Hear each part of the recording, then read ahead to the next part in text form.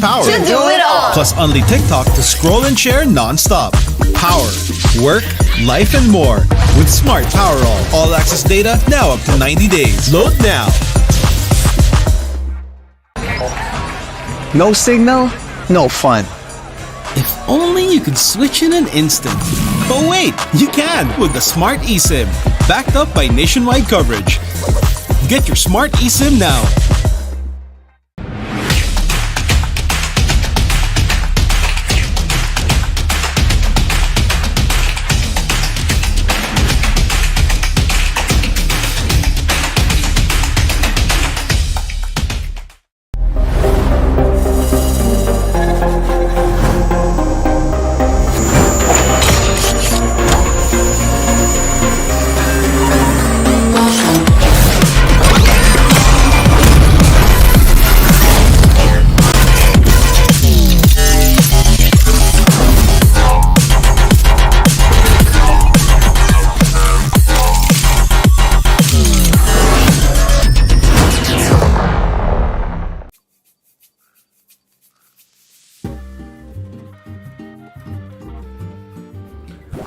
Ang una kong paglalaro ng ML is nung nag-champion ni Archangel. Ay hindi, bale yung siguro mga season 2. Kasi nag-champion ni Archangel, season 3 siya, pero yun yung 1,000 stars na ako.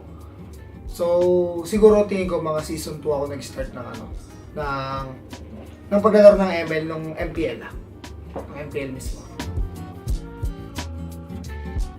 Marami kasi ako naging pero yung pinaka hanggang ngayon na nakasama ko si Edward.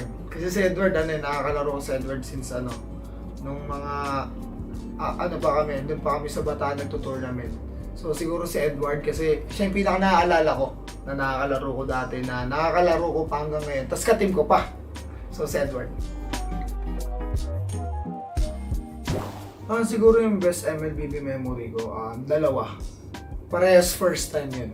So yung season 6 nung nakapasok kami ng MPL sa qualifiers ng MPL. So para sa akin sobrang pa rin siya.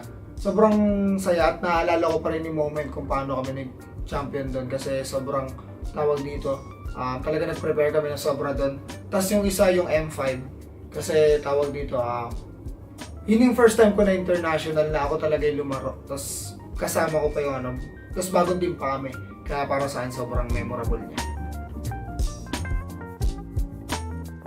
Marami rin siyang nabago sa buhay ko. Kumbaga, part din talaga siya ng buhay ko ngayon kung bakit nandito ako ngayon, kung bakit si Renny J ako ngayon dahil din sa ML. Pero syempre, hindi lang dahil sa ML yung kumbaga, marami din siya mga patterns like dahil kay Boss D din, pinakilala niya ako, or siya yung siya yung nagbigay sa akin ng opportunity.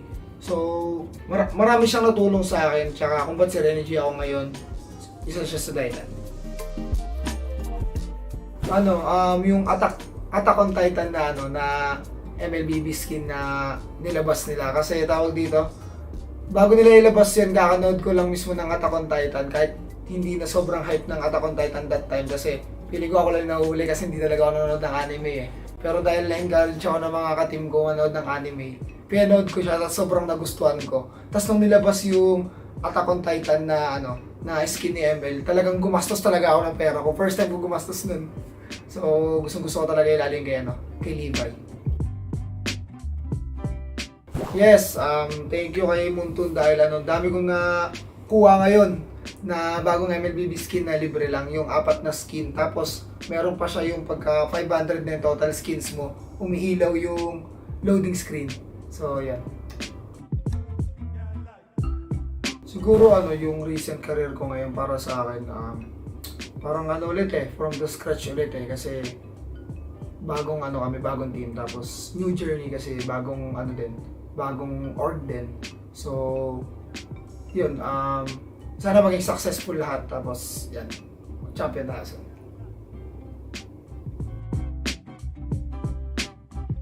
Siguro na lang kasi marami naman ng nagagawang events si Monton Siguro sa akin na lang, parang yung banding siguro sa ibang teams. Kumbaga pagkaka-team ni Monton yung mga iba't ibang teams, kumbaga bawat roles, tapos paglalaban-labanin, ganun. Yun lang siguro sa akin. Siyempre, unang-una gusto kong magpasalamat sa lahat ng mga MLBB fans ko. Yan, sa mga sumusuporta pa rin sa akin since day one, since pumasok ako sa MPL. Yun lang. Tuloy-tuloy lang tayo sa pangarap natin and mas magiging better ako ngayon, tapos mas gagalingan ko. Tapos supportahan nyo kami, Aurora. So, we are back guys. Kita-kits sa MPL.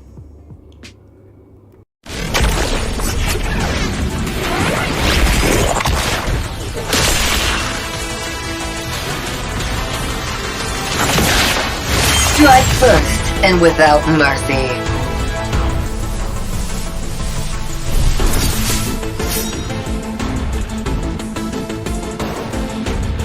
Where I tread, death follows. Enjoy your last breath. Deploying smoke.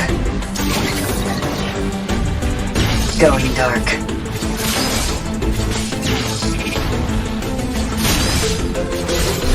War is my trade.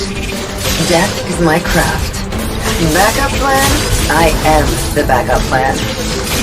My destiny is what I make of it.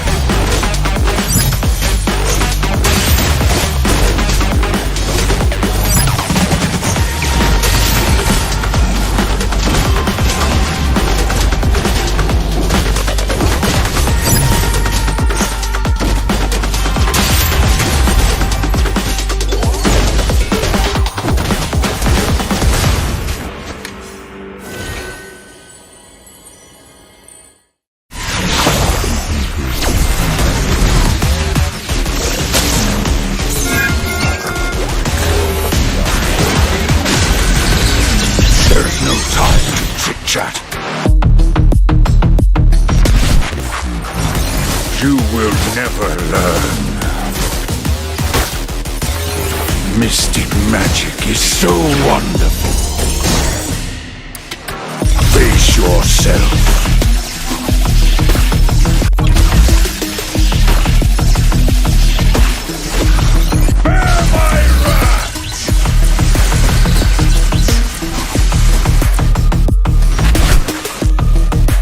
Imagination is the driving force of the energy.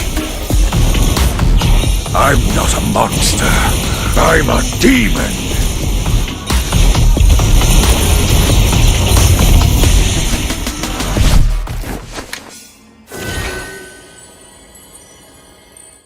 Get 8 gigabytes of all-access power. To do it all. Plus only TikTok to scroll and share non-stop.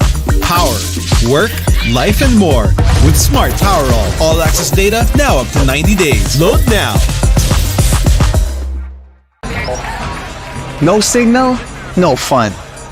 If only you could switch in an instant. But wait, you can with the Smart eSIM. Backed up by nationwide coverage. Get your Smart eSIM now.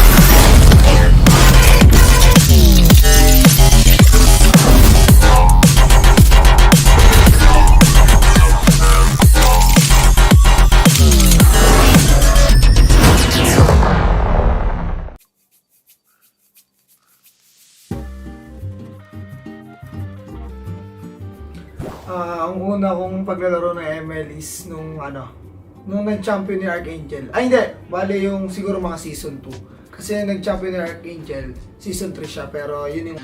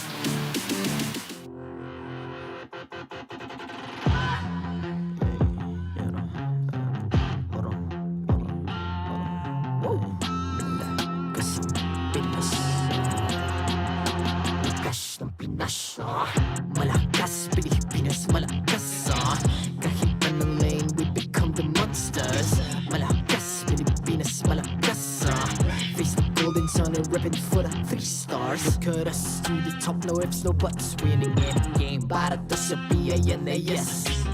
Di mo matitinag aming boses sa new level. Nasa kalye man o mobile, you know I become a legend.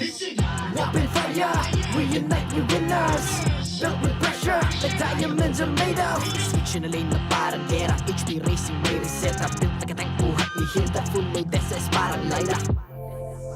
Susundan ko ang iyong bakas, kasama patas, tagumpay natin ito. Dahil tayo'y malakas, para sa Pinas. Nasa amin ang alas, hindi tuwa atras. Kinikilala sa taas kasi kami ang malakas, para sa Pinas.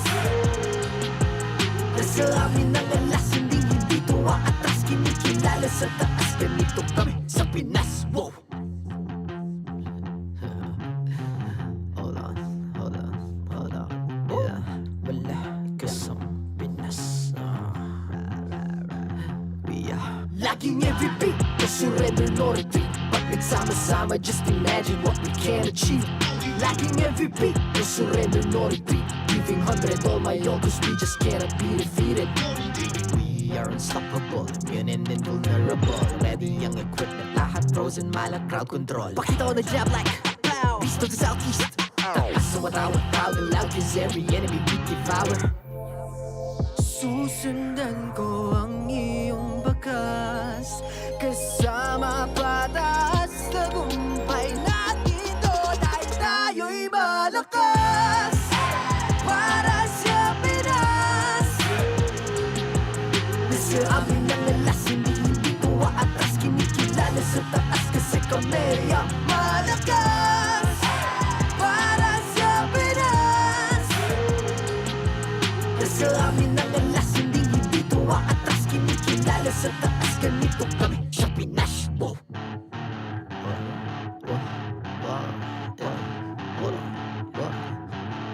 Malakas, Pilipinas, malakas kahit anong lane, we become the monsters. Malakas, Pilipinas, malakas face the golden sun and repping for the 3 stars.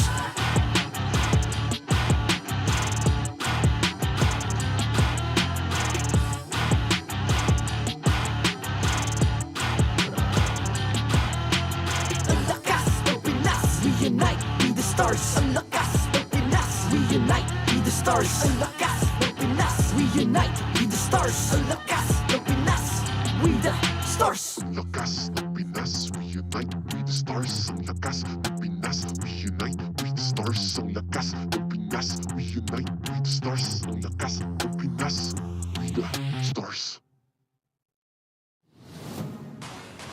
The 14th season of MPL Philippines is brought to you by the following sponsors. Smart, the official telco partner of MPL Philippines Season 14. The official tournament phone of MPL Philippines, Infinix GT20 Pro. Official suppliers, EMC Asia and Index Salon. Experience the TLPH Season 14 action live at Green Sun, Makati City. Grab your tickets now via official MPLPH website. Don't miss any MPL action by following our official Facebook and subscribing to our YouTube channel. Follow MPLPH on TikTok for more content. And to ensure the equality and fairness of our games, MPL Philippines is also monitored and supervised by the Games and Amusements Board.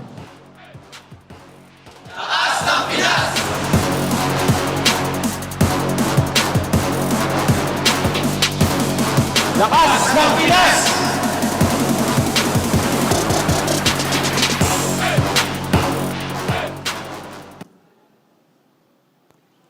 It's gonna be a busy day here at the MPL Arena.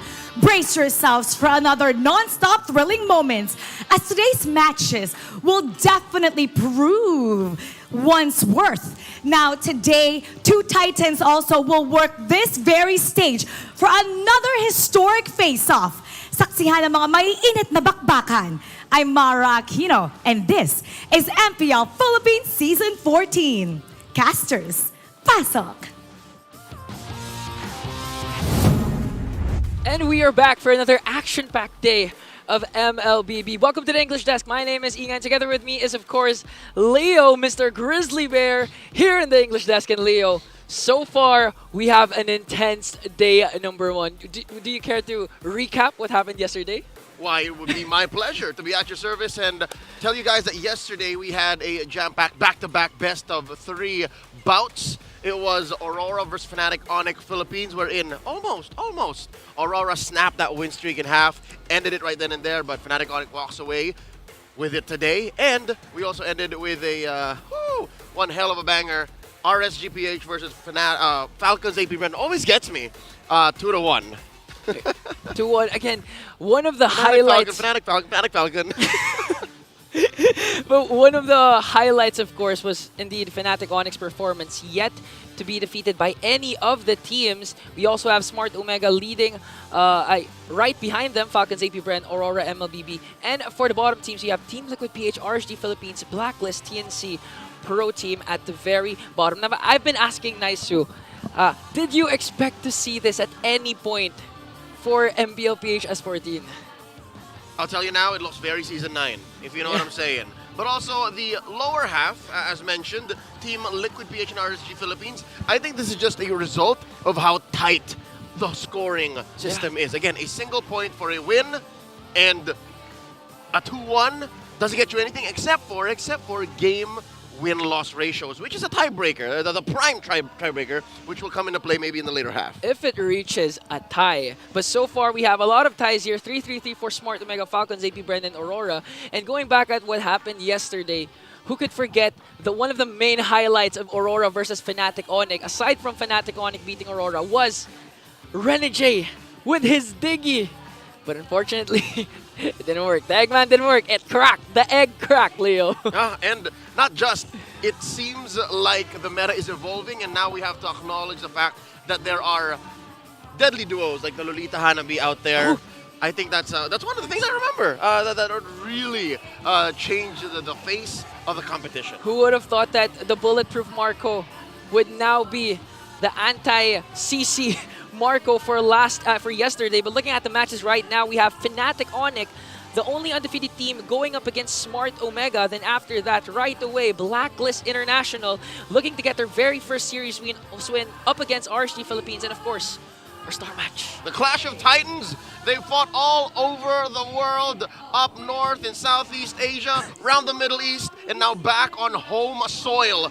Falcons, APBren, and Team Liquid Philippines. For me, this should go to game number 3 because they've competed around the world, gave us best of 7 series. Now we're in the Philippines. They should give back to the fans. Give us a game number 3 for our match number 3. Likely. Could happen. I do believe that both teams are ready with the one above all facing off against the young GOAT, should be one hell of a match. And one hell of a match, and you can also feel the power with every tap on the Smart app. Effortlessly manage your prepaid and postpaid accounts, buy promos, pay bills, and redeem rewards all in one app. Download the Smart app now, the only app for Smart Signature, Infinity, Bro, TNT, and PLDT prepaid home Wi-Fi. And of course, again, we have an action-packed day. 3 series. We will be witnessing 3 series because indeed it is a Saturday. And of course, the much-awaited rematch. Rematch of the rematch. How many rematches have these two Titans had? All over the world, all over the group stage, all over the playoffs, and for all sorts of prizes. Again, this is something that we can expect from World Championship squads, and that's coming up later tonight. But of course, we will be witnessing our very first matchup first, or Fnatic Onic versus Smart Omega. That's why let's throw it over to the Infinix Game Tambayan to break down what's going to happen. Thank you so. We are in the Infinix Game Tambayan. I got a bear of my own. I'm Rockhard, and this is Nice Sue. And looks like we're gonna be seeing a lot of stuff. Hopefully, we'll see, eggs cracked and maybe some heads popped with hammers. Who knows? Yep. Later on, that's probably gonna happen. Definitely, our good casters over there already kind of painting the picture of what this jam-packed Saturday is going to be, and definitely that's what is ahead of us. I think every single match, if you look at this Rockhart, there's something to look out for here, and they're so exciting, especially with our star match later on, the Titans of MLBB going head-to-head. But of course, the first match that we have here too, I want to personally know, is that win streak still going to be maintained? And it's the chakra. My chakra heart. The chakra. Oh my god, we'll see that later on. And all of that, of course, going to be brought to you by Infinix GT20 Pro. He's the official tournament phone of MPL Philippines Season 14. So, right now, obviously, two, old teammates. Old teammates, Ch4knu throwing it back. And Kelra. It's a big throwback so many seasons ago, literally years ago. And it's going to be interesting to see these two guys battle it out, man. It is going to be interesting here in Land of Dawn. There's, at this point, now that we're in Season 14 here, this tends to be a common story, I feel like, almost, where, you have, past teammates going head-to-head in different organizations now because, this is what we were talking about. To Ch4knu versus Kelra, and that's what's at stake here for both of them. Yeah, this is my chakra heart. I don't know if you guys have been fans of Ch4knu and Kelra for a while, but one of you are going to get broken, one of you going to get heartbroken, because one of them coming out today with a win over the other. Together, they played 65 matches, 206 games, and they won the MSC 2021 championship. Second place as well in MPL Philippines Season 9, and third place in MSC 2022. It's a whole lot of history. At that point, I don't know how who your number one duo is out there in the Land of Dawn, but with achievements like this between those two players alone, it's crazy to think how much history that actually is in the span of their careers and what they've been able to get to. And, it leaves you wondering, again, my question earlier on, as you can see that the highlight for this matchup is, can Fnatic Onic Philippines remain undefeated? And based off, I was casting the game yesterday. I was really impressed with the way that they played. I'm sure a lot of people were also impressed by some of the picks that we saw yesterday. For sure. Hanabi, Lolita coming to play. I'm not sure exactly what that will warrant now, today. If those are also going to be warranting some bans, possibly to come out, or if they just leave it on the table and they're like, hey, if it's there, pick it up. The funny thing is, it won yesterday. Exactly. In the hands of Falcons APBren. Super Marco made it look so easy. But you know what, guys? We need you guys to show your support. MPL fans, who do you think is going to win this match? Fnatic Onic PH or Smart Omega? We got a poll going on for you guys so we can know what you think. And of course, these are going to be real, guys. These are going to be real prediction points that we will keep track of all season long. So we're going to have a scoreboard. We call this the bias points. The bias points. Your bias. Our bias. Your bias. Everyone's bias. All right, who's your bias? It's going to be easy. It's going to be easy. My boy Edward's going to take this for sure. My boy Edward's going to take this whole season. Whole season? Just kidding. But, it's something like that. It's something like that. We want you guys to do that. And we want you guys to vote in the poll. And what about you? Obviously, Gord's your bias. Everyone knows Yeah. that, but who else? By the way, just got his recent skin out there. Hey, I think it's called like Cyber Hacker. So I don't know. I'm still biased for the legendary skin, but at least for this matchup, I'm gonna have to say like. Because of the fact that you still have this streak going for Fnatic Onic, I love Fnatic as an org. Yeah. I love this Onic lineup, but still, my middle name, I always say this, is Omega, and I'm still going to go in bias for Omega here. That's what I'm going for. Yeah, and today, if you guys didn't know, his middle name is... Now you know. There you go. So, obviously, because of that, I feel like we have to dive into what makes these two players work so well in the past and what makes them work well now. Because right now, obviously, both of them are doing great. In Force game side selection, we got Fnatic Onic picking up blue side. You know what you're looking for? You remember that stat yesterday? Yeah. Well, so there was like two being played around. There was the stat of blue side pick, but then there was also the first turtle secured happened to be the winner. Let's see. We'll have to find out. Here are the teams, though. We're walking up into the stage. Let's see what we got.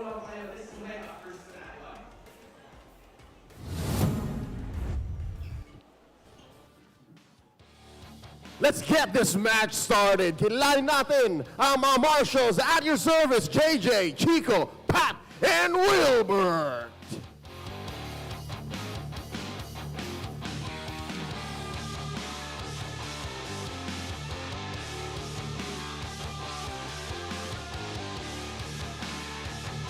First up, will the streak continue? It's been a super journey for the Super Fam so far. Let's welcome Kelra, Kirk, King Kong, Super Prince, and Brusko! It's Onic time for Fnatic Onic Philippines!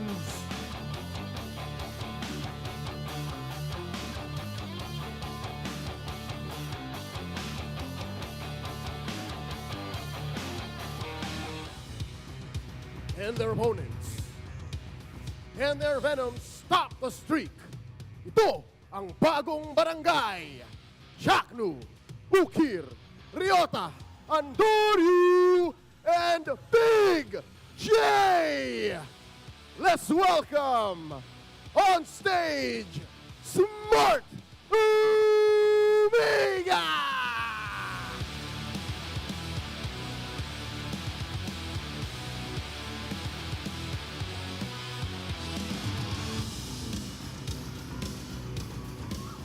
And their coaches for Fnatic Onic Philippines, Coach Why Not? And Smart Omega's Coach Lembot.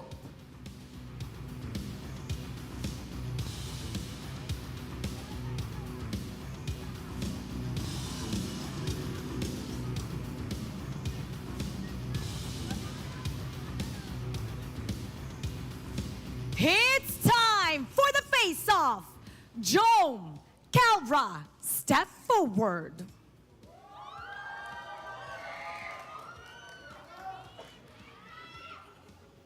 Kelra, ano ang palag mo kay Jome? Mas magaling akong tumutok ng sniper sa'yo.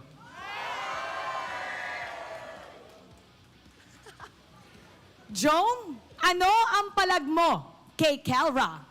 Alam ako kay Kyle na experience ko na maging captain si Ch4knu tsaka di ko siya iniiwan. Palag kung palag, fist bump. It's another intense moment with these two. Now it's time to enter the Lanadon panel. Pasok.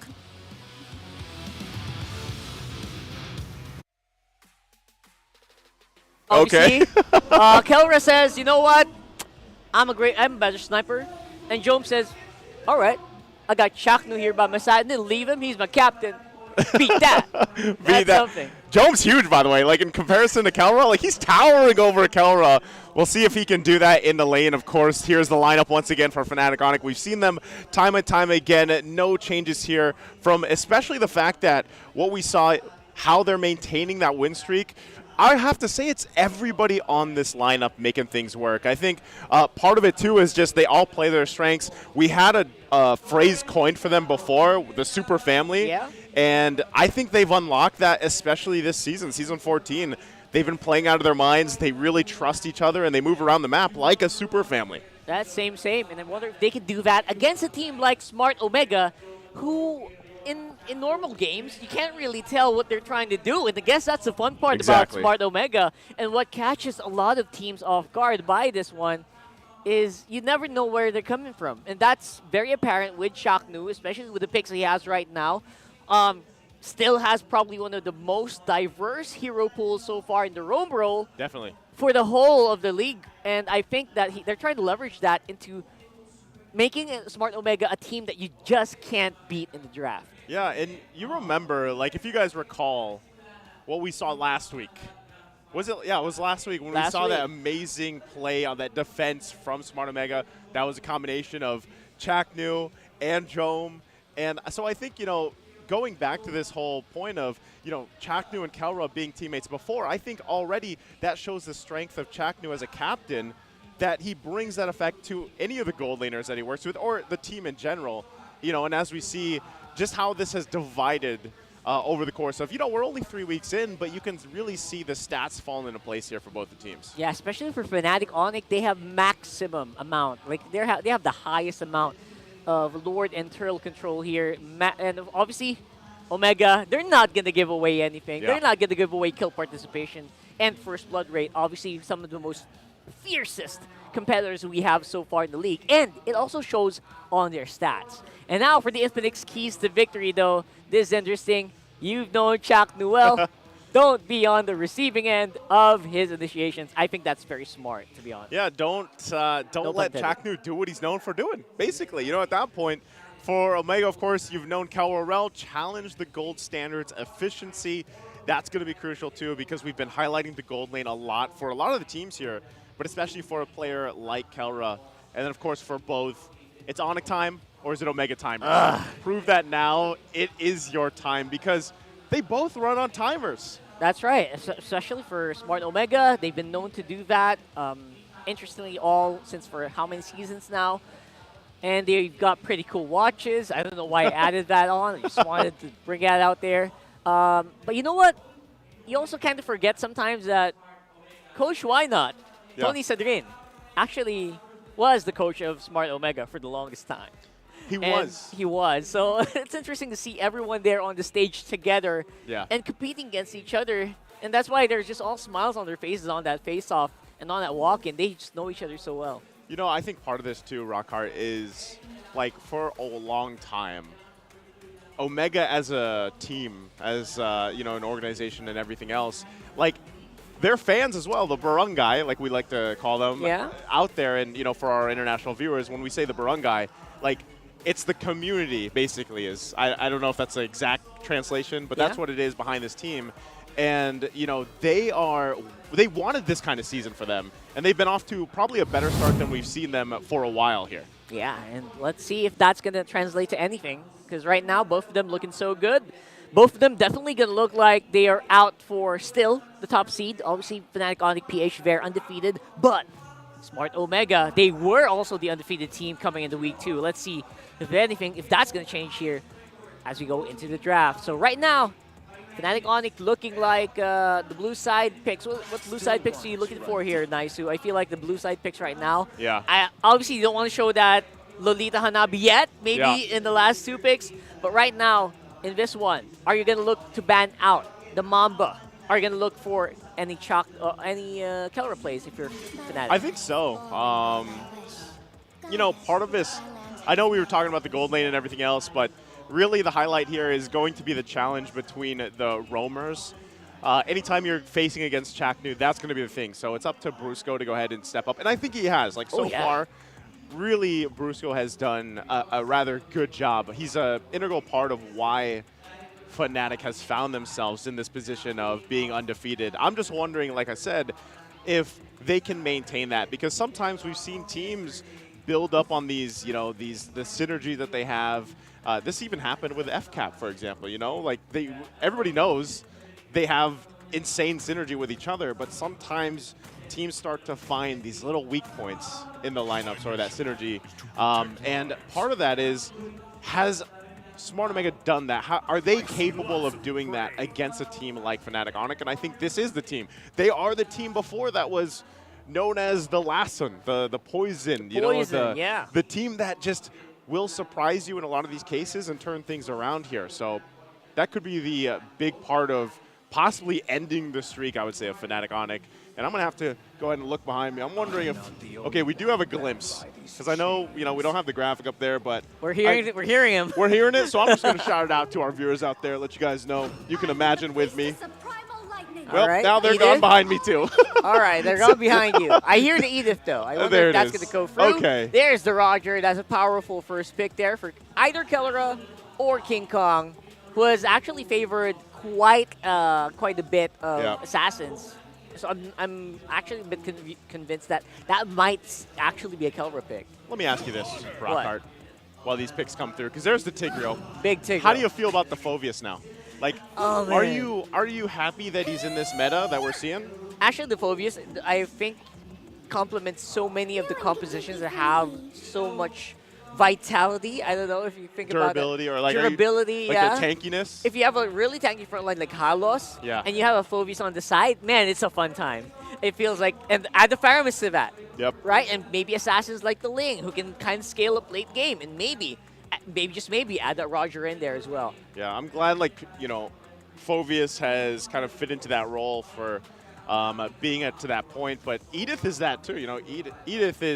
Edith is crazy valuable right now, and you can actually really work around this too. The fact that you have that durability lineup to work with. So already covering their bases, they're going to pick up Moskov.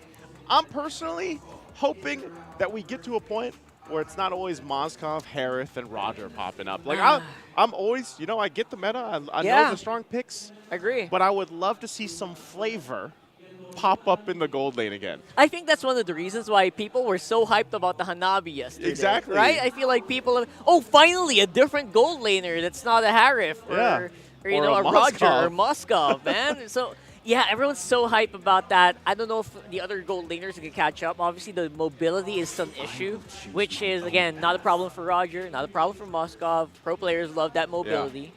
And that's something we're going to have to look at later on. Obviously, the Arlot could get banned out. And I think we might see another XP ban here for Omega, just because I feel like they know this Ruby can still kind of just go gold lane. Yeah, working around it, too. XP is still the option. I mean, even with that, knowing that you already have a Tigreal to work against, you have a Ruby, you have plenty of CC, you have a lot of that vitality or durability that we talked about.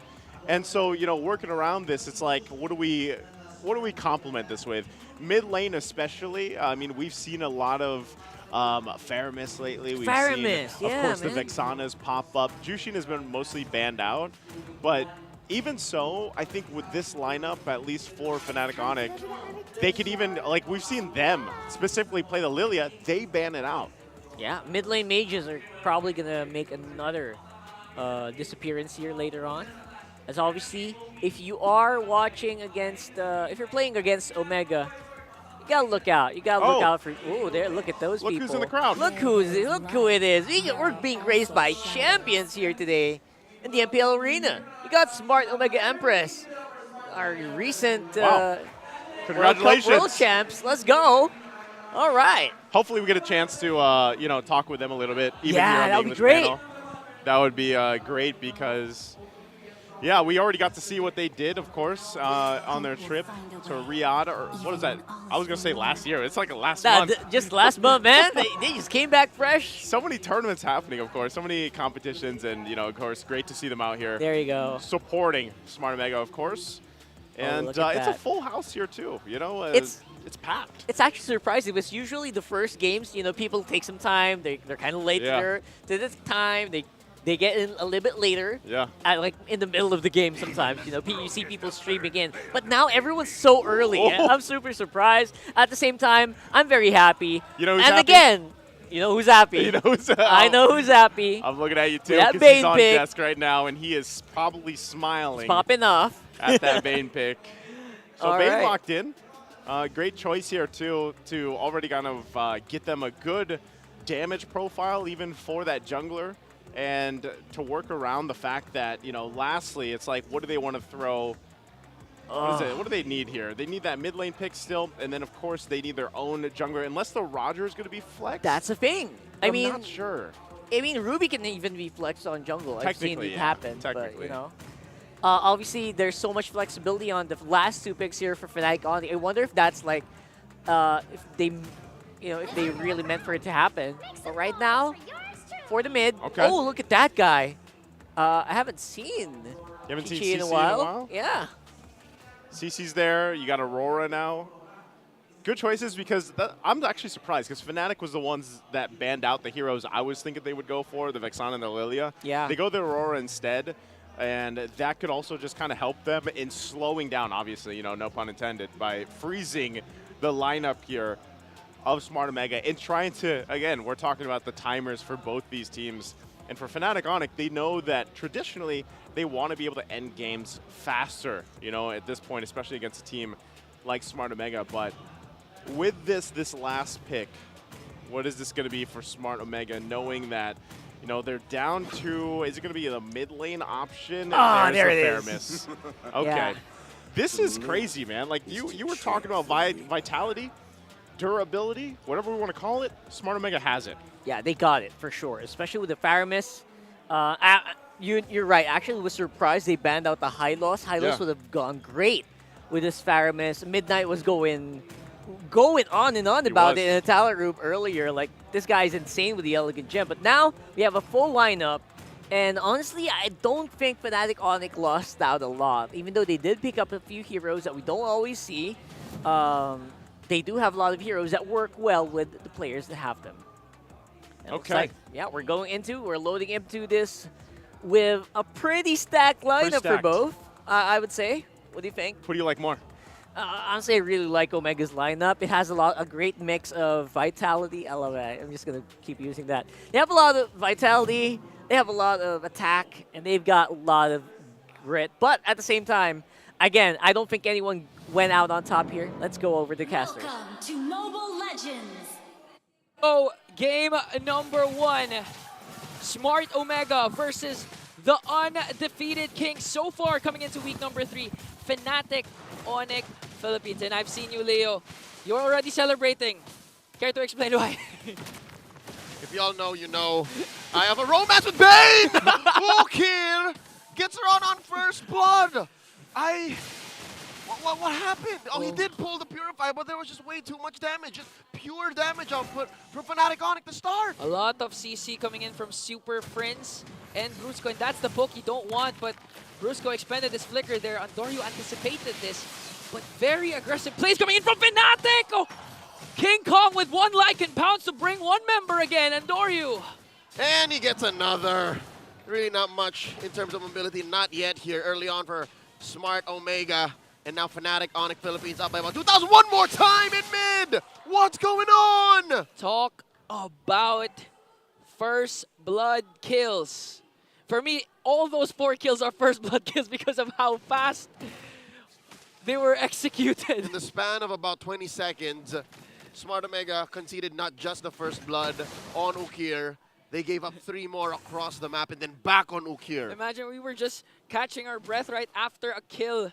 They already got another one. Imagine how Omega feels with the pressure Fnatic is putting onto them. Again, you would expect that they could actually play this aggressive. They have the Ruby Gold lane, so they don't have to take care or care about Keller in his own lane. And apart from that, the pokes coming in from the mid trio is just too much for them to handle, despite Andorio having this Bane. And looking back, Andorio, this is the second time actually Andorio used this. The first one was when he was up against Blacklist as they get the turtle there. I thought it was just a deny pick against MP the King, but this time they're showing that they really know how to use this Bane. Bane is a very specific kind of hero that you got to be prepared to use. And here I got to tell you now, not a good spot to be in if you're a damage-centric, relatively immobile hero, just like Bane. Deadly catch thrown out. Not going to be enough to secure the orange buff here. King Kong gets the steal. So, as a Bane user, when would you say that Andorio can actually reach his power spike? It's going to be on the mid game or the late game, or is it supposed to be early game? No. At this point, he's going to have to wait till about the 8-9 minute mark when he's got like 2 solid items. That's it. And that's only if Smart Omega can protect themselves. Because Bane's power spike only really starts if you have a solid front line and you either overtake the opponents in damage or you just push out of your mind. Like that's one of the main reasons why Bane is strong in certain lineups is because when a Bane has its eyes on objectives, I'm talking turrets, turtles, lords, it's very hard to counter. Automatic, he catches any objective that glazes his eyes. And again, looking back, Fnatic Onic has been winning their games very fast, 13 minutes, 14 minutes in. And for Omega, they prefer the late game. So if you're saying that the 9-minute spark coming in from Andoryu will ensue during the 9-minute mark, maybe it's okay for Omega. Just maybe, and that is if, again, caveats, they protect themselves. Looking at Ryota and Jome as well, the side laners for Smart Omega, this is going to be tough. Look at this, Jome! He knows there's 2, 3, maybe 4 all around them. Now he knows for sure. They're looking for the sandwich play. Big J, how are you going to get out of this? I'm offended! Going through with the dash of destruction, and he gets taken out. Serving one up to Brusko. Kirk here, going 2v1 across the map. It's coast to coast, Fnatic Onic in control. You would expect Fnatic Onic to make a cross-map play onto the bottom lane, but Kirk standing his own. He's really going up against 2 members, unbothered, still cutting the lanes of the XP lane. So 4.1k gold lead for Fnatic. They were able to get the first turtle, setting their eyes now for the second one. Not a great start for Omega. That's an understatement. Yeah, and you're really I'm sugarcoating things at this point. I mean, you got to be real with the barangay, man. At this point, it's looking dire. It is desperate. Okay, I just saw Andoryu. 5 minutes in? I just saw Andoryu pick up Sky Piercer. For you, is that good at this point, knowing that you're 0-1-0? No, I wouldn't say. But again, I think what he's looking for is a spike at 8 and then go from there. Maybe he wants to power farm heroes, but at this point, only Omega knows what Omega's thinking. Because Fnatic Onic, 5k ahead, approaching 6, 1 more turtle to go. I think it's best for Fnatic Onic to just, for Smart Omega to accept the fact that Fnatic Onic will just walk away with everything. So they just protect themselves. Yeah, like what they say in the Filipino desk, tiis pogi, or wait for your turn. Yeah. Oh. Whoa! Call it handsome patience.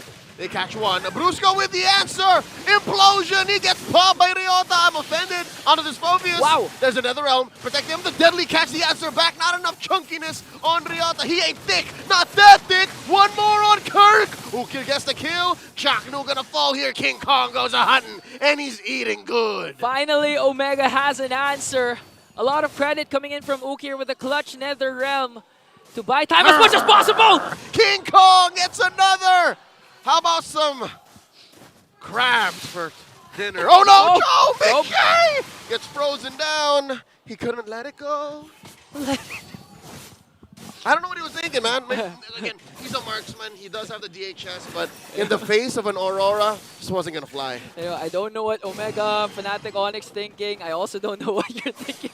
Why'd you let it go? You don't have to know! Ukir pops the Purify.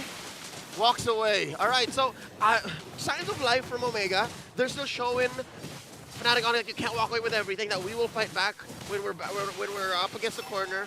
Ch4knu? Oh, here we go. Spear Destruction in. Jome catches the angle. Kelra in trouble. Frigid Breath spent up already. There's a Sacred Hammer looking for an implosion. Can they find it?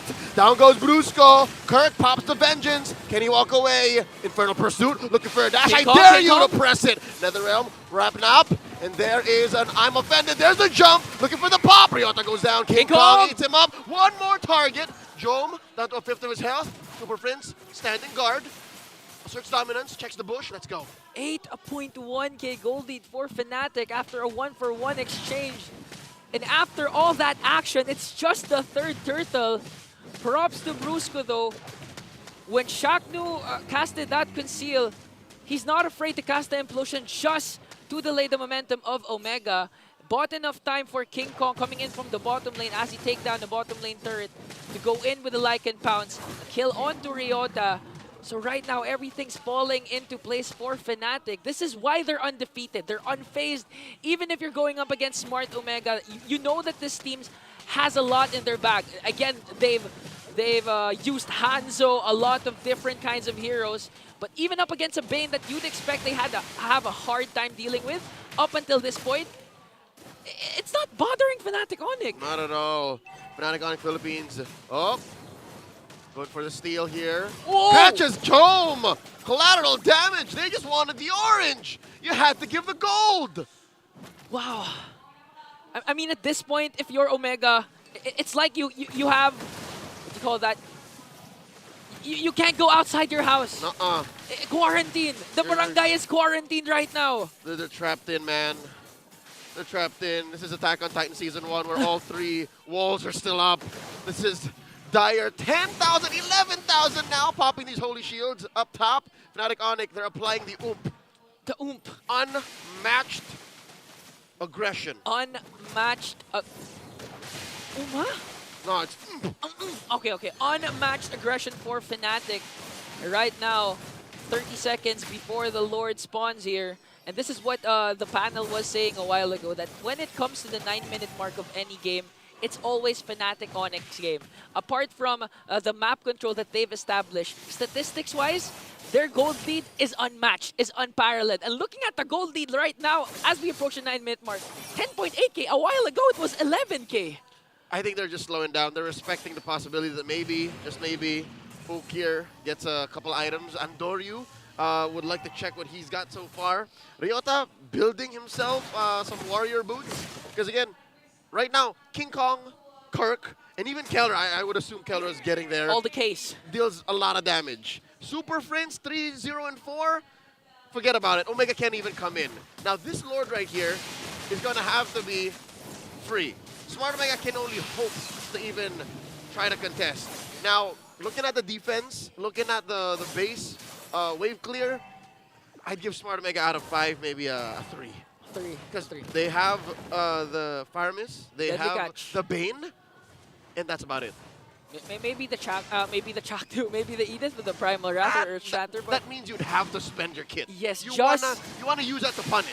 Just to clear out the minions, Omega has to give up a lot. And looking at the items, Sky Piercer War Axe, DHS Corrosion. This is bad, man. 10 minutes in, yeah. Jome doesn't even have his Trinity even yet. a kill. Yeah, he's medium J. So it's at this point, I think it's small J. Hey, all right. The caps lock is broken. No capital J, no big J for Omega as the Lord approaches here in the middle Brusko lane. coming in with an implosion. The answer back, the deadly catch. Another M already spent up. Brusko with the conceal away. King Kong. Mortality pop. Ukir's down. Double kill for King Kong. Ukir respawns. The defense of a lifetime. Smart Omega holding through. Bottom lane inhibitors down. I'm offended by Kelra. Big J taken down. His former teammate. Now sworn enemy. Down goes Ryota as well. 3 for 1, the current trades. It's a bare base for the barangay. But Fnatic Onic will still display discipline here. They know that the comeback potential of Omega is still there. They're gonna wait to regroup. They're gonna wait for Brusko. But wait, I think they're just waiting for the minions instead. It's possible, man. Possible to end. It's possible. 2 seconds before Jome gets in. Ryota coming through. Fnatic Onic, ever so disciplined. Hey, they have unmatched aggression, able to apply so much pressure. That's what the ump was all about. The ump. In case you're wondering, and the thousands at home as well. Matched. Aggression and pressure. Aggression and I like Silent that. A. It's French. Silent A. 11.5 minutes in. I think Fnatic Onic Philippines have to win after this Lord. If after this Lord, Smart Omega still standing, great chance that maybe Omega kicks in a Omega timers. Yeah. Again, 18-minute mark. You know it's Omega's game. Who could forget what happened during Aurora versus Smart Omega? The amazing 2,000 IQ play from the high-loss Ch4knu, wherein he diverted the attentions of the minions just to give Big J some time to clear and eventually do a one-way push, a comeback win up against Aurora. So Fnatic Onic, they know that the capabilities of Omega are there. They're just gonna wait first for the second Lord. They have no reason to risk a push right now without the Lord with the lead that they established. 20 seconds, waiting that long, or looking for a flicker hard play off of Brusko. Or even Kelra. Rather not. Or Kelra, sure. But battle spell cooldown will dictate that they wait for the Lord, as they should. But this should open up a window for maybe Omega to build their Trinities, build their first 3 core items. Yeah. And with that, this is an enhanced Lord spawning in the upper quarter. And Smart Omega is cleaning house. Like, this is a lot of golden XP, like, in perspective, right? Yeah, and at this point, as the game progresses, the Ukir's ultimate, the Netherrealm, gets more important. It becomes more important, more crucial. And since Fnatic Onic doesn't have the Valentina, Omega can eventually out-sustain the burst potential of Fnatic Onic, even if they're the ones who first set up with the clash. And I can imagine that, the sweet, sweet amount of gold that Smart Omega will score, hoping that maybe it's on Jom, on Andoryu. Hell, even if it's on Ukir, that would mean a lot for the Barangay. Super. So that should snap this gold lead, possibly in half, maybe a third. Lord spawns in mid. Let's see the defense. But in 13 minutes and 30 seconds, Fnatic still leads, holds a 14.6k gold lead. Lord marching in the middle lane. It's going to take a lot of defense coming in from the Barangay to extend this game, but Brusko with the conceal. Looking for the flank. Ch4knu goes in, gets hit with the Yam, offended, taken down just as quickly, and that's it. The base has been overloaded with damage as the Super Fam takes game 1. Super family looking to have a family bonding time later. That's why they made quick work over the Barangay. Phenomenal, flawless, and unparalleled. What do you call that? Aggression? Unmatched aggression and pressure. Yeah. Let the panel explain what means for Fnatic. That's why panel, take it away. Yeah, definitely some big oomps and a big oops. What was that? And that was a big amount of gold. No big J's today, but maybe medium-sized J. You're right. Leo's right there, but That's insane, man. I had to double check if that was right. Was the numbers. Almost a 15,000 gold difference. I mean, I know my bias was Omega. But yeah. Even I have to ask, what happened? What was that? Anyway. Maybe this was part of it right here. Yeah. MVP, King Kong. Maybe this guy happened, right? King Kong right now with the MVP 10-0-2 on that Roger. My goodness me. If anyone tore it up, it was definitely this guy who did manage an almost 1,000 GPM in that game. Literally insane numbers here. And again, Nice was right. We had to really double check our numbers. Yeah. We had to double check that the overlay wasn't, like the API wasn't bugging out on us. Because we just literally turned our heads and wow, 4K gold lead in the first minute. Yeah, they just came out. And I guess Leo, unmatched aggression was the best way to put it because there was no, and the sound effect there, the oomph. Because as we look at the highlights here in this game, from start to finish, there was no moment in this game where Smart Omega was like, they even showed an inch of confidence, you know? I mean, like, there was just nothing here for them. And even in this moment where they started to try to fight, I mean, at this point, it's nearly an 8,000 gold difference, and they still were not in fighting form to go toe-to-toe against Fnatic Onic in this. And, you know, it's tough to see in a game number one because of how gapped this game was for Smart Omega. Like, there was no opportunity for them to even get back into this game, I feel like. I think that was the question, right? When was Omega going to be able to put up an actual fight?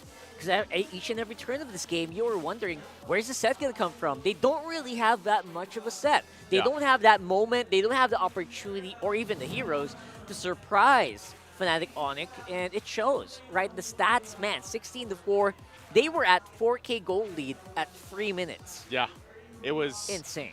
It was insane. It was, you know, if we talk about like snowball potential for games, this was it. Like this turned into a huge snowball rolling down a hill. And at this point, when you're looking at the lineup that Smart Omega brought to the table here, you know, when you're breaking it down at least from face value, it was an okay lineup.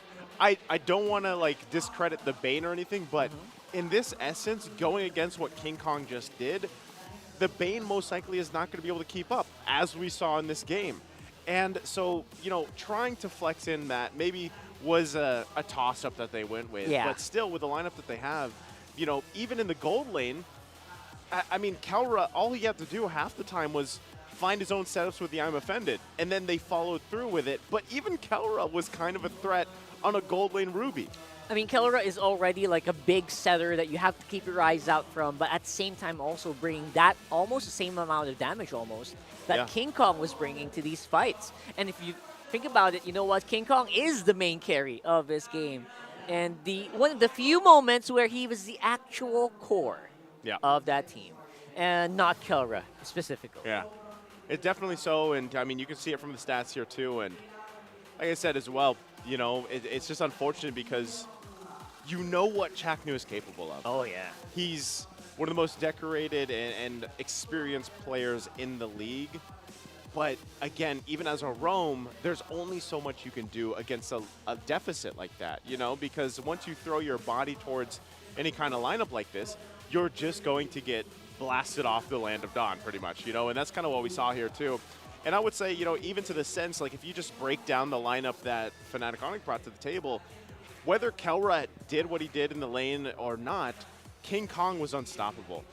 And this is why I actually still personally prefer Roger in the jungle. I know some teams like to put him in the gold lane, but I do prefer him in the jungle over the gold lane option just because he can do things like this, you know what I mean? And even looking at the damage dealt there, like look what Super Prince was able to do. And I'm still going back to the draft, I'm surprised that it was banning, you know, it was them banning out the Lilia, it was them banning out the Vexana. You're confident enough to pick up the Aurora, you have a great passive, and you can slow this lineup down from Smart Omega even further than it already is essentially as, you know, a lineup as a whole. It's not going to build up as fast as the lineup that we saw from Fnatic Onic. I actually love that. I feel like you're right. The teams that are supposed to be, we feel like, should be using these heroes are actually banning it out, which might have been the case here, right? Maybe they were trying to throw curveballs at each other, and it just so happens that Fnatic Onic, you know what, they got the better of this. Well, that's, you know, mildly put, they got the better of Omega here. But you know what, overall, it didn't feel like Omega played it bad per se, but definitely Fnatic Onic had more chances to throw those big haymakers. And that's why we can go back to what we were saying even before that matchup, where it's like they both run on timers. Yep. You already know, if you have been a fan of Fnatic Onic, they want to end games quickly. They did that. This was like the perfect example of being able to do that. So I think this is going to have to be a major adjustment for Smart Omega in game 2 after, you know, a massive loss like that in game number 1. And I think, again, they are a team capable of doing that. They just got to change things out. Yeah, let's see if that can happen, because if not, you know what, we might be in for an early day. But other than that, you know what, let's hear about people on the stage. We got Mara Aquino with Omega Empress right now. Let's check that out.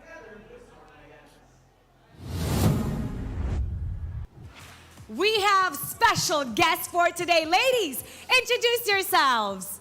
Hi everyone, we are Smart Omega Empress. I'm Shinoa, the gold laner. I'm Keishi, the jungler. I'm Amor, the mid laner. I'm Lexa, the mid laner. I'm not Ayanami, the explainer. I'm Mirai, the roamer of the team. I'm so proud of you, ladies. I mean, nakasama ko kayo right before, nag-fly kayo sa Riyadh, and now, makakasama ko kayo ulit. How did it feel to be the champion sa MWI at nakikita nyo yung team nyo nandun sa Monolith? First of all, grateful po kami kasi nakapasok po kami sa EWC doon po sa Riyadh. And syempre, masaya po kami kasi kami po yung first Filipino team na nag-champion po doon sa EWC. And kaya po so yun po, masaya po kami lahat kasi matagal na po namin itong pinapangarap and yun po, nakamit po namin yun. Tsaka sa Worlds, nag-champion po kami. Tsaka, do you remember when we last guested here? Yan, sanabi ko na uhaw kami bumawi and well, look what we got sa uhaw na yun. Nakakatuwa. Sa SEA Games, nag-silver kayo. Ngayon, gold na. Getting better and better. We are so proud of you. You know, sabi nga nila, it's not an easy thing to be a woman in esports. So how do you stay positive despite certain comments? Sa mga negative comments po, parang hindi naman po namin siya binabasa or parang nire-remind sa isa't isa. Kasi parang ginawa na lang po namin motivation yung sarili namin and yung team ko po, tsaka yung family namin. Kasi malayo po kami sa family namin. Kaya parang hindi po namin nano yung bashers, yung mga negative comment. Kaya parang nag-stay positive po kami, tsaka open po kami sa isa't isa. Me personally din, hindi talaga siya madali, lalo na babae ka nga, you have more limited options, I think, more than the male.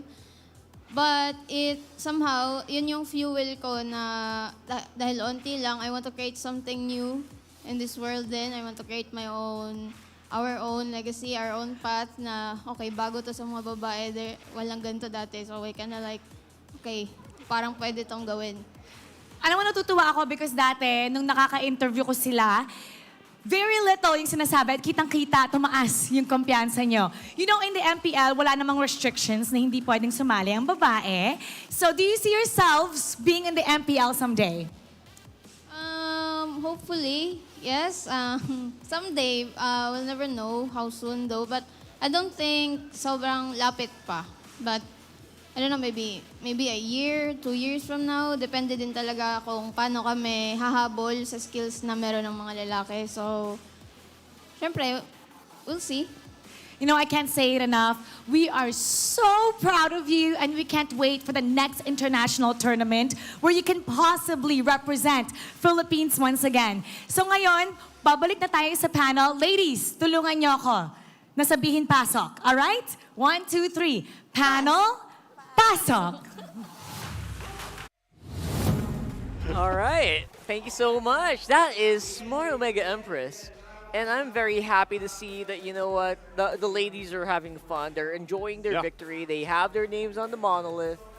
And I think they're the only Filipino team that has it, right? They are, yeah. So I like how that interview was a mix of English and Filipino as well, you know, because it's great to see. And hopefully, like I said, we get to go ahead and talk with one of them later on. But hopefully. We do have this, once again, blue side, this time around, going for Smart Omega. Yeah, that's right. So this time around, Omega on the blue side, maybe they can leverage that in a more powerful pick. Maybe, you know, maybe a high loss there. Ch4knu, give us something. Anyway, for now, though, let's throw it over to MPL Arena. Give us your freshest look. We're looking for the next Index Salon beauties. And Index Salon. Is there even any question? Right? I mean, come on. We got some pretty fresh faces in the arena today. And yeah, unsurprisingly, some of them definitely gonna get picked up. It's a little dark though. Maybe we can. Maybe that's just our monitor. Maybe our monitor, probably, hopefully, right? Yeah, hopefully. But so wait, if we pick one of them, of course, like, do they win something from They Index get Salon? something. Yeah, I think they get something. We'll confirm later. I don't know what it is. Did you get to visit Index Salon? Yeah, Index, man. They did a number on my hair. Did Yeah. they do that? The Yeah, color? for real. Awesome. Thank you so much, Index.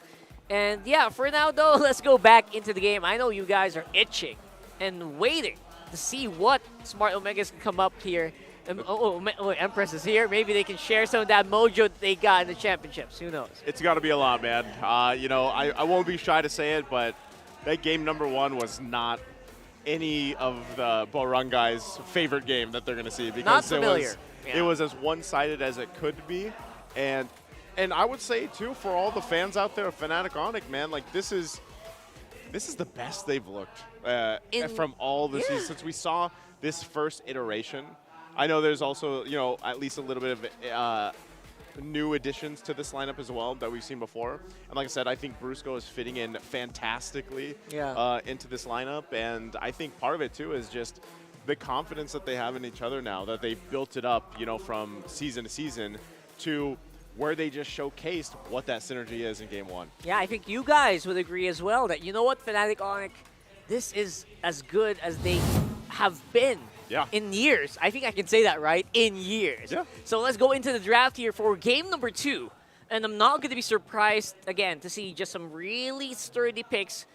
Yeah, wait. Vital picks, sturdy picks. We're gonna keep using What do we say? Vitality picks? We got a lot of vitality in these picks, you know?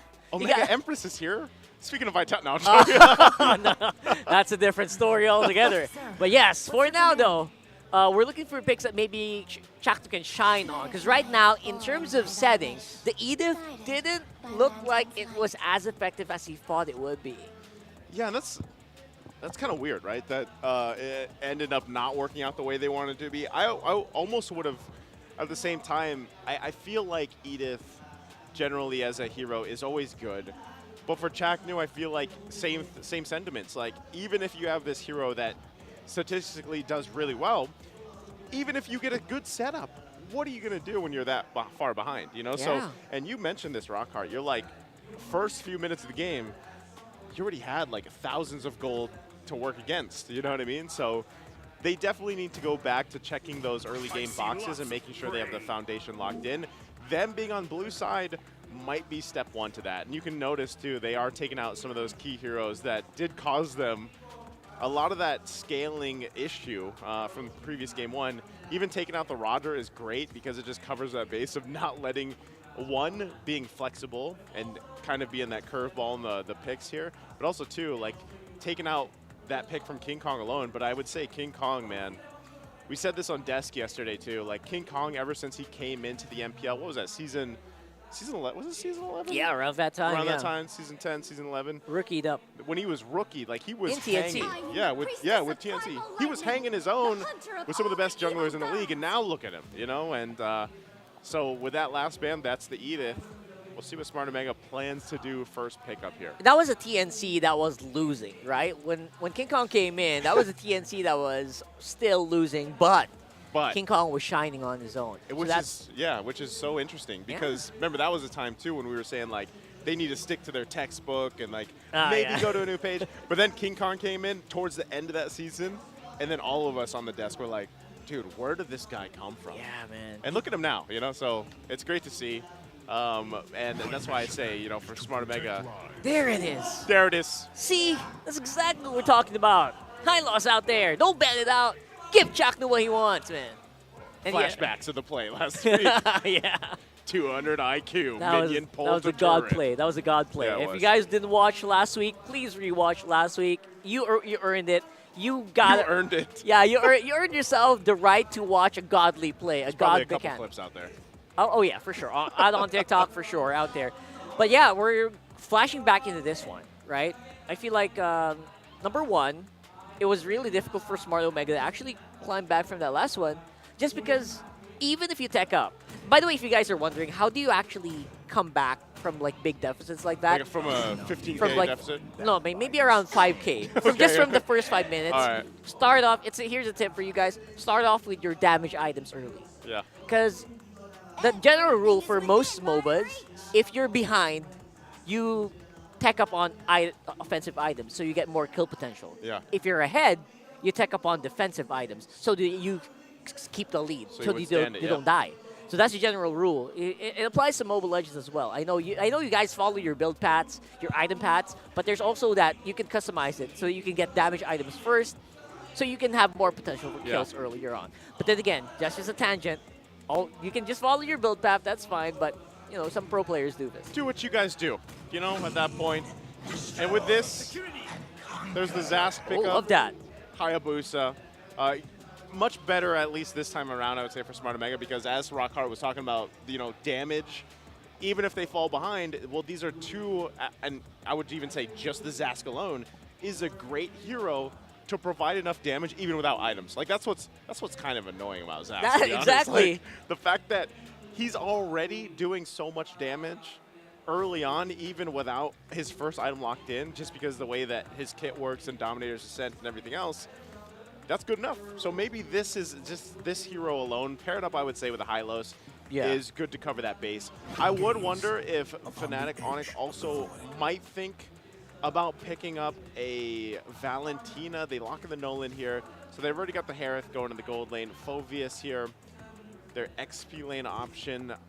I would like to see the Valentina picked up if it's not banned out. And the reason why I say that is because I think teams that do have the Valentina get to take the glorious pathway from the Hylos. That's right. And it kind of like, you know, now at least you have your own glorious pathway to work into, you know. The glorious expressway, yeah. Yeah, it pretty much turns into from a 1 lane to a 2 lane now. You know, right. We got 2 lanes on the land Dawn you can work with. Huge roads. And at the same time, you can also kind of pick up Dominator's Ascent if you want to, like. That's true. If you're lacking in damage in certain scenarios, you always want to take that up. And now, we're seeing some mid lane bans. That Blue Nox ban, that looked That's interesting. That's interesting, yeah. All right, but yeah, I understand like why, but at the same time, really, don't you think that are you thinking about a gold lane Lunox here? Maybe is that what they're thinking about? I feel like yeah. I guess so. You know, and it could just be a safety. You know, in a way, it's like, all right, let's just have at least this safety ban. Yeah. Lunox in general is also just kind of a niche pick, I would say. For in sure. the hands of Smart Omega. Not a lot of teams are going to go ahead and pick that up, but also they take out the Grok here.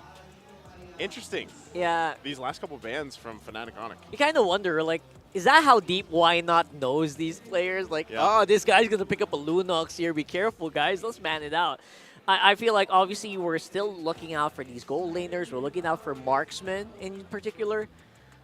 Kelra mentioned the Beatrix. I don't know if it's going to make an appearance here. Yeah. He mentioned the snipe earlier. I don't know if you guys were listening to the face-off. You did. Maybe. You mentioned it.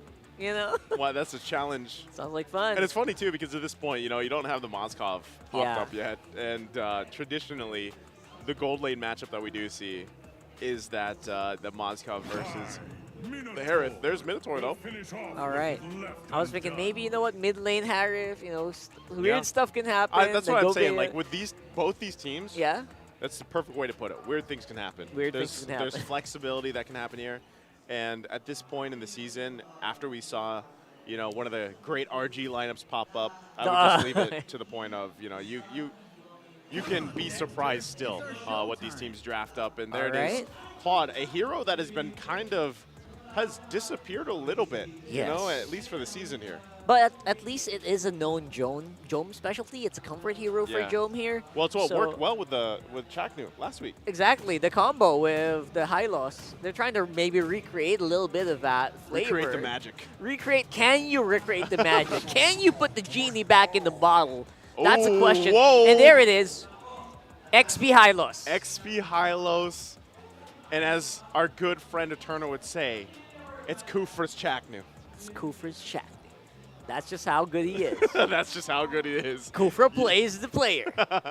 Well, again, you know, with this Kufra popping up here, great choice to deal with a lot of this. And there's the answer. I was thinking this would pop up last game. They were the ones that banned it out. Fnatic Onic will go ahead and take the Lilia for this game. All right, I love this. I love this so far. And again, no specific outliers. I just know that, you know what, Smart Omega has a beefy lineup. They do. Including Dominator's Descent, including a very slippery Hayabusa. They got some pretty good, they got a good chance in this one.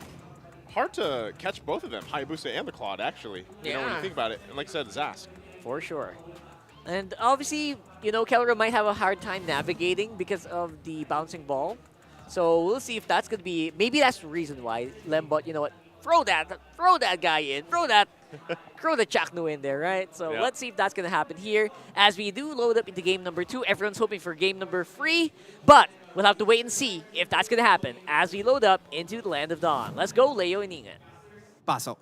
When all else fails, let's just go back to our roots. Ch4knu bringing back once again his signature Kufra for game number 2, hoping to extend the series to game number 3. Welcome to the English Desk. My name is Ian. Beside me is, of course, Leo. Leo, what do you think so far of the lineup?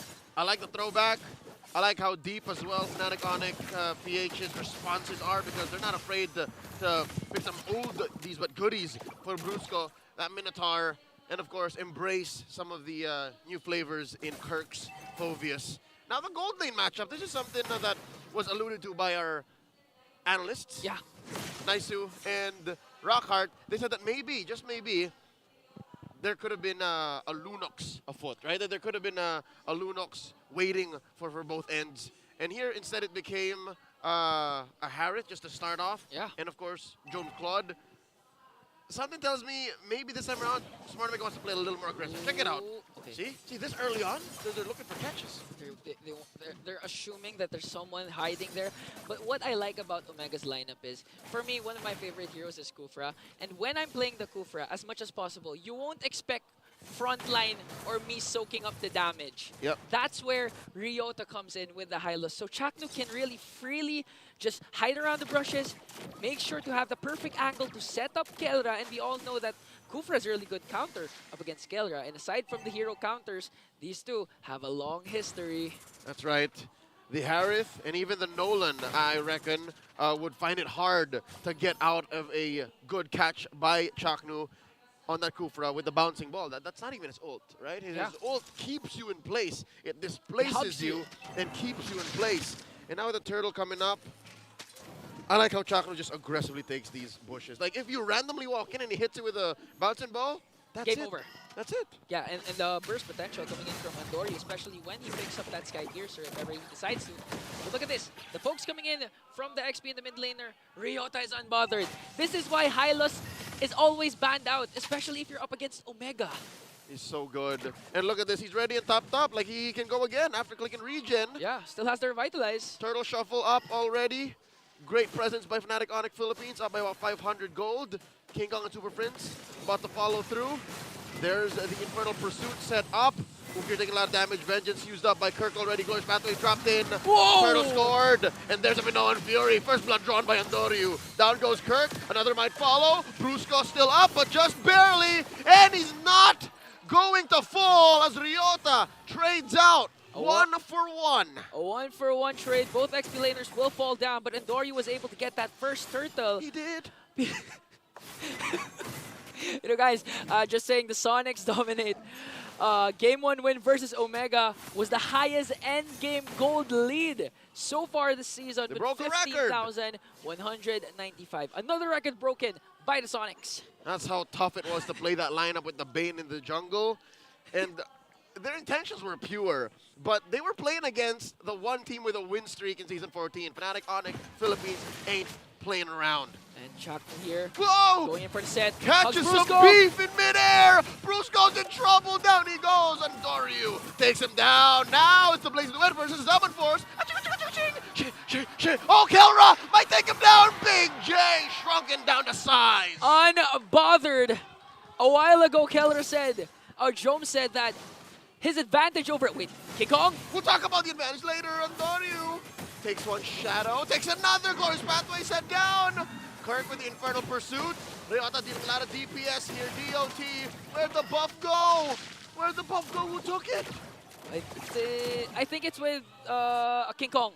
King Kong took it? Yeah, King Kong took it. So this means Hayabusa, no blue buff. And going back to my point, the advantage, according to Jome, was that he never left his captain. He's still with Ch4knu. But is that the right decision though? Ch4knu once again. Oh no, Brusko. He's able to walk away. No!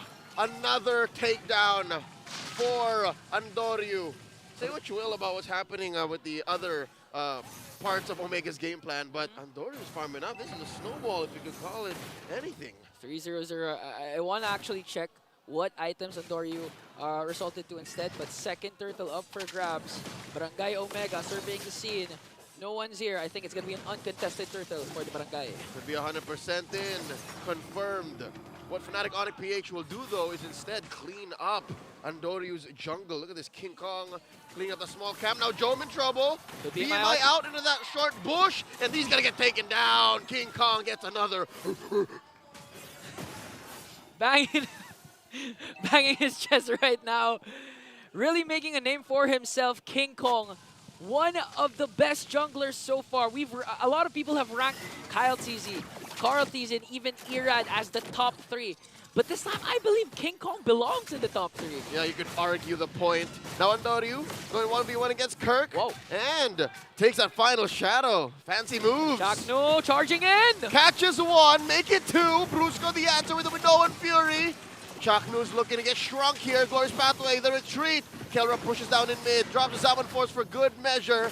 And another isolation of the purple. But wait, did Andoryu take it this time? No, he didn't. King Kong still commits Grand Theft Purple. He's got 3 stars now. 3 stars.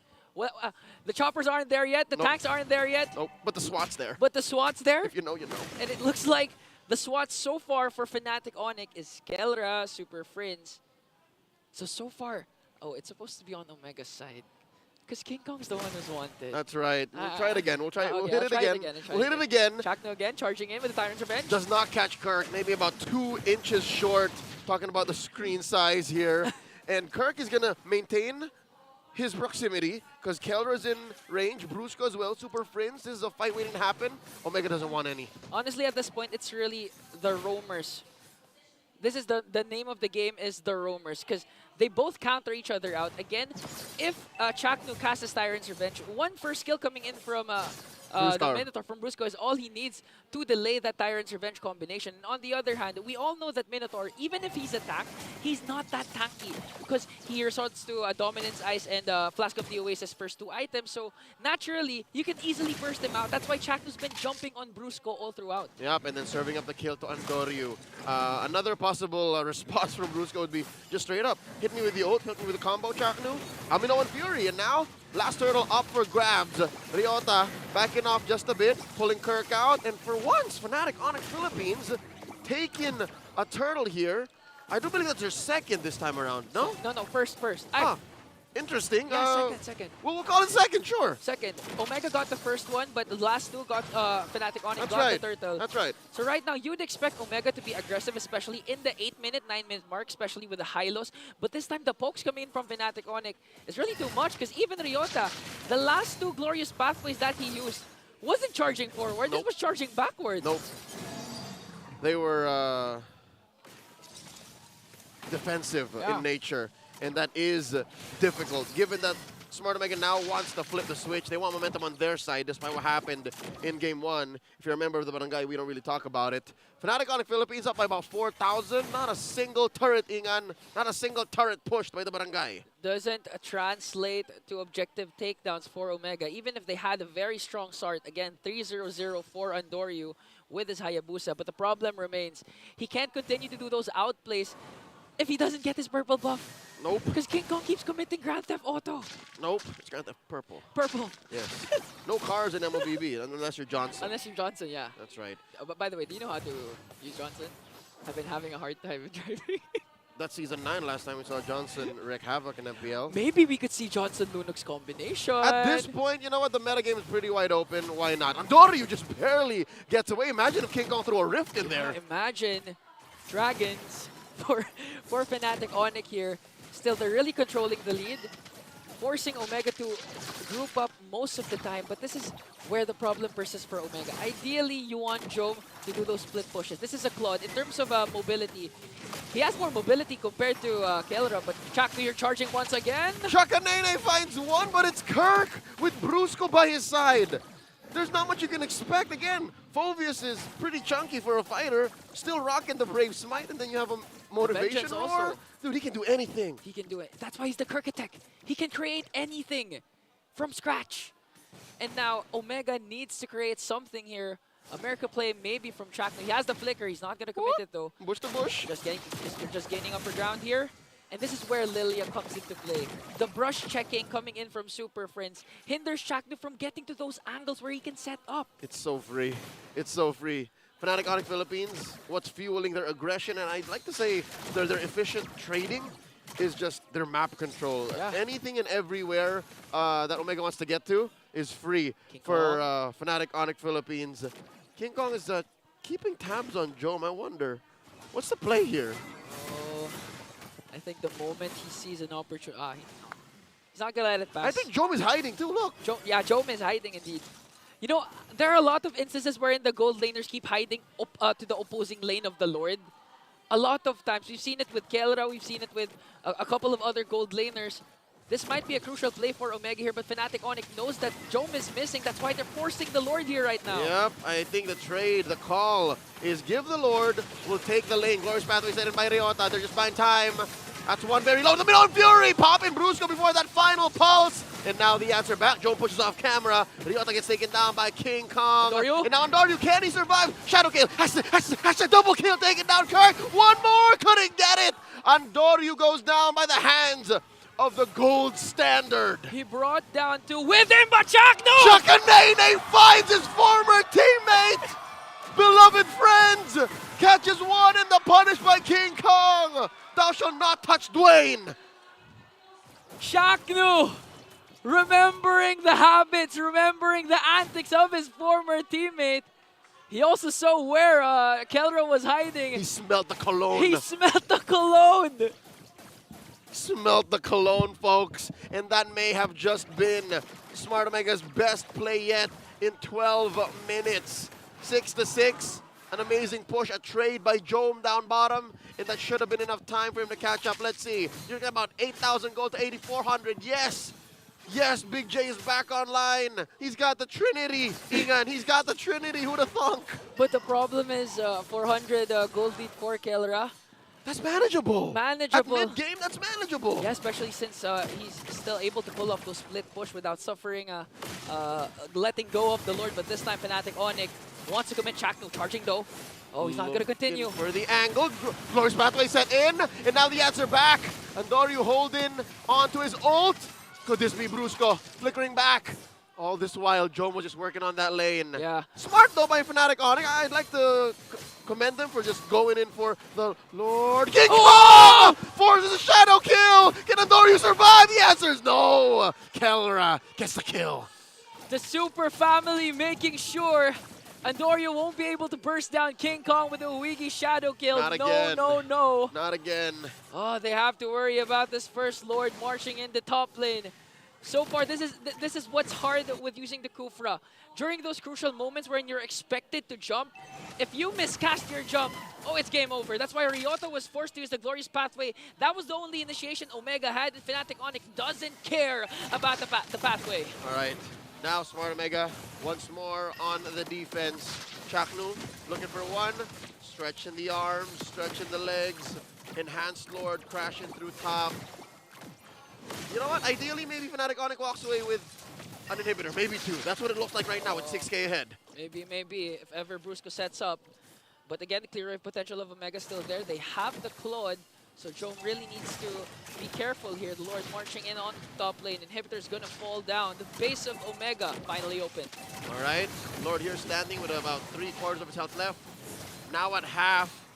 Smart Omega dealing with, I guess, less than ideal wave clear. Luckily, they have really good team fighting. Yeah. So they walk away with two intact. But for me, the main problem for Omega is even if they make it to 18-minute, 20-minute mark, they still have to worry about Super Friends. The Lilia, one of the star heroes for me yesterday. We've seen Ch4knu. Oh, talk about tomorrow later. We gotta live in the now. They're dealing with another wave. Fnatic Onic might actually get the push. Ryota down to 2/4 of his health. He does have the revitalized forces is out of him. Wow, that's a win for Fnatic Onic. Win for Fnatic Onic, and you can actually see that King Kong's damage so far is just too much. But Ch4knu misses the jump, gets punished hard. Dropping the Glorious Pathway, protecting his roamer. Ryota, full-on defensive maneuvers. And now Fnatic Onic going for the jugular. Taking down another inhibitor. Only mid-lane stands. Oh no, not a good sight for Omega. But King Kong Wiggy shadow kill onto King Kong! Andoryu fails to find the assassination. Keeps one more shadow way off. Treat it as a gift from Destiny. Belated happy birthday, Andrew. And Brusko with the save as well. Motivational roar and sharing the damage of the Wiggy shadow kill. Again, Super Family staying intact. Woo! And in 10 seconds, I think it's Fnatic Onic's game, especially if they secure this Lord. More likely. Going to my AI, I'd give a 15% win rate left to Omega. And there's the Glorious Pathway by Ryota, stunning Kirk. Oh Shot no. from the front line, bouncing ball already spent. Gotta get his immortality popped here. Kirk coming in with the Infernal Pursuit. Andoryu just can only watch. Fnatic Onic PH pushes back Smart Omega. Kirk popped his vengeance though. This may be an opportunity for Omega. Again, Andoryu still has his ultimate. Oh, Half looking for the HP. rope-a-dope. Gets a shadow kill in. Kirk still alive. Sharing the damage. King Kong scores the Lord. Oh. And now is this a fight? Andoryu gets taken down. They found the shadow. And that's a free pickoff for the Super Fam. No trade for Omega. Now they have to deal with a level 2 Lord.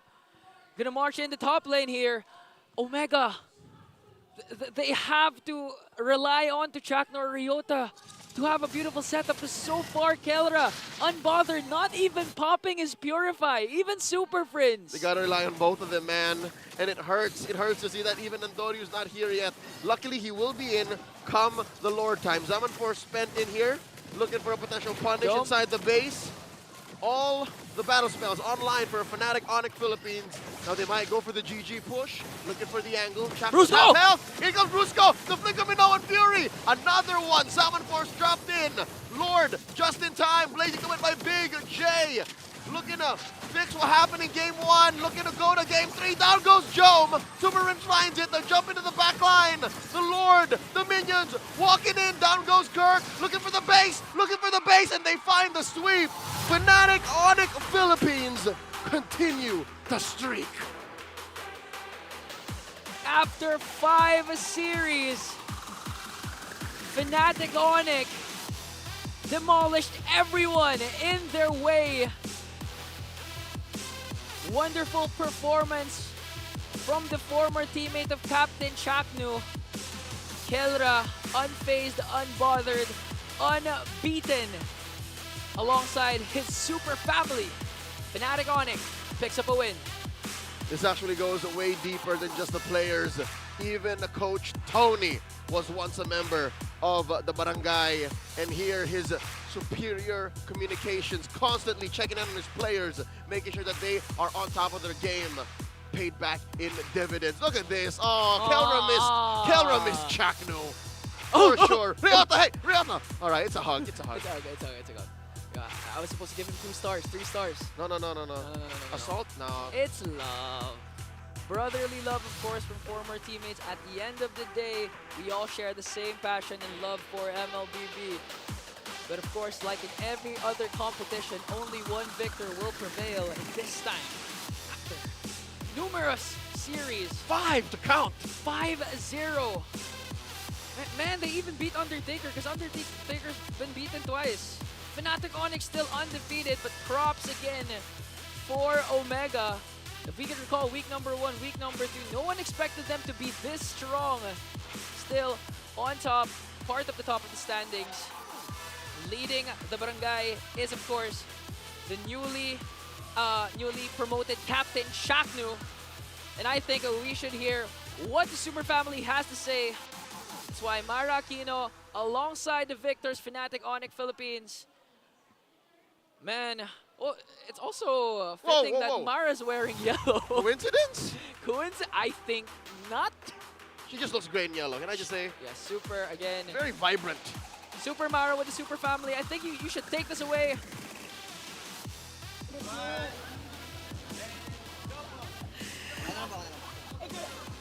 Congratulations! Now, let's give them a big round of applause. Naglalaban-laban kasi sila kanina kung sino ang ating may interview. Kaya ngayon, tumabi sa akin, Brusko. Ikaw naman. Okay, ikaw yung magic bunot. Undefeated, going so strong, win streak ngayong season 14. Gusto ko malaman, inside scoop naman tayo. Ano nga ba yung sinasabi ni Coach? Ano yung nangyayari before the game starts? Yung mga prep niya sa inyo, mga pep talk, para naman ma-motivate kayo because it seems like it's working, not just with the draft, not just with the chemistry. Give us an inside scoop kasi sobrang positive nyo. Sinasabi lang po ni Coach Tony na gawin lang namin po yung laro namin. Huwag kaming matakot gumawa ng play, tas maglaro kami as a team, tas kahit naluluwi kami sa early, lalaban kami hanggang dulo. Kitang-kita naman, talagang hindi kayo natatakot sa play. Ano naman? Si KyleTzy. Ayun, nandiyan ka pala. KyleTzy, dun sa face-off natin, naka-face-off mo si Jome. Yung palag niya sa'yo, sabi niya, na-experience niyang maging captain si Ch4knu, pero hindi niya iniwan. Hindi ako nakakuha ng reply, syempre, kasi palag lang yun. Ngayon, ano masasabi mo sa sinabi ni Jome? Iniwan ko naman si Ch4knu pero iniwanan ko siya ng MSC title. That's a good one. Okay, ito naman para kay King Kong. King Kong, di ba pinag-uusapan natin paulit-ulit yung mga, sino nga ba yung mga top junglers ngayon? So, technically, nung tinatanong ko yung mga junglers, wala ka sa top 3. May one time nasa top 4 ka, pero kayo ang number 1 ngayon sa liga. So hindi ba dapat ikaw ang number 1 jungler ngayon sa MPL Philippines Season 14? Kaya po siguro ganun yung mga naging ranking kasi Kasi lima po kasi kaming, parang lima po kaming gumagalaw palagi. Tapos laging teamwork lang yung focus namin, kaya ganun po siguro. Saan mo ipiplace yung sa sarili mo? Sa top 3, for example. Saan ka doon? Top 3, top 3. Top 3! Ngayon, you're about to face. Susunod na laban nyo, di ba? Ang APBren? Ay, RSG. Okay. So, susunod na laban sa RSG. Now, anong masasabi mo ngayon sa next team na kakalabanin nyo, RSG Philippines? Kay Rad, good luck lang. Good luck. Okay, now, we're about to announce our MVP. Can you guys guess who it is? Let's take a look at the screen. Alam na. Congratulations, Super Friends! Kanina nga sabi niya, gusto daw niyang ma-interview. Ngayon, hawak mo na ang mic. Ano ang masasabi mo sa mga super fans nyo? Ano pa dapat ang aasahan namin? Masabi ko sa fans namin, patuloy lang silang suportahan kami. And yung expect nyo sa amin na hindi pa kami satisfied sa ranking namin ngayon. You know what I love? Dati, pinapasa niya yung mic to someone else. Ngayon, kinukuha na niya ang mic. That's the confidence they get for being number 1 sa standings ngayon. And now, we're about to award the winner, ang ating super fan of the day, with 3,000 diamonds. Come on up! Congratulations! One lucky fan gets 3,000 diamonds for every single series. What's your name? Milky Balagasay po. Milky! Nanginginig si Milky. Milky, sinong favorite player mo dito? Simula nung nasa execration siya, naging Omega at ngayon nasa Onic. Walang iba kundi si Kelra. Kelra! Okay, ngayon magharap kayo ni Kelra. Anong gusto mong sabihin kay Kelra? Ito na yung pagkakataon mo. Kelra, fan mo ko. Number 1 fan mo ko. Kelra, ang dami mong fans. Anong gusto mo naman sabihin sa kanya? Thank you sa suporta and sa wala sa suporta. Ayun lang. Milky, thank you so much. Congratulations once again. Meron kang 3,000 diamonds. Now, you get to bow with the team. Congratulations. Once again, to Fnatic Onic, you may now take your bow and take your walk of victory. Still undefeated. And you can see their confidence is going all the way up. Maganda ang ipinakita ng ating koponan, and now it's time to break it down for you. So we're gonna go back to our panel. Pasok. All right, we got a pretty good show there at the end. Very fun times here with the Super Fam. Onic Philippines with the 2-0 against Smart Omega. 2-0 and maintaining their high-impact lineup, high-impact win rates, undefeated and everything else. And, of course, Super Friends getting the MVP here. Absolutely amazing performance with this Lilia. And he's been very consistent, honestly, throughout their matches. Honestly, consistency is something that is very key here for Super Friends. He doesn't need to be loud about it. Yeah. I barely hear this guy talk. But when he does go into the Land of Dawn, his skills do the talking for him. And I think that's very apparent. Obviously, when you have teammates like Kelra, you have teammates like, King Kong, it's very hard to stand out, but somehow, some way, he does find a way to do it.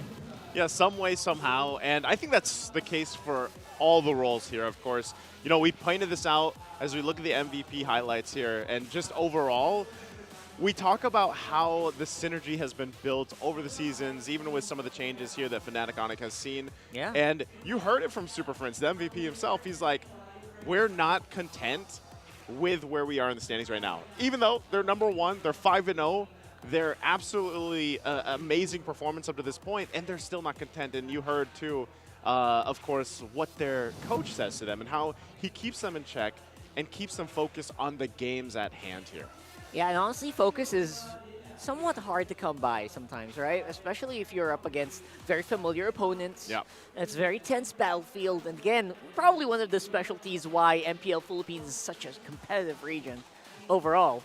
I would say that, we are focused, and we are determined, and we are not content with top 1. That is the We are Philippines not. way. 5-0, we're not happy with our standings. That's the way to answer it. Maybe that's perfectionism at this point, you know, Rockhart. And I think that's how we have to see if they can maintain that. Like I said, if they can maintain that thing going forward, that streak that they have, the dominance that they've shown us so far. And dominance, oh my goodness, is there any shortage of that here today? Right now, I don't think so. Right now, obviously, that Game 1 performance was through the roof. Game 2 was a little bit closer, but you know what? It's just as close as Fnatic Onic allowed it to be. Yeah, For the most part, I feel like the Lilia curveball there was just great control for the Zask, where a lot of teams have struggles dealing with it. That was a big thing. Not only that, but I would say, obviously, and I already gave my thoughts of Game 1's draft from Smart Omega. This time around, it was better. Like, I would say their draft was obviously better here. And they showed that they could answer some of the pressure put on by King Kong. I mean, Andoryu with the Hayabusa, and they tried to set things up. There was even, you know, it was great to see Ch4knu even play the Kufra, but still, I think it's the same thing here. Fnatic Onic, whatever lineup that they brought to the table, whether it was Game 1, very dominant, Game 2 here, same thing. You know, eventually they still had a massive lead. They just play every role to a T, and they make it work. The execution in every role, every lane is there. Yeah, it doesn't need to be flashy, doesn't need to be, you know, overwhelming. Just needs to be just right to get to the right amount of, you know, stats that you need. Even King Kong earlier was like, you know, he was playing back around the Lord area, wasn't really doing as much, and then goes in for the perfect timing. And again, it does show in the kills. It doesn't need to be like, you know, 20 and 0, right? It just needs to be the ones that you need, the objectives that you need at a specific time. Yeah, so what that says is basically it's like a preview of the discipline that they have too. Yeah. You know, I think that's a apparent thing is every time when you see these teams at the top, I know we talked about Titans that we're going to see play later. Fnatic Onic is on that trajectory as well. Like, they are at the top of the standings, and, you know, they show how aggressive they can be. Like Leo said on the desk, unmatched aggression. But then at the same time, they can be cool and disciplined too. And I think that's where you see this evolution and this growth from these players from Fnatic Onic. Well, speaking of growth, I wonder how this guy actually grew these players, right? Because if you guys are not aware, we got a pretty. There you go. We got a familiar voice, Coach. Why not here from Fnatic Onic? Coach, what a game, man! I gotta say, out of all your games, obviously Smart Omega coming into the week was one that definitely looked like a team to beat. How do you guys deal with that? How do you prepare for that? Like, obviously Super Fam, right? The Super Fam overall is you treat it as a family, but how do you also make it a team? I think basically it's just, you know, the word self-respect. First of all, respect within the team, and definitely respect with the opponents that we have, the teams that we go up against. I mean, Smart Omega was actually outstanding going into the end of last season. It was just that it was too late. So we actually expected for them to, you know, pick up the pace this season. So it was more of us understanding that anyone, particularly Smart Omega, can definitely beat us. So it's just, you know, studying and helping each other out throughout the weeks. Yeah, I love that. And Coach, why not? Your English is amazing, so we're happy to have you, of course. I just got to throw it out there because, you know, as the English panel, this is a new edition. And we're happy that, you know, we actually get to have some guests on here as well. So thank you for joining us. My question, though, is going to be a little more iffy on this because I want to know what you think, Coach. Why not? Because for our viewers, our international viewers out there, Coach, why not? You used to work and coach with Smart Omega before in the past. And so I'm going to ask you right now in Season 14, what is what is maybe something you see that might be the weak point or the problem, the struggle that Smart Omega has specifically right now in this season? To be honest, I'm not really seeing any problems with them. It's just that, as I did mention a couple of times whenever they do the interviews, it's just that it's really a very tight competition right now. Yeah.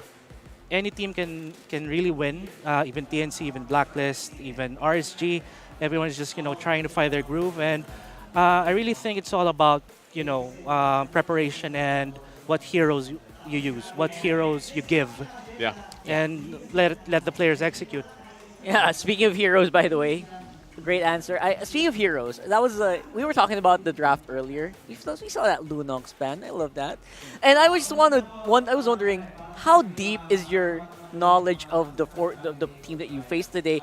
rate of 1 to 10, how much did your previous experience as their coach, as their coaching staff, how did that, from 1 to 10, how did that impact that game?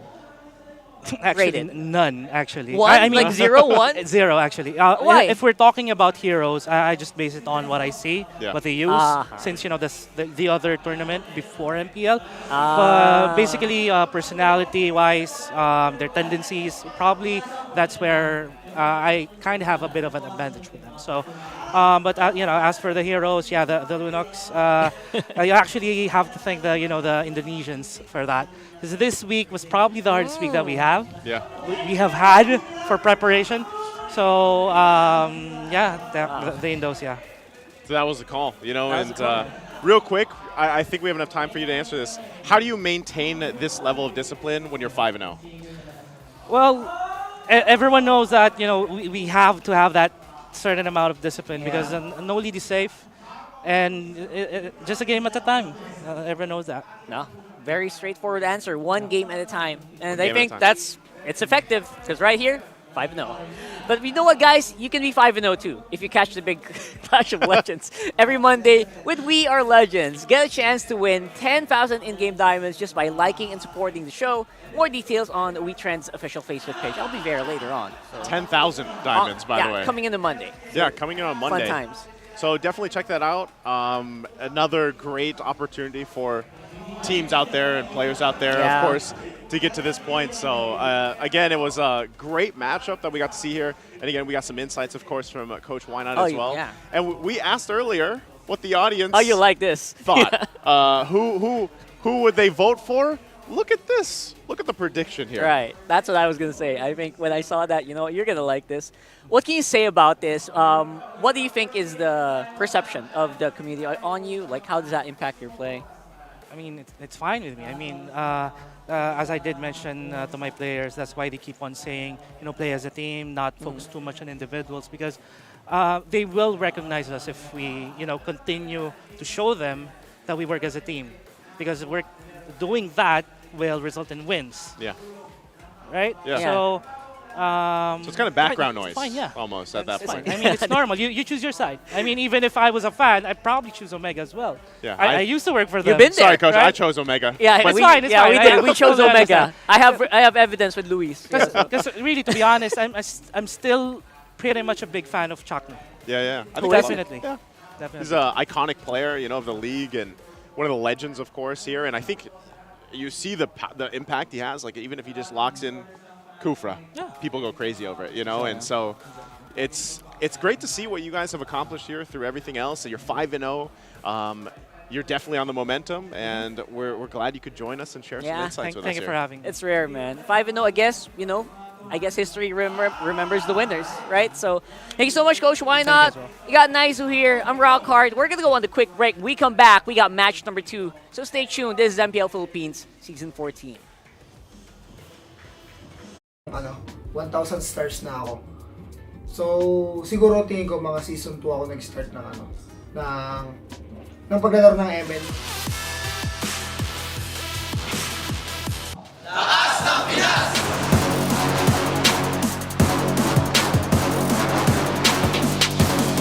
Lakas ng Pinas!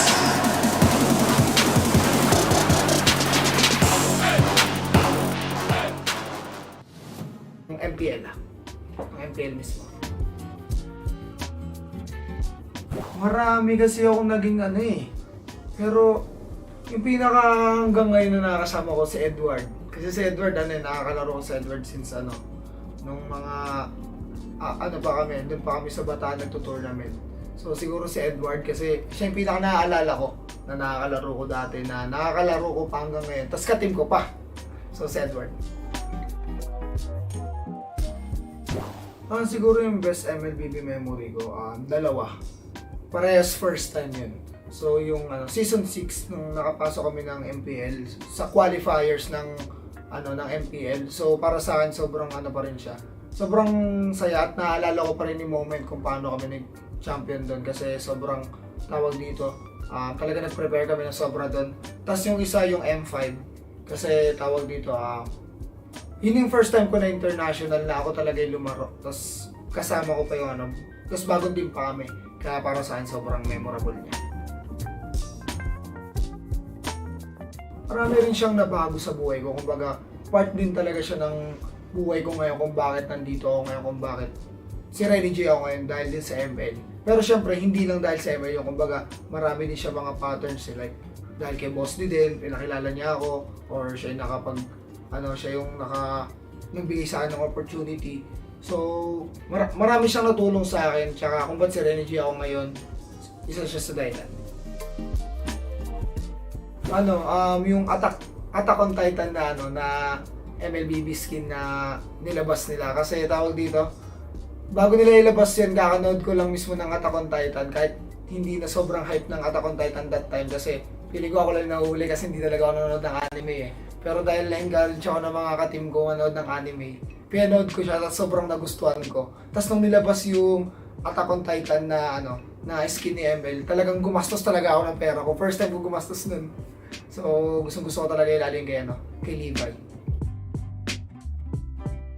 Yes, thank you kay Muntun dahil dami kong nakuha ngayon na bagong MLBB skin na libre lang, yung 4 na skin. Tapos, meron pa siya yung pagka 500 na total skins mo, umiilaw yung loading screen. So, yan. Siguro yung recent career ko ngayon para sa akin, parang ulit from the scratch ulit kasi bagong kami, bagong team, tapos new journey kasi bagong bagong org din. So, yun, sana maging successful lahat, tapos yan, champion tayo.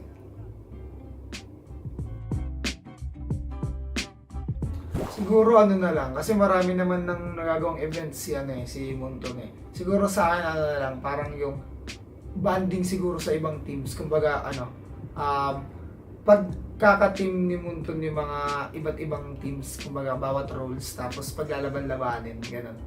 Yun lang siguro sa akin. Siyempre, unang-una gusto ko magpasalamat sa lahat ng mga MLBB fans ko. Yan, sa mga sumusuporta pa rin sa akin since day one, since pumasok ako sa MPL. Yun lang, tuloy-tuloy lang tayo sa pangarap natin and mas magiging better ako ngayon, tapos mas gagalingan ko. Tapos supportahan nyo kami, Aurora. So, we are back guys. Kita-kits sa MPL.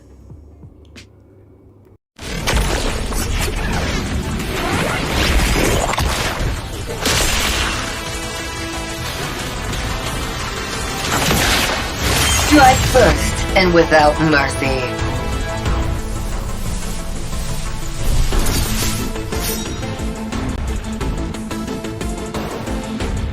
Where I tread, death follows. Enjoy your last breath. Deploying smoke. Going dark.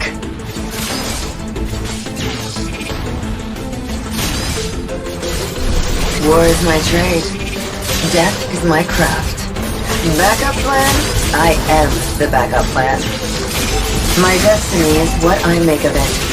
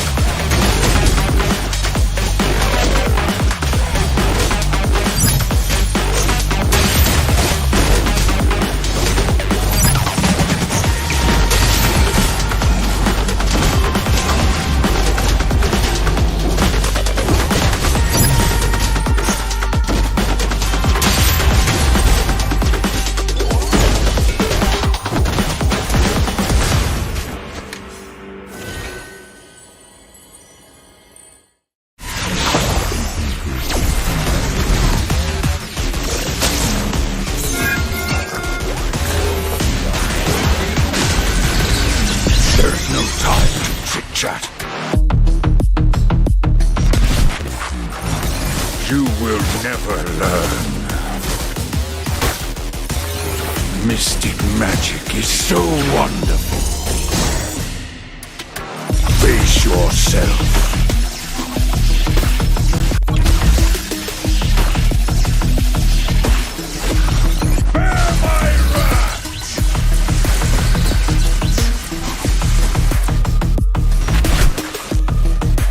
Imagination is the driving force of the energy. I'm not a monster. I'm a demon.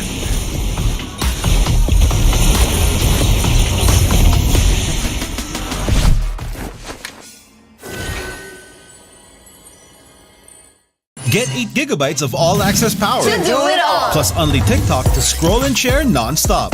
Power, work, life, and more.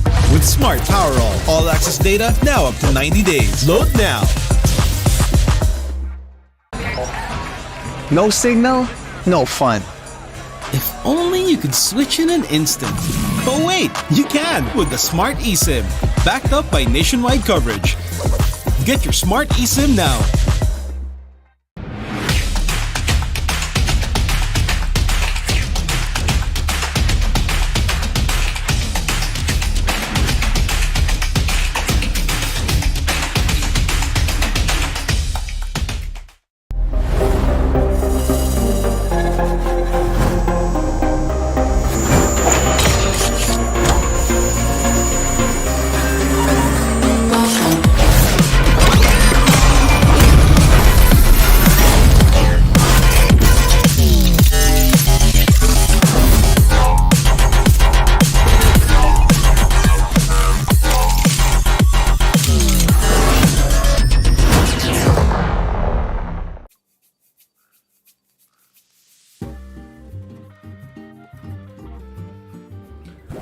Ang una kong paglalaro ng ML is nung nag-champion ni Archangel. Ay hindi, bale yung siguro mga season 2. Kasi nag-champion ni Archangel, season 3 siya, pero yun yung 1,000 stars na ako.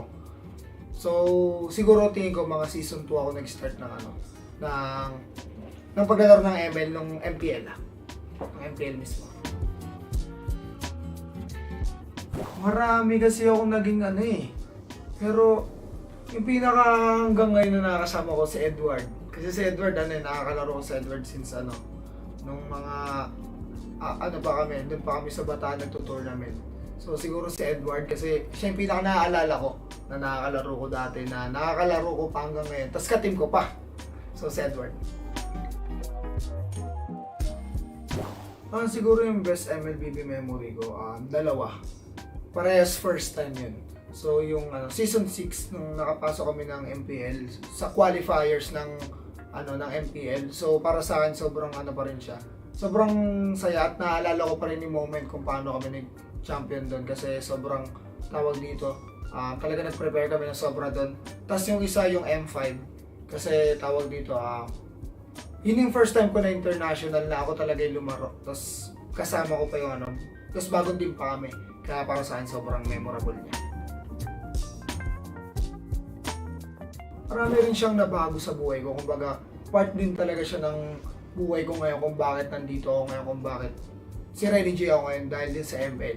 Pero syempre, hindi lang dahil sa ML yung kumbaga, marami din siya mga patterns like dahil kay Boss D din, pinakilala niya ako, or siya yung siya yung nagbigay sa akin ng opportunity. So, marami siyang natulong sa akin, tsaka kung ba't si Renny J ako ngayon, isa siya sa dahilan.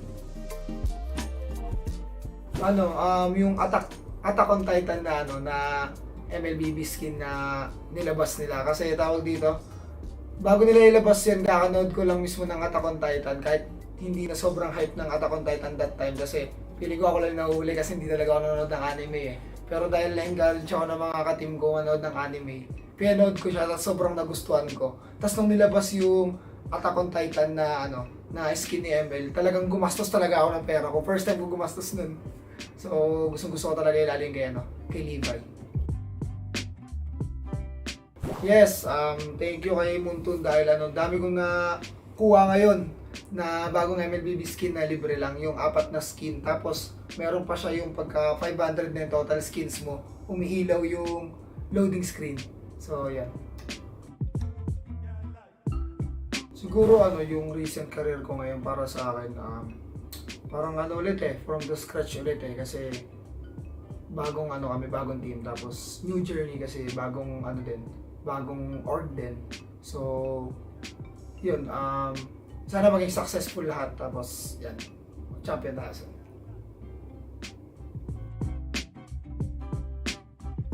Siguro na lang, kasi marami naman ng nagagawang events si Munton Siguro sa akin na lang, parang yung banding siguro sa ibang teams. Kumbaga pagkaka-team ni Munton yung mga iba't ibang teams, kumbaga bawat roles, tapos paglalaban-labanin, ganun.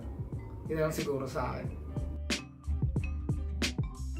Siyempre, unang-una gusto kong magpasalamat sa lahat ng mga MLBB fans ko. Yan, sa mga sumusuporta pa rin sa akin since day one, since pumasok ako sa MPL. Yun lang, tuloy-tuloy lang tayo sa pangarap natin, and mas magiging better ako ngayon, tapos mas gagalingan ko. Tapos supportahan nyo kami, Aurora. So, we are back guys. Kita-kits sa MPL.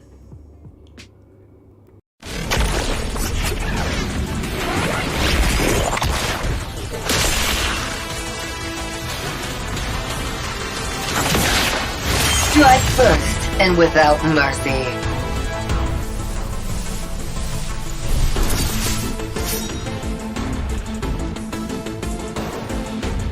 Where I tread, death follows. Enjoy your last breath. Deploying smoke. Going dark.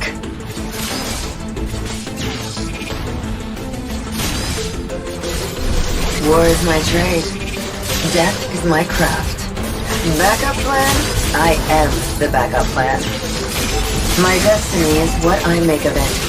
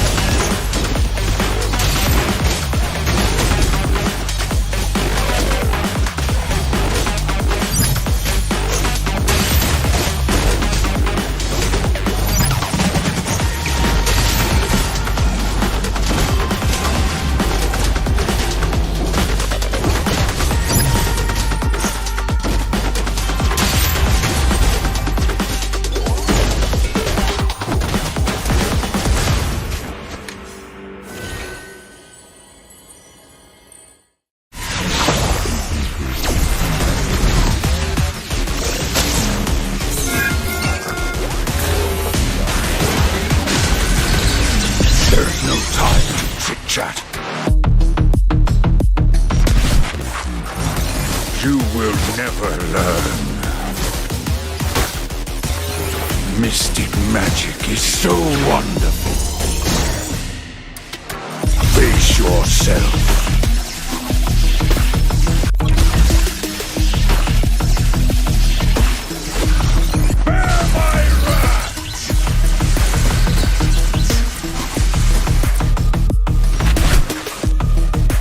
Imagination is the driving force of the energy.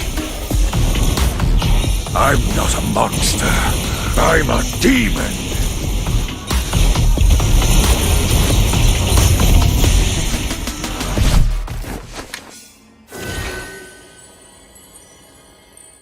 Get 8 gigabytes of all-access power. To do it all. Plus only TikTok to scroll and share non-stop.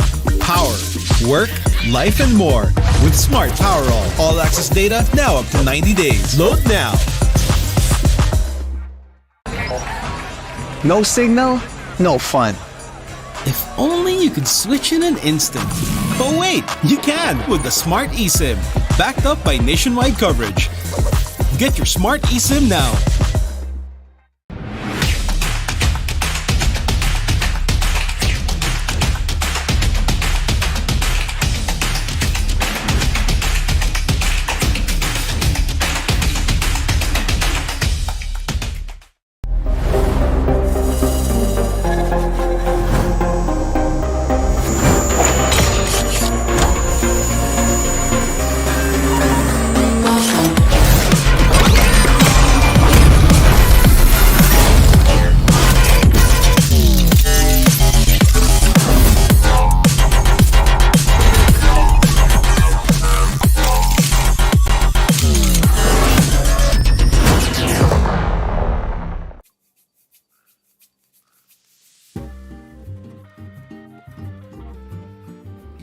Ang una kong paglalaro ng ML is nung nag-champion ni Archangel. Ay hindi, bale yung siguro mga season 2. Kasi nag-champion ni Archangel, season 3 siya, pero yun yung 1,000 stars na ako.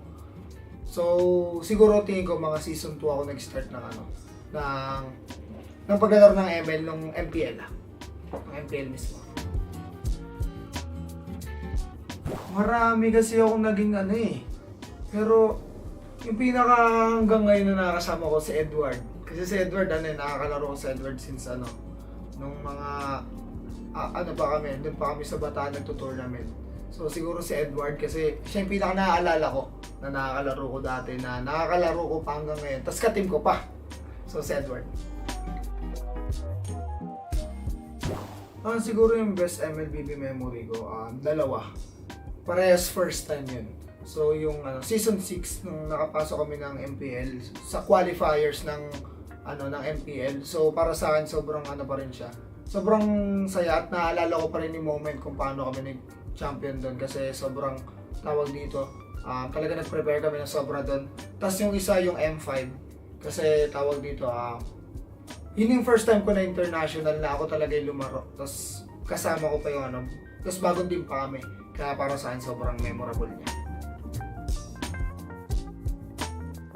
Marami rin siyang nabago sa buhay ko. Kumbaga, part din talaga siya ng buhay ko ngayon kung bakit nandito ako ngayon, kung bakit si Renny J ako ngayon dahil din sa ML. Pero syempre, hindi lang dahil sa ML yung kumbaga, marami din siya mga patterns like dahil kay Boss Didel, pinakilala niya ako, or siya yung siya yung nagbigay sa akin ng opportunity. So, marami siyang natulong sa akin, tsaka kung ba't si Renny J ako ngayon, isa siya sa dahilan.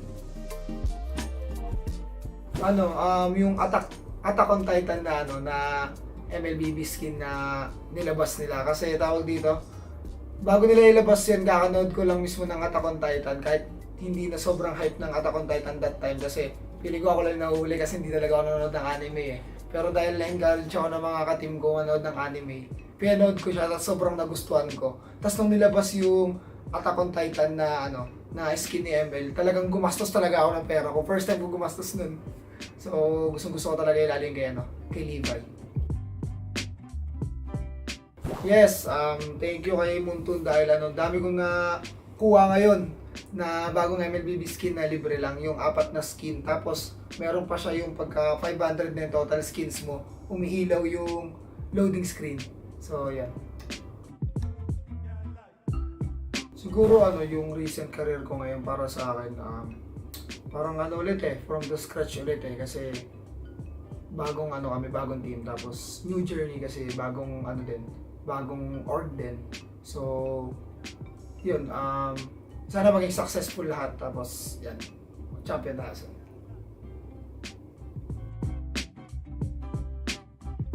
Siguro na lang kasi marami naman nang nagagawang events si Munton Siguro sa akin na lang, parang yung banding siguro sa ibang teams. Kumbaga pagkaka-team ni Munton yung mga iba't ibang teams, kumbaga bawat roles, tapos paglalaban-labanin, ganun. Yun lang siguro sa akin. Siyempre, unang-una gusto kong magpasalamat sa lahat ng mga MLBB fans ko. Yan, sa mga sumusuporta pa rin sa akin since day one, since pumasok ako sa MPL. Yun lang. Tuloy-tuloy lang tayo sa pangarap natin, and mas magiging better ako ngayon, tapos mas gagalingan ko. Tapos supportahan nyo kami, Aurora. So, we are back guys. Kita-kits sa MPL.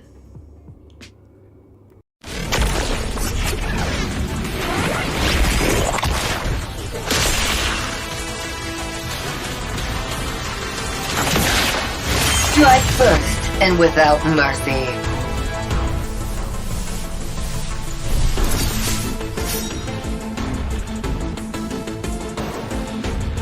Where I tread, death follows. Enjoy your last breath. Deploying smoke.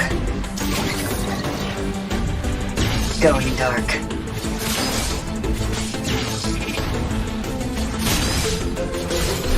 War is my trade. Death is my craft. Backup plan? I am the backup plan. My destiny is what I make of it.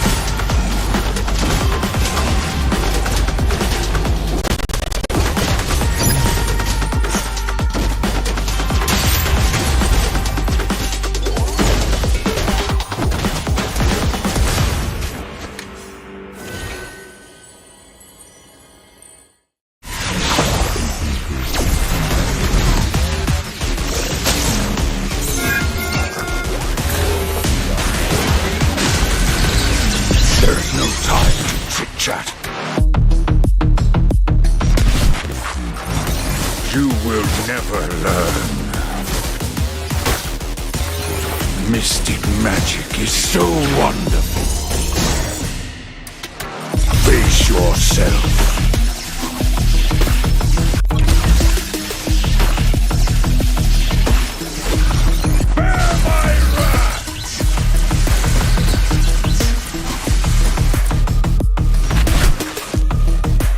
Imagination is the driving force of the energy. I'm not a monster. I'm a demon.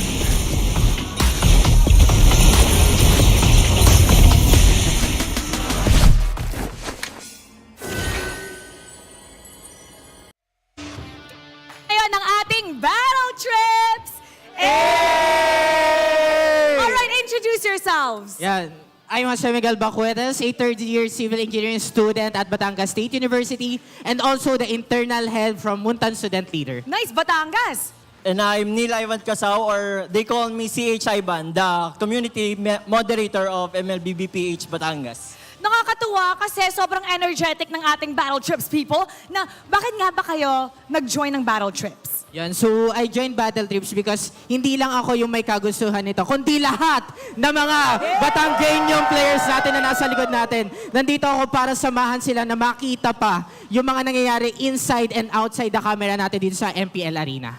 And I joined Battle Trips kasi this is a time para ma-meet ko rin yung mga members ko po sa community ng Batangas. Kwento nyo naman sa ating mga manonood, kamusta ang MPL experience nyo? Yan, medyo yung iba dito nakikita ko na kinikilig pa sila kasi nakikita nila yung mga yung mga idol nila mula pagkabata pa. Yan, pag-usbong pa lang ng ML. And at the same time, nakita ko na nagkakaroon sila ng knowledge and natutuwa ako na natututo sila behind doon dito sa ating MPL Arena. Yan, yung experience namin sa Battle Trip, hindi lang siya nag-start dito sa arena. Kumbaga, habang nasa biyahe, we have a series of activities kung saan nananalo sila ng diamonds and other giveaways. Ay, nananalo ng diamonds. So, sumali na rin kayo sa ating battle trip. So, ngayon, did it change or lumawak ba yung perspective nyo sa esports? Ngayon ba, gusto nyo na magtrabaho sa esports? Ayun, for me, yes. Gusto ko na magtrabaho sa esports kasi as more on managerial position or the managerial position. Boss ko, Yun, kasi dun sa collegiate, exposed na ako sa mga collegiate tournaments and nakikita ko kung gaano kaganda yung future ng mga players natin, especially yung mga bata pa lang na umuusbong sa ML. So I want to become their manager, to manage them, to get their dreams at makuha yung gusto nila in the future. Love it. Yan, just like Migs, I have experience rin sa mga tournaments. So, kung magiging part ako ng MPL, I would be on the production team. Ay, production! Ano part? Director, producer, what? More on the technical side na lang po. Okay. Maybe we'll get to work someday. So, paano nga ba mag-join ng battle trips para sa lahat ng ating mga manonood na nakikita kayo? It's like, I wanna join that. Ayun, so unang-una, pa-follow nyo lang ang Muntan Student Leader, the Community Heroes, and also the MPL Philippines. Doon kami nagpo-post ng area. Kasi every week, for the knowledge ng ating mga viewers, every week we have different provinces na pinapadala. And for next week, meron tayong Laguna. For next week, meron tayong Pampanga. Nandyan din yung mga Tarlac. So just antabayanan lang yung post ng MPL, the Muntan Student Leader, and the Community Heroes to para makita nila yung link na fill outan nila and just insert the information na kailangan namin from the pag student leader ka, kailangan lang ng ID as a student, and also kung nasa Community Heroes ka, kailangan lang ng valid ID na from that place ka nakatira. Invite everybody to join us. Yan, join us sa Battle Trip sa MPL and baka isa po tayo sa esports community in We're the having so much fun here in MPL Arena, and up next, we're gonna have a great fight. So stay tuned only here on MPL Philippines Season 14. Are you guys having fun? Yay! Get 8 gigabytes of all-access power. To do it all. Plus only TikTok to scroll and share non-stop. Power, work, life, and more. With Smart Power all-access data now up to 90 days. Load now. No signal, no fun. If only you could switch in an instant. But wait, you can with the Smart eSIM. Backed up by nationwide coverage. Get your Smart eSIM now.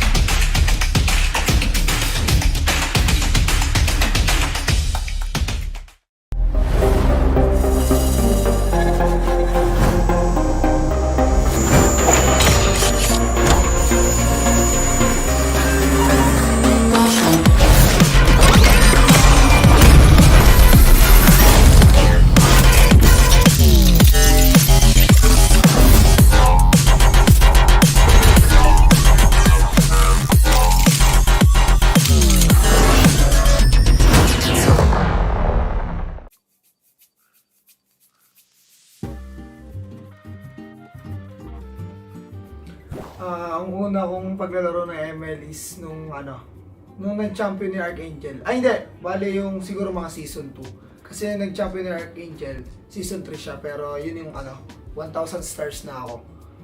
So, siguro tingin ko mga season 2 ako nag-start ng paglalaro ng ML nung MPL. Ng MPL mismo. Marami kasi ako naging pero yung pinaka hanggang ngayon na nakakasama ko si Edward. Kasi si Edward, nakakalaro ko si Edward since nung mga, pa kami, doon pa kami sa Bataan nagto-tournament.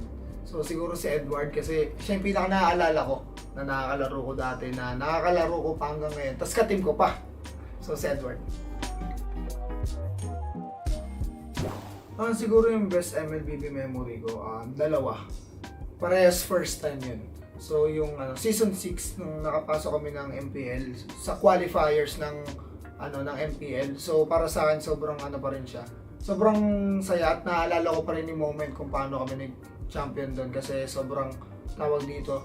Talaga nag-prepare kami ng sobra doon. Tapos yung isa yung M5 kasi tawag dito yun yung first time ko na international na ako talaga yung lumaro. Tapos kasama ko pa yung tapos bagong team pa kami. Kaya para sa akin sobrang memorable niya. Marami rin siyang nabago sa buhay ko. Kumbaga, part din talaga siya ng buhay ko ngayon kung bakit nandito ako ngayon, kung bakit si Renny J ako ngayon dahil din sa ML. Pero syempre, hindi lang dahil sa ML yung kumbaga, marami din siya mga patterns like dahil kay Boss D din, pinakilala niya ako or siya yung siya yung nagbigay sa akin ng opportunity. So, marami siyang natulong sa akin, tsaka kung ba't si Renny J ako ngayon, isa siya sa dahilan. Yung Attack on Titan na MLBB skin na nilabas nila. Kasi tawag dito, bago nila ilabas yun, kakanood ko lang mismo ng Attack on Titan. Kahit hindi na sobrang hype ng Attack on Titan that time. Kasi feeling ko ako lang nahuli kasi hindi talaga ako nanonood ng anime Pero dahil na-encourage ako ng mga ka-team ko manood ng anime, pinanood ko siya at sobrang nagustuhan ko. Tapos nung nilabas yung Attack on Titan na skin ni ML, talagang gumastos talaga ako ng pera ko. First time ko gumastos nun. So, gusto ko talaga ilalim kay Levi. Yes, thank you kay Muntun dahil dami kong nakuha ngayon na bagong MLBB skin na libre lang, yung 4 na skin. Tapos, meron pa siya yung pagka 500 na total skins mo, umiilaw yung loading screen. So, yan. Siguro yung recent career ko ngayon para sa akin, parang ulit from the scratch ulit kasi bagong kami, bagong team, tapos new journey kasi bagong bagong org din. So, yun, sana maging successful lahat, tapos yan, champion tayo.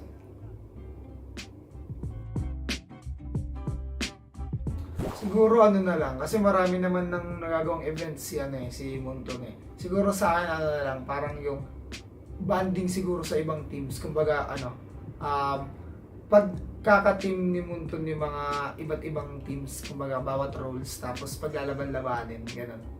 Yun lang siguro sa akin. At syempre, unang-una gusto ko magpasalamat sa lahat ng mga MLBB fans ko. Yan, sa mga sumusuporta pa rin sa akin since day one, since pumasok ako sa MPL. Yun lang, tuloy-tuloy lang tayo sa pangarap natin and mas magiging better ako ngayon, tapos mas gagalingan ko. Tapos supportahan nyo kami, Aurora. So, we are back guys. Kita-kits sa MPL.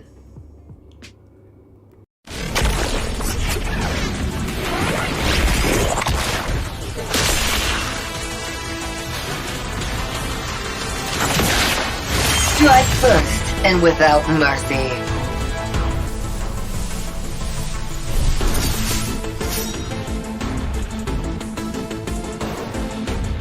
Where I tread, death follows. Enjoy your last breath. Deploying smoke. Going dark.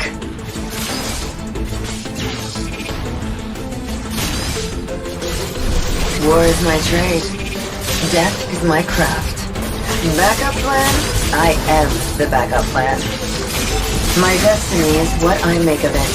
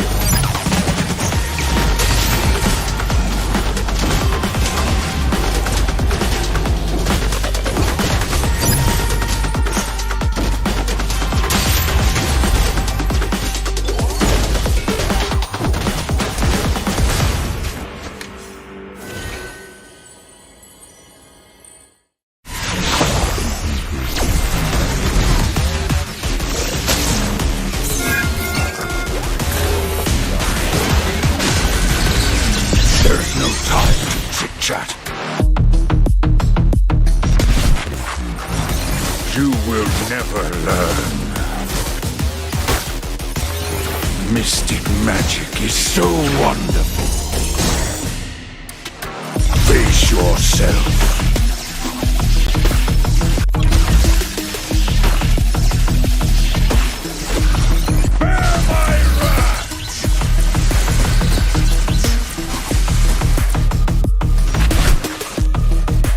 Imagination is the driving force of the energy. I'm not a monster. I'm a demon.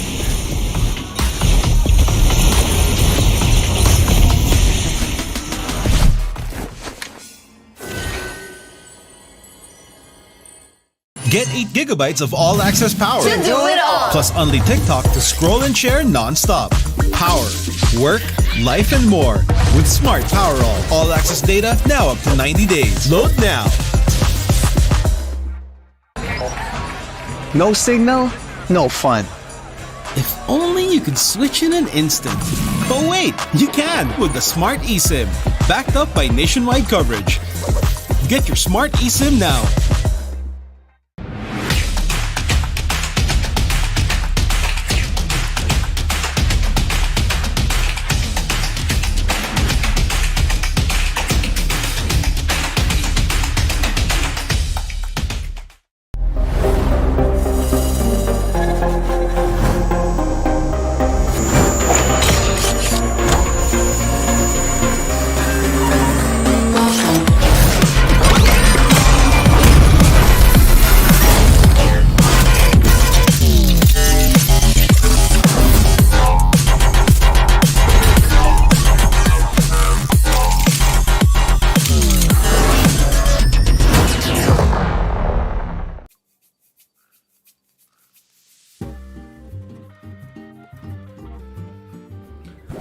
Ang una kong paglalaro ng ML is nung nag-champion ni Archangel. Ay hindi, bale yung siguro mga season 2. Kasi nag-champion ni Archangel, season 3 siya, pero yun yung 1,000 stars na ako. So, siguro tingin ko mga season 2 ako nag-start ng paglalaro ng ML nung MPL. Ng MPL mismo. Marami kasi akong naging pero yung pinaka hanggang ngayon na nakasama ko si Edward. Kasi si Edward, nakakalaro ko si Edward since nung mga, doon pa kami sa Bataan nagto-tournament. So siguro si Edward kasi siya yung pinaka naaalala ko na nakakalaro ko dati, na nakakalaro ko pa hanggang ngayon. Tapos ka-team ko pa. So si Edward. Siguro yung best MLBB memory ko, dalawa. Parehas first time yun. So yung season 6 nung nakapasok kami ng MPL sa qualifiers ng MPL. So para sa akin sobrang pa rin siya. Sobrang saya at naalala ko pa rin yung moment kung paano kami nag-champion doon kasi sobrang tawag dito. Talaga nag-prepare kami ng sobra doon. Tapos yung isa yung M5 kasi tawag dito yun yung first time ko na international na ako talaga yung lumaro. Tapos kasama ko pa yung tapos bagong team pa kami. Kaya para sa akin sobrang memorable niya. Marami rin siyang nabago sa buhay ko. Kumbaga, part din talaga siya ng buhay ko ngayon kung bakit nandito ako ngayon, kung bakit si Renny J ako ngayon dahil din sa ML. Pero syempre, hindi lang dahil sa ML yung kumbaga, marami din siya mga patterns like dahil kay Boss D din, pinakilala niya ako, or siya yung siya yung nagbigay sa akin ng opportunity. So, marami siyang natulong sa akin, tsaka kung ba't si Renny J ako ngayon, isa siya sa dahilan. Yung Attack on Titan na MLBB skin na nilabas nila. Kasi tawag dito, bago nila ilabas yan, kakanood ko lang mismo ng Attack on Titan. Kahit hindi na sobrang hype ng Attack on Titan that time. Kasi feeling ko ako lang nahuhuli kasi hindi talaga ako nanonood ng anime Pero dahil na-encourage ako ng mga ka-team ko manood ng anime, pinanood ko siya at sobrang nagustuhan ko. Tapos nung nilabas yung Attack on Titan na skin ni ML, talagang gumastos talaga ako ng pera ko. First time ko gumastos nun. So, gusto ko talaga ilalim kay Levi. Yes, thank you kay Muntun dahil dami kong nakuha ngayon na bagong MLBB skin na libre lang, yung 4 na skin. Tapos, meron pa siya yung pagka 500 na yung total skins mo, umiilaw yung loading screen. So, yan. Siguro yung recent career ko ngayon para sa akin, parang ulit from the scratch ulit kasi bagong bagong team, tapos new journey kasi bagong bagong org din. So, yun, sana maging successful lahat, tapos yan, champion tayo.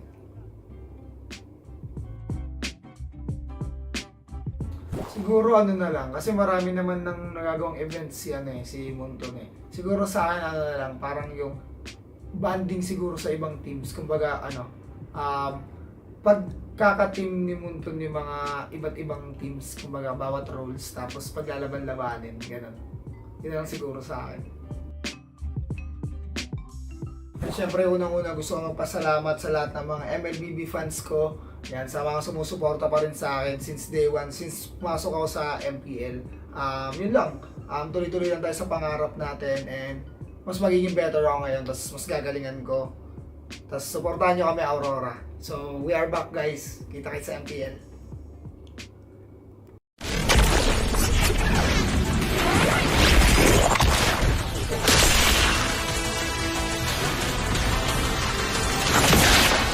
Strike first and without mercy.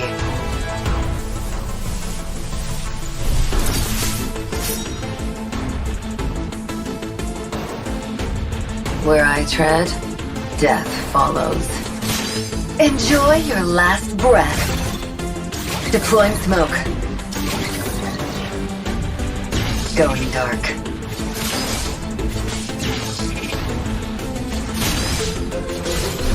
War is my trade. Death is my craft. Backup plan? I am the backup plan. My destiny is what I make of it.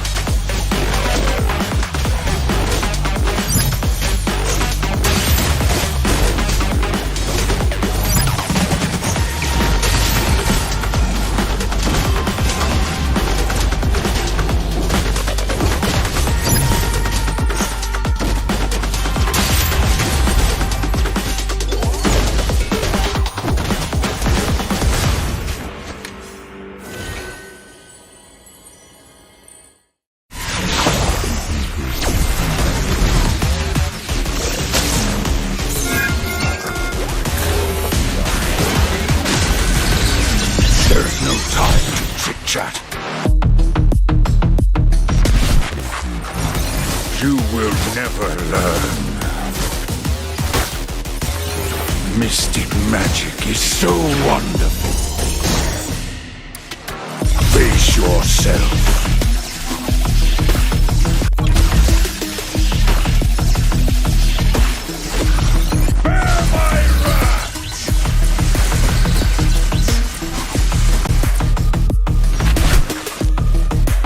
Imagination is the driving force of the energy.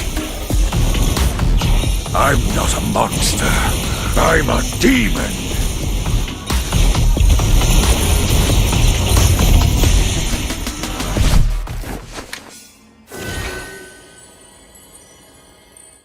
Get 8 gigabytes of all-access power. To do it all. Plus only TikTok to scroll and share non-stop. Power, work, life, and more. With Smart Power all-access data now up to 90 days. Load now. No signal, no fun. If only you could switch in an instant. But wait, you can with the Smart eSIM. Backed up by nationwide coverage. Get your Smart eSIM now.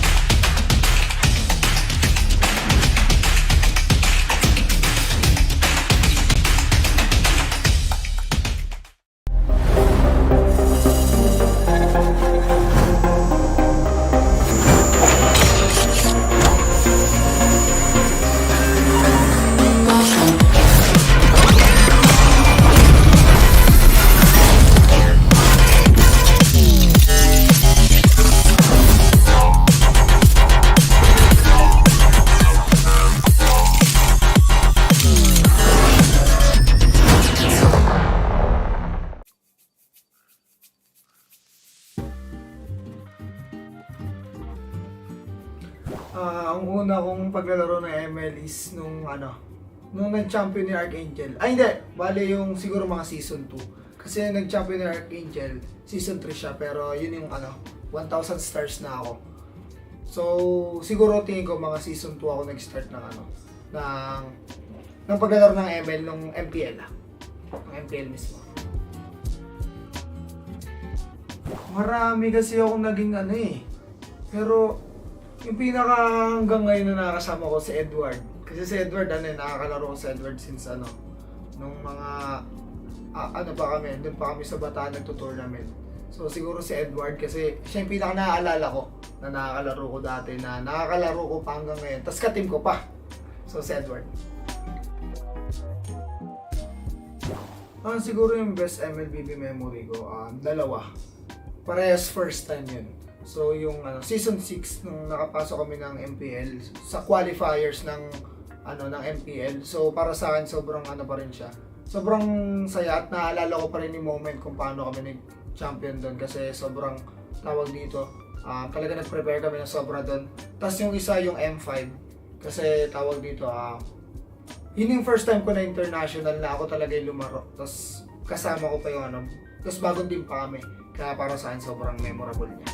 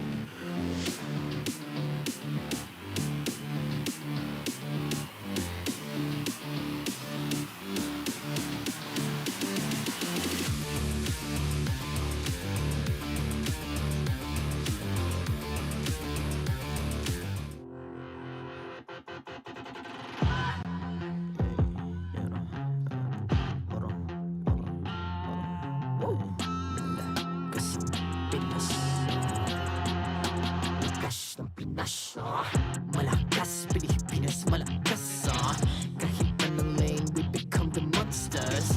Malakas, Pilipinas, malakas face the golden sun and ribbon for the 3 stars. Look at us to the top, no ifs, no buts, winning any game para to sa PINAS. Di mo matikin ang aming boses sa new level. Nasa kalye man o mobile, you know I become a legend. Open fire, we unite, we winners. Built with pressure, like diamonds are made of. Switch na lane na parang gera, HP racing may reset up. Built agad ang buhat ni Hilda, full load SS parang Lyra. Susundan ko ang iyong bakas, kasama patas, tagumpay na ito dahil tayo'y malakas. Para sa Pinas, nasa amin ang alas, hindi tuwa atras, kinikilala sa taas kasi kami ang malakas.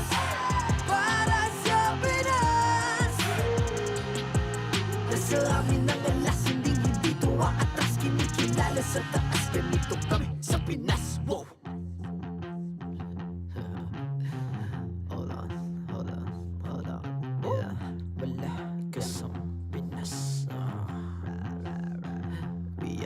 Laging every beat, no surrender, no retreat. Pag nagsama-sama, just imagine what we can achieve. Laging every beat, no surrender, no retreat. Giving 100 all my all, cause we just cannot be defeated. We are unstoppable, immune and invulnerable. Ready ang equipment, lahat frozen, malang crowd control. Pakita ko na jab like beast of the southeast. Taas sa matawa, proud and loud, cause every enemy we devour.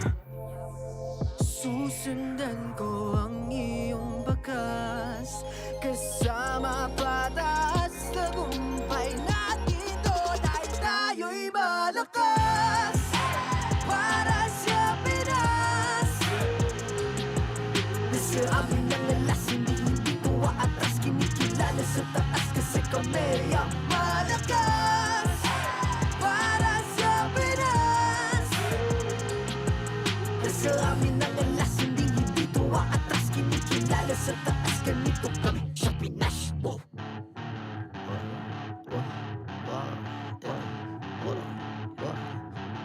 Malakas, Pilipinas, malakas. Kahit anong lane, we become the monsters. Malakas, Pilipinas, malakas. Face the golden sun and repping for the 3 stars.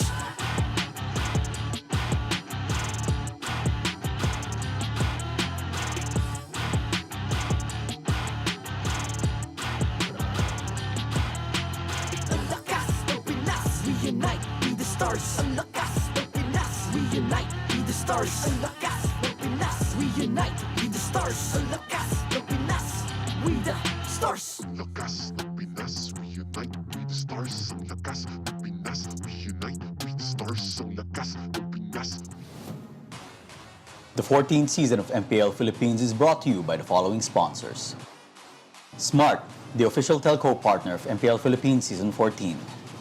The official tournament phone of MPL Philippines, Infinix GT20 Pro. Official suppliers, EMC Asia and Index Salon. Experience the TLPH Season 14 action live at Green Sun, Makati City. Grab your tickets now via official MPLPH website. Don't miss any MPL action by following our official Facebook and subscribing to our YouTube channel. Follow MPLPH on TikTok for more content. And to ensure the equality and fairness of our games, MPL Philippines is also monitored and supervised by the Games and Amusements Board.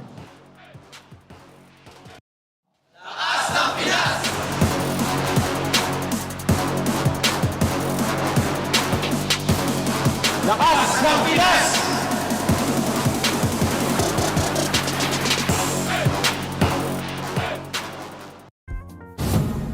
Welcome back for week number 3, day number 2 for MPL Philippines Season 14. Once again, we are at the English desk. My name is Inga, and together with me is Leo. And Leo, so far we've witnessed a very fast first series between Fnatic, Onic, and Smart Omega. A sweep by the Super Fam, resulting in both matches going just 15 minutes, leaving Smart Omega still winless after their bout against Aurora. This makes me wonder how far Fnatic Onic PH can go. 5-0 currently so far. I feel like they still have a lot in their tank, but one of the highlights of that match wasn't actually in the game, but the statement of KyleTzy saying that although KyleTzy left Ch4knu, he left Ch4knu with an MSC title compared to Jome. Hey, we can't just say that that's all Jome can give the Mamba, all right? Because Big J has definitely a lot of potential, and this is just week 3, so let's not worry about what else either gold laner can give, and let's see what the league is looking like right now. And what it looks like, it's still Fnatic Onic on top with 5 points currently, 5-0, still undefeated, followed by, of course, one of the Titans, Falcons, APBren, Aurora, MLBB, newly formed super team, of course, the Barangays, Smart, Omega, and for the bottom 4, we have TLPH, RSG Philippines, and Blacklist International, which is the next matchup for today, and of course, TNC Pro Team, who has yet to win a series. Or a game. Or a game. Oh, yeah. Or Blacks International has 1 game. So, with that said, I think it's interesting and essential for us to mention what the format is like right now. A point per series win, but the games matter when it comes down to tiebreaker. So that's why I'm mentioning how Blacklist has won, TNC has won. But yeah, that aside, I don't think it should matter just yet. So basically, as we progress throughout the week, don't think about the game win-loss. it's all going to boil down when we reach week 8 approaching the playoffs, because again, we have yet to see how the playoffs will look like, how the brackets will look like. But one thing for sure is Fnatic, Onic, and Falcons APBren still looking good so far at the top of the standings. But right now, it's going to be RSG Philippines versus Blacklist International. And we all know that if you're feeling bored with the usual ranked matches, spice things up with Snapdragon Pro Series MLBB Season 6. Imagine that. It's time to step up and get your game on and face off against the best. Sign-ups are open for all qualifiers. Just head on to esl.gg/SPSMLBB. So, you know how every year there's a couple of Snapdragon Pro Series? A couple? A couple, yeah. This season, specifically, we want you to join. Who knows? Maybe, yeah. Who Maybe knows? you're the next big thing. Who knows? You might have to prepare your passport, get ready to compete overseas. Oh. That's what this could bring. This is the future for you. Yeah, and compete, of course, against the best of the best. We just witnessed Season 5 of Snapdragon Pro Series. But now, of course, we will be witnessing RSG Philippines again going up against Blacklist International. One of the highlights, of course, is the jungle matchup.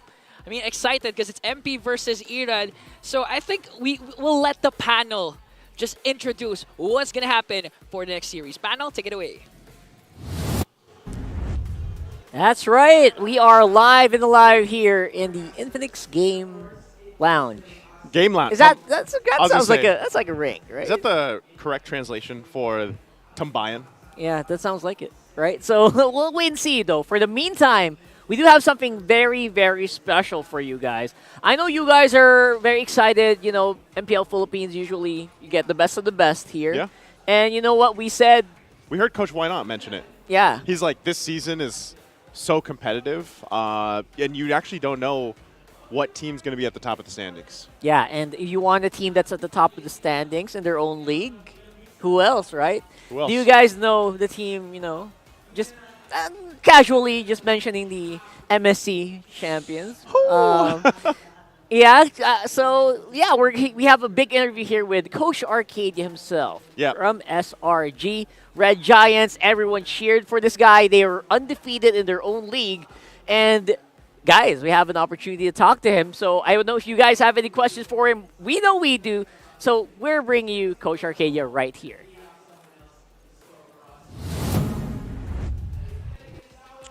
For us to talk to Coach Arcadia together with our English Infinix Game Tambayan. You have Naisu and Rockhart there. Coach Arcadia, vibe check lang tayo. Can you hear us loud and clear?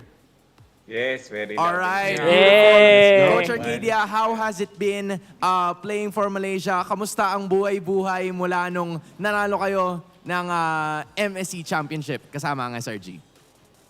Of course, sobrang saya, and we've been receiving a lot of love from the community.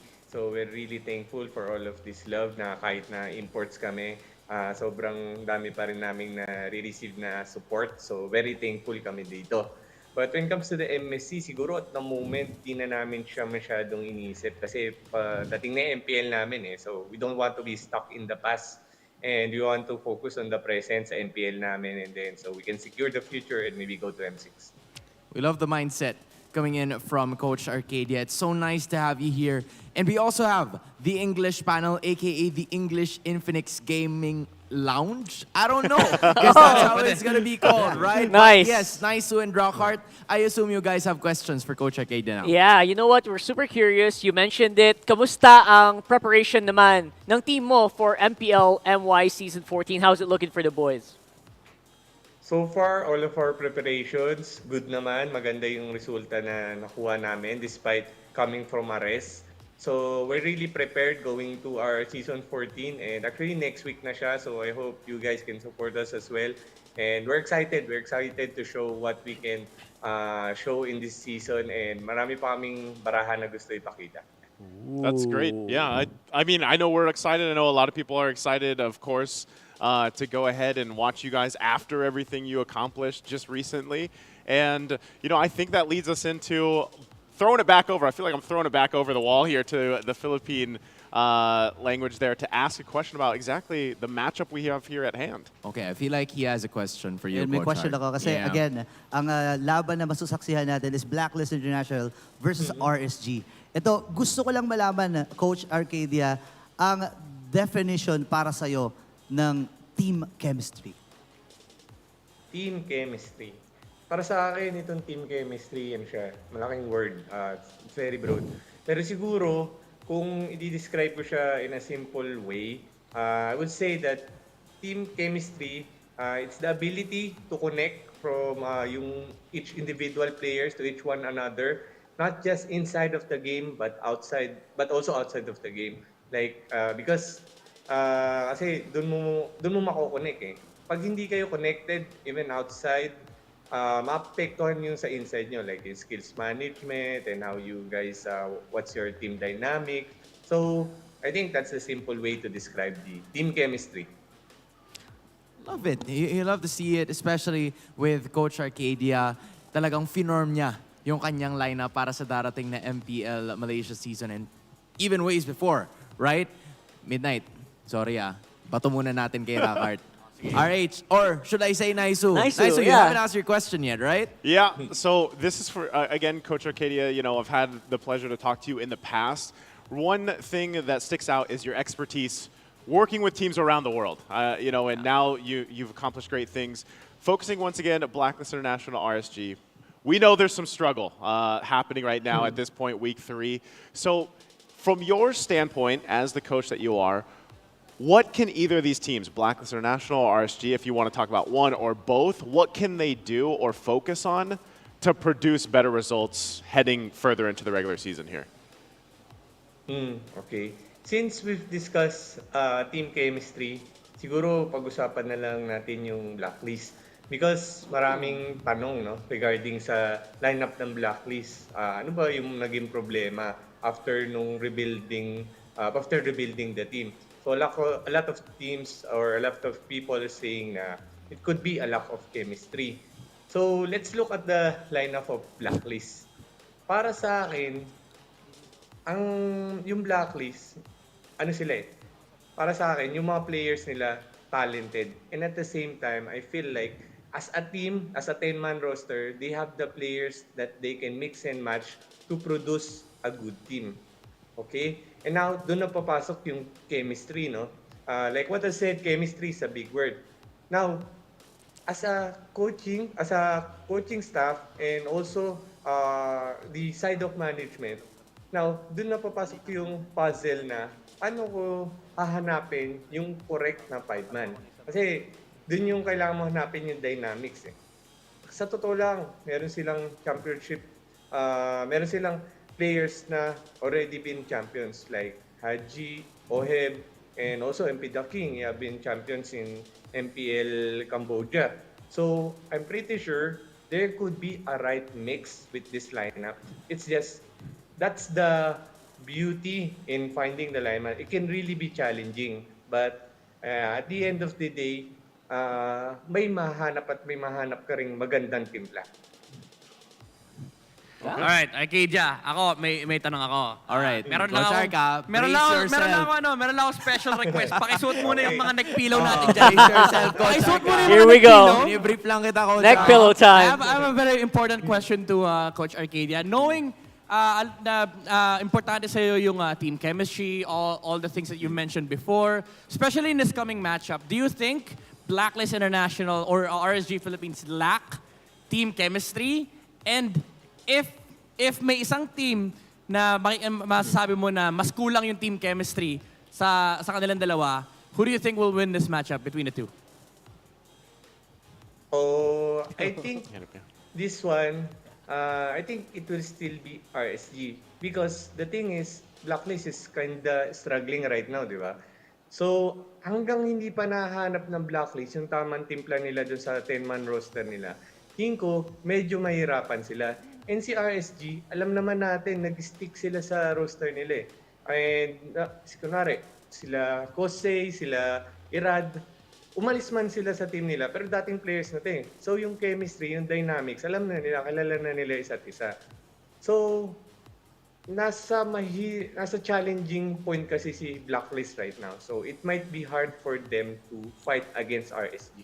Yes. Right? I love the idea there na parang hinahanap pa nila yung tamang timpla just because they have the 10-man roster compared to RSG na whether umalis sila, bumalik sila, it's still the same players. Pero for you guys, especially the ones na nandyan sa English desk of the Infinix Game Tambayan, who do you think is gonna be winning this one? Is it Blacklist International or RSG Philippines? Both of them, Naisu and Rockhart, saying, all right, Naisu, Rockhart, Coach Arcadia, sorry, you're probably not safe with this. Right? Naisu, who do you want to go for with this matchup? Whew. Why me? Why not Rockhart? You know what? Fine. Yeah. Rockhart, go ahead. Honestly, it's been a while. It took a while, right? Week 3. I think it's about time the Blacklist shows us what they actually are made of. Kasi by week 5, week 4, it might be too late by then. It's a little dicey at that point. It's going to be a little dicey, right? So I feel like Blacklist should... I hope ito na yun. So, all right. So Blacklist for Rockhart, Naisu. I'll go with RSG. You know, and I know for a lot of the times, like I've been supporting RSG, and they're obviously in a growth phase, and I think that's also what Coach Arcadia is talking about for Blacklist International. But I think RSG has found a little bit more of their footing, I would say, with the lineup. Yeah. So I'm gonna, at least for this matchup against Blacklist International, I give it to RSG for this one. Okay. So this leaves you, Coach Arcadia. Who do you want to go for here? Add a little bit there. Gusto ko the expert kasi to si Coach Arcadia. Yeah. Coach, gusto ko team tsaka score. Ay, mainit. High score. Tawa tuloy si Coach. 2-1 RSG. Kasi yun itong Blacklist, may mga dyan palaban na players talaga. Siguro, kasi si MP, medyo very competitive yan na player. So, hindi yan basta-basta magpapatalo. And alam ko, ganun rin ata si OM.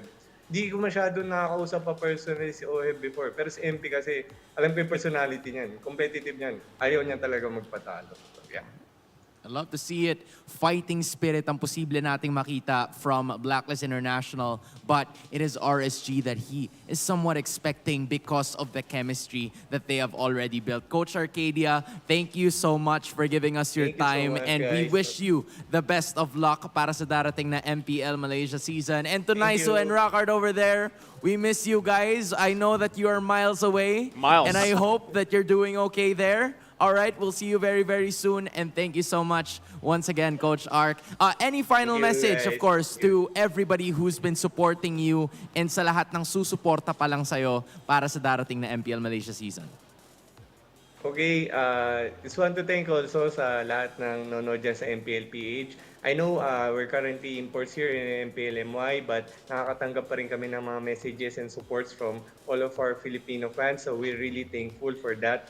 And we really appreciate that support.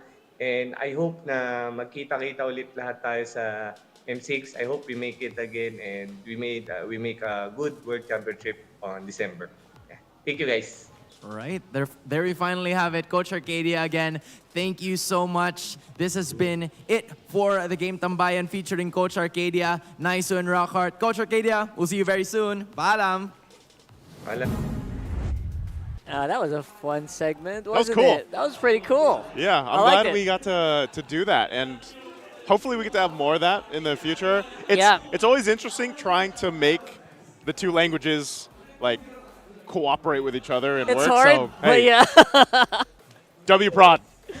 For sure. You know what? We're very excited about the upcoming matchup. That was a very fun interview. Hoping for more, maybe another person here, maybe, you never know. But right now, obviously, the focus is on this matchup. It is Blacklist International versus RSG Philippines. I'm excited to see who's playing today. I know you are. So let's go right into the team intros.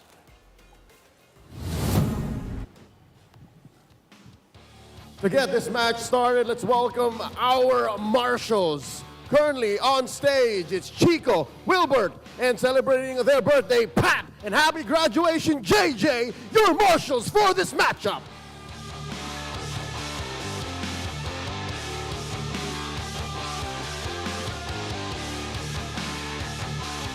First up, on stage. The soldiers may change, but the mission stays the same. Here to break the code, MP the King, exhort Haji, Lord JM, and the Filipino sniper, Oheb. This is Blacklist International!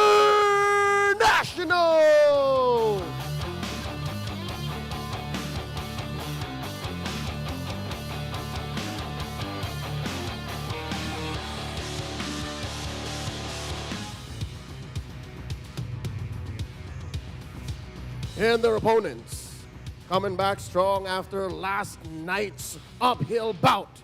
It's time to rise and slay! Raiders, make noise for Light, Irad, Aqua, Kusey, and Nibor! This is RSG Philippines!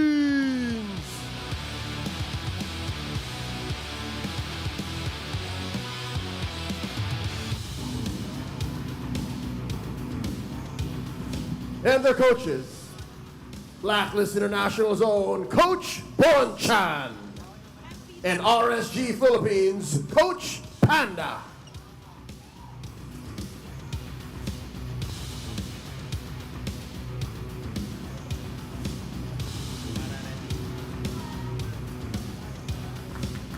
It's time for the face-off. MP the King, Kusey, come forward. Step closer together. MP the King, ano ang palag mo kay Kusey? Mas marami kaming talo ngayon. Kusey, ano ang palag mo kay MP the King? Wala po eh. Good luck na lang. Fist bump, palag kung palag. Former teammates abroad, now on opposite sides to fight for redemption. Let's enter the Lana Dawn. Panel, pasok. There you go, straight from the horse's mouth. I don't think I can get any more eloquent than that. This is Blacklist International, who are very aware of their current situation right now in the league. Yeah, and with this, you see they're going to be playing with Lord JM in the XP lane this time around, and I really have to agree with what Coach Arcadia had to say about Blacklist International. You know, they've got great talent here, but it feels like they're just trying to put things together still, and they haven't really found that magic lineup. Yes, try to stitch it out. At the other end, though, it is going to be an RSG who, despite being in a pretty good spot, you know, synergy-wise, chemistry-wise, it does feel like they are just on their way back up right now, right? Yeah. Like they're trying to, in a sense, like trying to raid back up on the top of the standings because they're struggling. I mean, I don't think people came into Season 14 thinking about maybe Blacklist International RSG being where they are in current standings. Again, it's only week 3. It's okay. But this is a crucial point for Blacklist International to get a point. They're sitting on 0 points, and it's tough, right, when you really look at what's kind of across from them and ahead of them, because even when you look at the stats here, the team head-to-head, you know, both the teams have gone through struggles up to this point, but right now RSG feeling a little bit better, I would say, with the lineup that they've brought to us as we look to the keys to victory. That's why I was saying earlier in the interview, man, it's now or never. That's true. For them. But Neighbor is on the other side, but in its keys to victory thinks otherwise. Aid Haji in initiating and or counter initiating, because we still don't know like what kind of heroes, what kind of playstyle Haji is going to opt for today. Yeah, and I think next up too for RSG, this is a great point because continue introducing yourself, Nibor, and when he plays the Edith, I would say that is a time that he shines. He's also shined on the Phoveus. He had one of the more noticeable plays on Phoveus, diving in between turrets, tanky enough. So I think that's the thing. Keep showing yourself here and showing what you can do. And like looking at the last one for both, be the glue that puts your teams together. Yeah, because man. that's the thing here. I mean, just like I said, we talked about with Coach Arcadia, these two teams, no matter where they are in the standings, that's the theme here. It's just one is doing it quicker than the other. It's like they got a couple more pieces put together in their puzzle. The glue is there, but is it going to drive faster than the other? I think that's the question. Yeah, keeping up the pace. And again, for Nibber, I guess he's still in the process of like trying to, step into Nat's quite, I think, size 9 or size 10 shoes. Yeah. He's a tall guy. He's a tall guy. He is. He growth spurted. Like at one point, I think when I first met Naps, he was probably like, I don't know, 5'8". Yeah. And then all of a sudden, he's like as tall as me before Exactly. he left. So it's really crazy, literally and metaphorically. Right now, obviously, it's looking better for them. At least even with losses, they do look like there is a team that, is aiming for the win and does feel like competitive compared to, who they're matching up with. Yeah, and it's I feel like not just with Nimbor, but like as a whole, RSG is trying to fill like a metaphorical shoe. Yes. Like because again, even Light, like I love Light as a roamer. He's an amazing player, but I can even see where Light right now with this lineup with RSG seems to struggle a bit. Like he's not able to do exactly the same things as he was before in the past. Yeah. When we did have like Demon Kite over there, of course, Light working with him and Aqua's still there too. So I think it's just RSG again on an individual scale. Their power levels are there. It's just like, how do we get this synergy down? And I think that's why the discussion, especially from the Filipino side, was how do you get the chemistry going? Like, how do you take this? Because chemistry is a broad term, and we always talk about chemistry and synergy. So I think, obviously it starts in the draft here, and that's what we have to see. Yeah, I wonder if we'll see any, like, exothermic reactions or anything like that here coming into this one, because honestly, that's the thing I've been missing here for RSG, that X factor that you kind of look for when you're looking for Nats making something happen on the map when you least expect it to. And for Demon Kite, that explosiveness that you actually do miss from the guy who is actually being brought to him by Aurora on the other side of the field. But right now, right here on the board is going to be the draft for these two teams. Coach Pan and Coach Bon Chan, definitely these guys, if you've ever seen any big meta shifts in the Philippines, it somehow involves one of these two, right? When their teams come out, they really use these new heroes well, and I really wonder if they're going to be able to utilize some of the newer picks here as well. I think we see them possibly still go with the Phoveus here. Probably Phoveus being available, Edith too. It's one of those two picks at least. I think that's where you also see just a lot of value come through with the first phase, The fact that Blacklist International also picked up the Ling and just put it in the hands of MP the King, like, you heard them say it too. Like, even Coach Arcadia is like, I know MP the King. I've worked with him. I know his attitude. This guy's fierce. Like, Ling is that hero. Like, exactly. If you're confident, you pick the Ling up. And so, but this time around, like I said, MP the King, even as confident as he has been, he's a former champion, different region. He's still going to make it proof here. He's still going to make something happen here. And you can see this. RSG will take up that Phoveus. Love it. And top it up with his Zask as well. Again, that's a great hero to use to just chase down the Ling. No matter where the Ling goes, you know what? The Phoveus can follow. Yep. And it's actually a great way to just keep him in check. Not necessarily burst him out or kill him, but just to make sure that you can always have a chase. And again, usually you want to lock down the Ling, but that's not something that Coach Panda seems to be bothered with just about now. What's this? Kill participation. Ranking among all junglers. Okay. MP the King is 86% kill participation. He likes to fight. He likes to join the fights. I mean, he might be, the team might be bottom of the standings right now, but this guy wants to fight.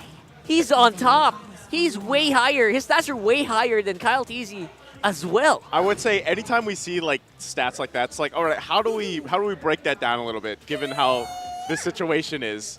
Because right now, the fact that they don't have 80 points, Blacklist has gone through a struggle. Yeah. The fact that MP the King has the highest kill participation, though, shows that, yes, he likes to join the fights. He's not one of those junglers that will just kind of focus on objectives, farm off, So he wants to fight, and I think with that being said, Blacklist wants to play around that.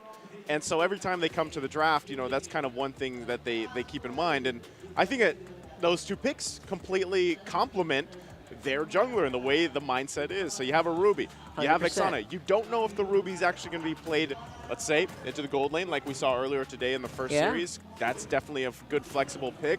But even the Vexana really helps with this because you also have an extra kind of front body to deal possibly with a Dominator's Descent from the Zask, and now Jawhead gets picked up. to round out this first phase. I actually completely agree because the last Ruby I remember from Blacklist International was in the hands of Oheb as well.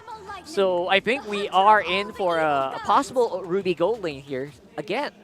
And on the other side, I feel like they do have also great ways of dealing with the Ruby. I feel like Jawhead is something that you cannot really approach willy-nilly, no matter how much lifesteal you have. If you get thrown to 4 people, you're probably most likely going to go down. And behind the tower. Yeah, exactly. You know, and at that point too, it's leaving the question of what is RSG going to take in the gold lane. For real. You can see that. Oh, that's right. That's UE Zenith, by the yeah, way. So for our international viewers, you see on the screen, this is the University of East. Zenith. They're collegiate pro team. Yeah. So, you know, for some people around there, it's funny because college level esports is a thing in other parts of the world. Yeah. And like obviously here in the Philippines, it's still developing. So UAAP was our first like, what did I say, official? I know there was collegiate esports before. Yeah, but you know, it's unofficial. But this is like literally a legit campus esports. Campus it's like esports. the universities themselves. Yeah. Literally signed up and you said, you know what, we're going to put esports on the map here for our students to enjoy. And I wish I was a student again. Because now it's a real thing. I was gonna say, where was that when we were in college? You know, I know rock hard, but even for me, like as a former educator myself, I would have loved to be a part of this, and I'm happy to see that opportunity given to the college students out there. So, amazing. You know, now once again, it's second phase. Here are the picks. On the flip side, we have this carry being picked up. All right. Interestingly enough, carries obviously meant to go ahead and shred, you know, these tankier heroes over here. So Blacklist International, I'm still wondering if this is that gold lane Ruby, then what are those tanky heroes that now they want to build up? Because the Tigreal, the Hylos are gone out of the picture. Of course, Chip's going to be banned out too. So what are we thinking here? Do they have the Grok? They have Grok. They have Tigreal that they could still take. They need solid frontliners. Again, heroes that might be willing to be used by by Haji. I'm thinking maybe the Cho. We do have the Datan. Oh, great Oheb hero. What is it going to be? Something? What's a good roam pick here, though? Roam pick. There's a lot on the table, but yeah, Haji's the thing, and you know, leaving it up to it. There's they Grok. still got Grok. Yeah, like I was mentioning, the Grok, the Tig. Grok seems to be the play, and the only thing is with this is like, there's a ton of magic damage available here for you. And obviously scaling-wise too, you know, the Nathan late game, Natan is going to be able to pop off. But you're relying a lot on that physical damage for the Ling. You can hear, I don't know if you can hear them through the stream, but they're cheering for the Lancelot. Everyone's cheering for the Lancelot, man. And there it is. There it is. Right on cue. We're looking for it. Irad, he used this, by the way, this previous game to pretty good success, I would say. But it wasn't still a toss-up in a way. Yes, it's still a toss-up. That's the thing. So I wonder if this is going to be what RSG is looking for here. Maybe just put Irad on Lancelot every game and maybe get some wins. I don't know, man. But right, what's one thing's for sure, everyone's very excited about this. I can barely contain myself. And I know you guys are very excited to see this as well. He's probably the only Lancelot player right now in the league, and we're seeing it here. I just wonder, how well is that going to mesh with this lineup? How well? You guys can see the lineups here. Let us know who you think is going to end up taking game number 1 in this best of 3. Let's throw it over Blacklist International RSG. Game number 1. Throw it over to our casters. The mechanic, Irad, with his signature Lancelot, going head-to-head with the new king of Blacklist International. This is MP the King. Assassin versus Assassin. Hyped matchup. What are your thoughts, Leo? It's an anime sword fight in the jungle here. I'm excited because, again, it was just about 2 years ago in the playoffs of MPL Philippines Season 11 where Irad stepped up to the young goat and said, my Lancelot has better mechanics than you. Yeah, he was just spewing the truth at the time, and it takes a lot of guts to do that. And now look at this, here and now. 2 years later, after he spent some time in Indonesia, back on home soil, people are still looking for the world-famous Lancelot. Yeah, I actually remember Irad's journey. Even in MDL Season 1, when he was playing for RSG, he was actually one of the notable heroes with the Assassins, with the Lancelot. Even if the meta was the Fredrins, the Barats, he refused to play the utility jungle. Even in a lineup that he shared with Demon Kite. Of the two, he would be the one that people preferred to play these assassins. Yeah. And now, as we can see, MP the King also is one of those junglers who prioritizes or prefers the assassins. If we can recall, this was one of the heroes MP used in one of the most recent international tournaments wherein they had a major upset up against one of the titans in the international scene. Real quick, if you guys need a little bit of a translator, paraphrasing, the screen that's now currently faded on screen says, "Son, Daddy's gonna watch MPL. I'll be back. I just gotta watch MPL." Sweet. At least there's reassurance that he'll be back. Communication is key. Communication is key. But as you can see, Saturday night, a lot of people are here watching. If you have the chance to drop by Green Sun Hotel, of course, you can go here.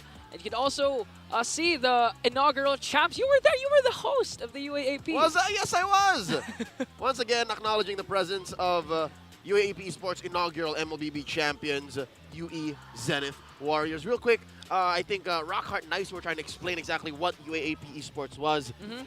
The reason why it's such a big deal and why it's such a landmark in MLBB and esports history in the Philippines is because, yes, there have been multiple collegiate tournaments, collegiate programs that support esports, but here for the first time, it has been acknowledged by one of the major academic organizations that are actually governing these schools' athletics. It's not just sports. It's not just esports. It's all of these schools' athletics. That's what the UAAP is. And now finally, it's part of that long-running and prestigious tournament line of UAAP. Hence why we're welcoming UE Zenith Warriors with such warm embraces here in the arena. That just means that esports is here to stay, MLBB is here to stay. And of course, it wouldn't all be possible without the support of the fans. And as you can see, a lot of people are here flexing their messages to our co-talents, players as well. Happy birthday to you, Boss Greg. Okay. Boss Greg. Special shout out to you. Boss Greg, hopefully you're smiling now that you know that your friends are greeting you happy birthday. Wipe off the frown.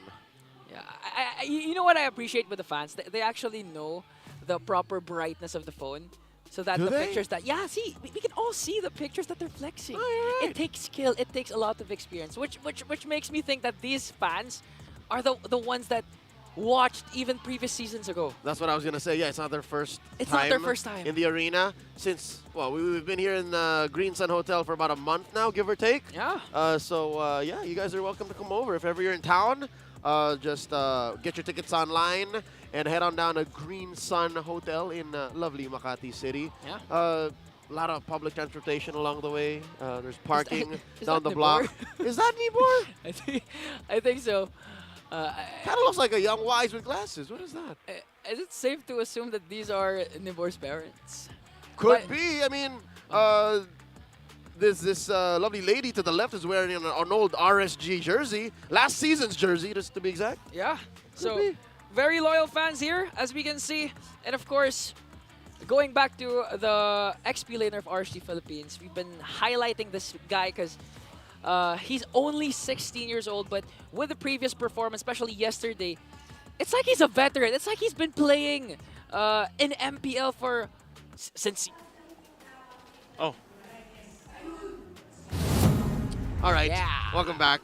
Y'all saw a little bit of a nice and rock hard, but you were saying it's like he's been playing for how long now? For how I have no idea. That long. That long. Not as long as Rockhart's been here, but since season 1. Yeah. That's Rockhart, but you know, I guess you were gonna say like since season 6, season 7, you know, like around the OHEBs. OHEBs time, yeah. OHEBs in maybe.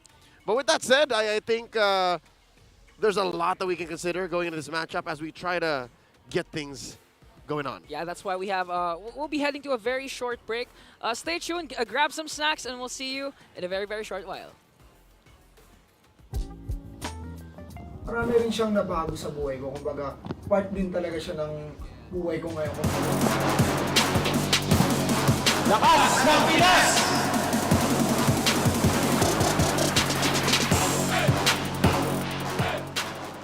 Bakit nandito ako ngayon, kung bakit si Ready J ako ngayon dahil din sa ML. Pero syempre, hindi lang dahil sa ML yung, kumbaga, marami din siya mga patterns like dahil kay Boss din.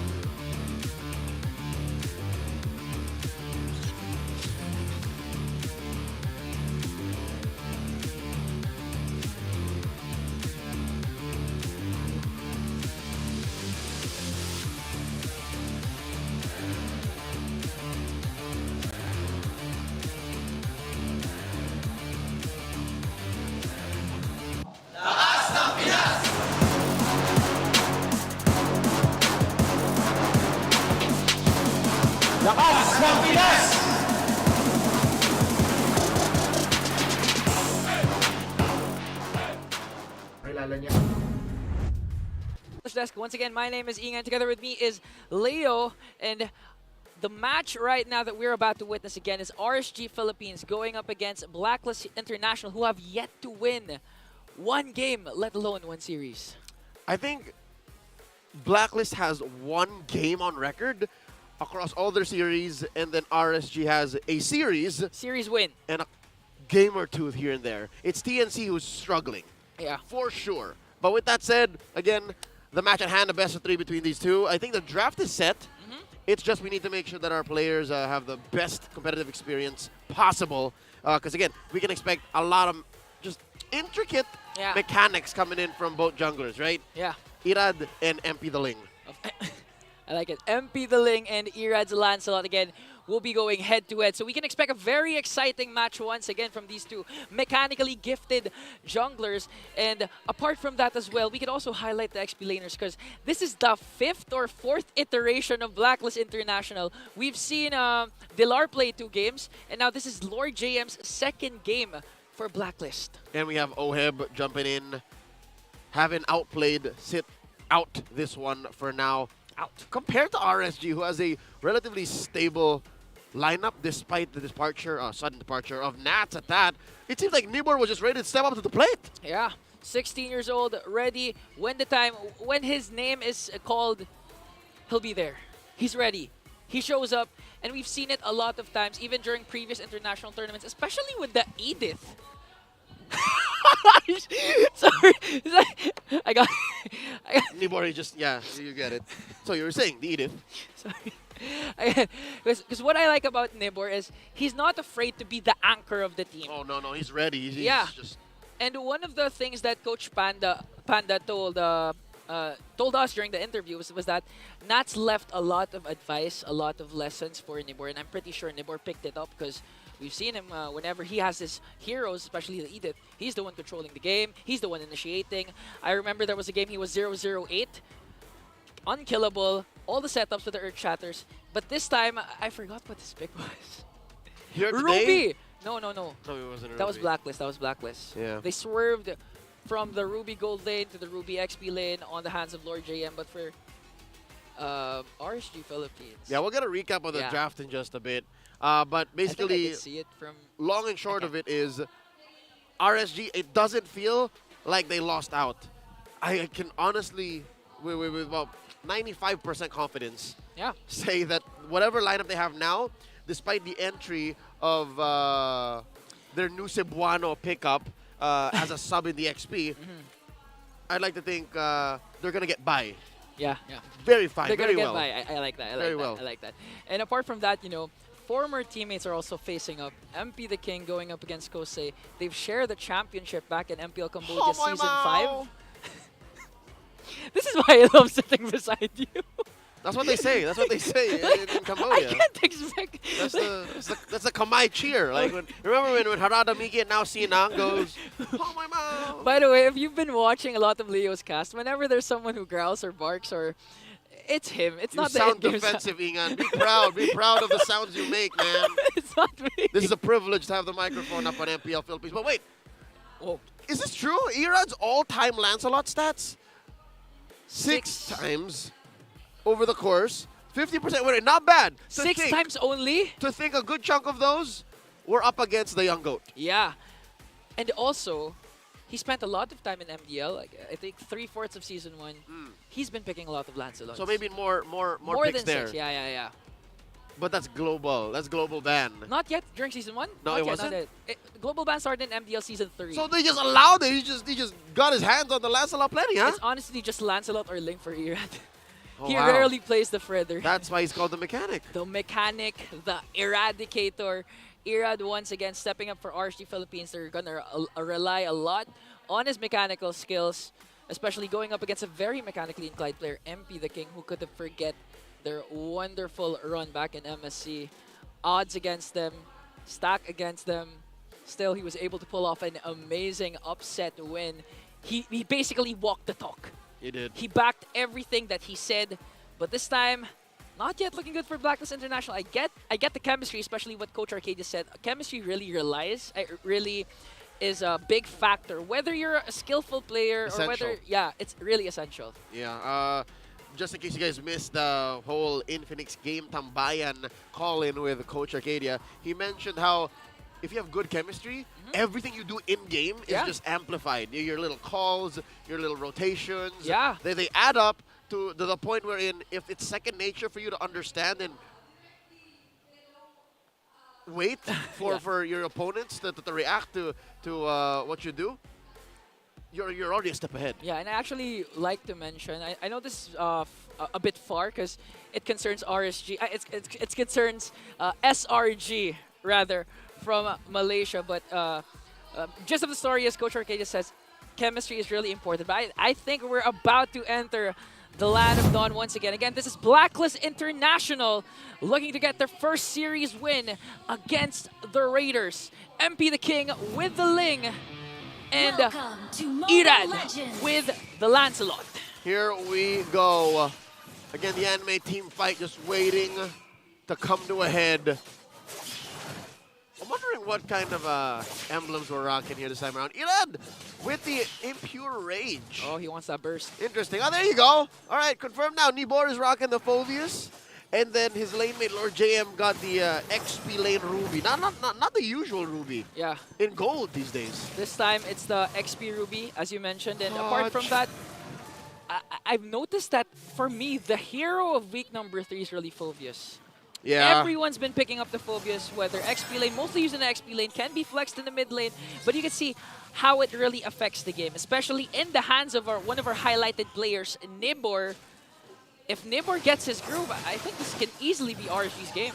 Yeah, for sure. Because again, momentum-wise, RSG, despite losing last night, they put up a great match against the defending world champions. In the face of inevitable cheese, in the face of a Hanabi Lolita, they put up a good fight. So here now against Blacklist, who's still arguably struggling, finding what chemistry they could get on, what lineup works. Yeah, this is the 5th iteration. 4th or 5th? It's a 5th. 5th. Basically, every single series they play in, it's a different lineup. Yeah, with a 10-man roster, that's something that Coach Bonchan and the coaching staff of Blacks International can afford. So far, they have 10. 2 minutes in, that's a maximum. Yeah. 300 gold lead for Blacks International as the turtle spawns in the upper corner. Hodge just walks away. All right. Luckily, there's a wall, and then just not so far off is a turret. Definitely help with the Earthen Force. Imagine that was a Grok, and the only damage coming in from Light was the smart missiles. You could really feel the buff added to the Jawhead. Yeah, but just the same, it's physical damage. So Grok is fine. Imagine if Jawhead was magic. Oh, it's gonna burn down Haji. Would have run through. We could have seen first blood. Relatively slow game to what we expected, because there's a Ling and a Lancelot. But this just means that both teams are capable of contesting for this very first turtle. But as you mentioned, you've been mentioning that the thing that makes Jawhead works is that if it gets a snowball early on. Oh yeah. If it's on the receiving end, it's not gonna work. But this time, I think Light is very comfortable with Jawhead. Light just has to walk up, trigger the smart missiles, and then whoever's up in front, whether it be a chunky boy or a softie, has to think twice. Ira jumps into the pit, pulls out the turtle. Nibor holding the pixel brush. Here we go, checks in. Whoa. And there's the ejector. Lord JM in trouble, knee deep in enemy territory. And the EG draws first blood on the Light. And a little bit more damage. Down goes MP. Nibor takes him down. 1-for-1 the trade. Lord JM down as well. Look at the mechanic behind enemy lines. Dashing through. Puncture here, puncture there. Haji down low. Exhort as well. You know what? I called it a win for RSG. It's really a win. They got 2 for the price of 1. Who's gonna fall? It was only Light who fell down for RSG Philippines. That's a great trade. What a great initiation. Again, the ejector coming in from Light, from Lord JM, plus the pickoff onto MP the King. That was Nibor who actually brought down MP. But look at the turtle. Here we go. MP the King, ever the sharpest retribution. Michael and Dino, watch out for breakfast. Well, to be fair, Ling has a longer sword. I think. Yeah, he does. Yeah, I think. He goes on walls. Lancelot can't. Yeah, Lancelot can do the Thorn Grows, but not Finch Boys. But right now, Blacklist still was able to find the trade. No casualties during that turtle fight. Blacklist secures the very first turtle. And going back to the statistics ever since yesterday, whoever gets the first turtle 12 out of 17 times wins the match. That's why I think, you know, to the contrary of what the metagame has been for like the past 2 years, you can't just trade turtles anymore. Yeah. Wami was right. He mentioned last night that if you want to give out the first turtle or even the second, you have to get something in return. Nothing comes for free. Yeah. That's why 12 out of 17 times they win is because that's a snowball off the back of that. So now, given how the earlier trades were at the Blacklist side, they need to work on that too. Because again, you're still looking at RG, 200, 300 gold up. Yeah, a correction. 12 out of 17 when it was, I believe, first series. I'm not quite sure what it is now. But so far, Blacklist on a good position. RG still has a small lead over Blacklist. And we can expect this to snowball if ever Light gets a good ejector pickup here coming in. And now this is why I hate playing against Zask. Why? The Nightmaric spawn really gives out the vision. Good for checking brushes especially. And at the same time, you don't feel the damage coming in from Aqua because it's not an instantaneous burst. It's the OT. Yeah, it's damage over time plus the slows. It's something that... Oh, wait. Irad? No. You were saying? Showing exhibition. Irad knows you were saying something. Yeah, that's why he stopped. That's right. I'm saying that it's not something you immediately notice, but when your life bar gets depleted, you'll know it's Aqua's fault. You'll know it's Zask's fault. That's right. When you just look at the death replay, the numbers, I hit it. You guys who play on RG know exactly what we're talking about. Second turtle's up. Same spawning point. Upper quarter of the map, 6 minutes in. Nibor here, unafraid to try and pull the turtle out. Light holding the pixel brush. And now Irad putting a few beads on Lord JM. Amazing work again. The micro involved over the map, cross map, top to bottom. Yeah. RSG taking control here now. The turtle, 3/4 remaining. And there's a one Nightmaric spawn. And the EG drop. Turtle down to 1/10 of its health. Who's going to take it? Big shields and big damage up. And there's the Force Tempest of Blades. Looking for one dash and through. 4 blades through. Light goes down. Irad scores. MP the King down once more. Nibor gets a kill. Double kill for Exhort. And now the flicker spent. Can Irad find them? There's a Thorned Rose. They let go.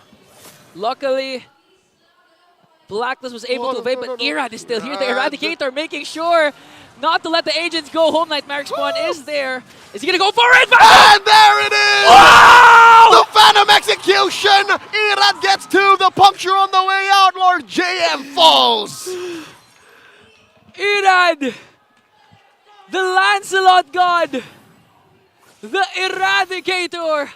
And as we look at the replay, 99.9% of players would actually just let it pass, let it go, but not Irad.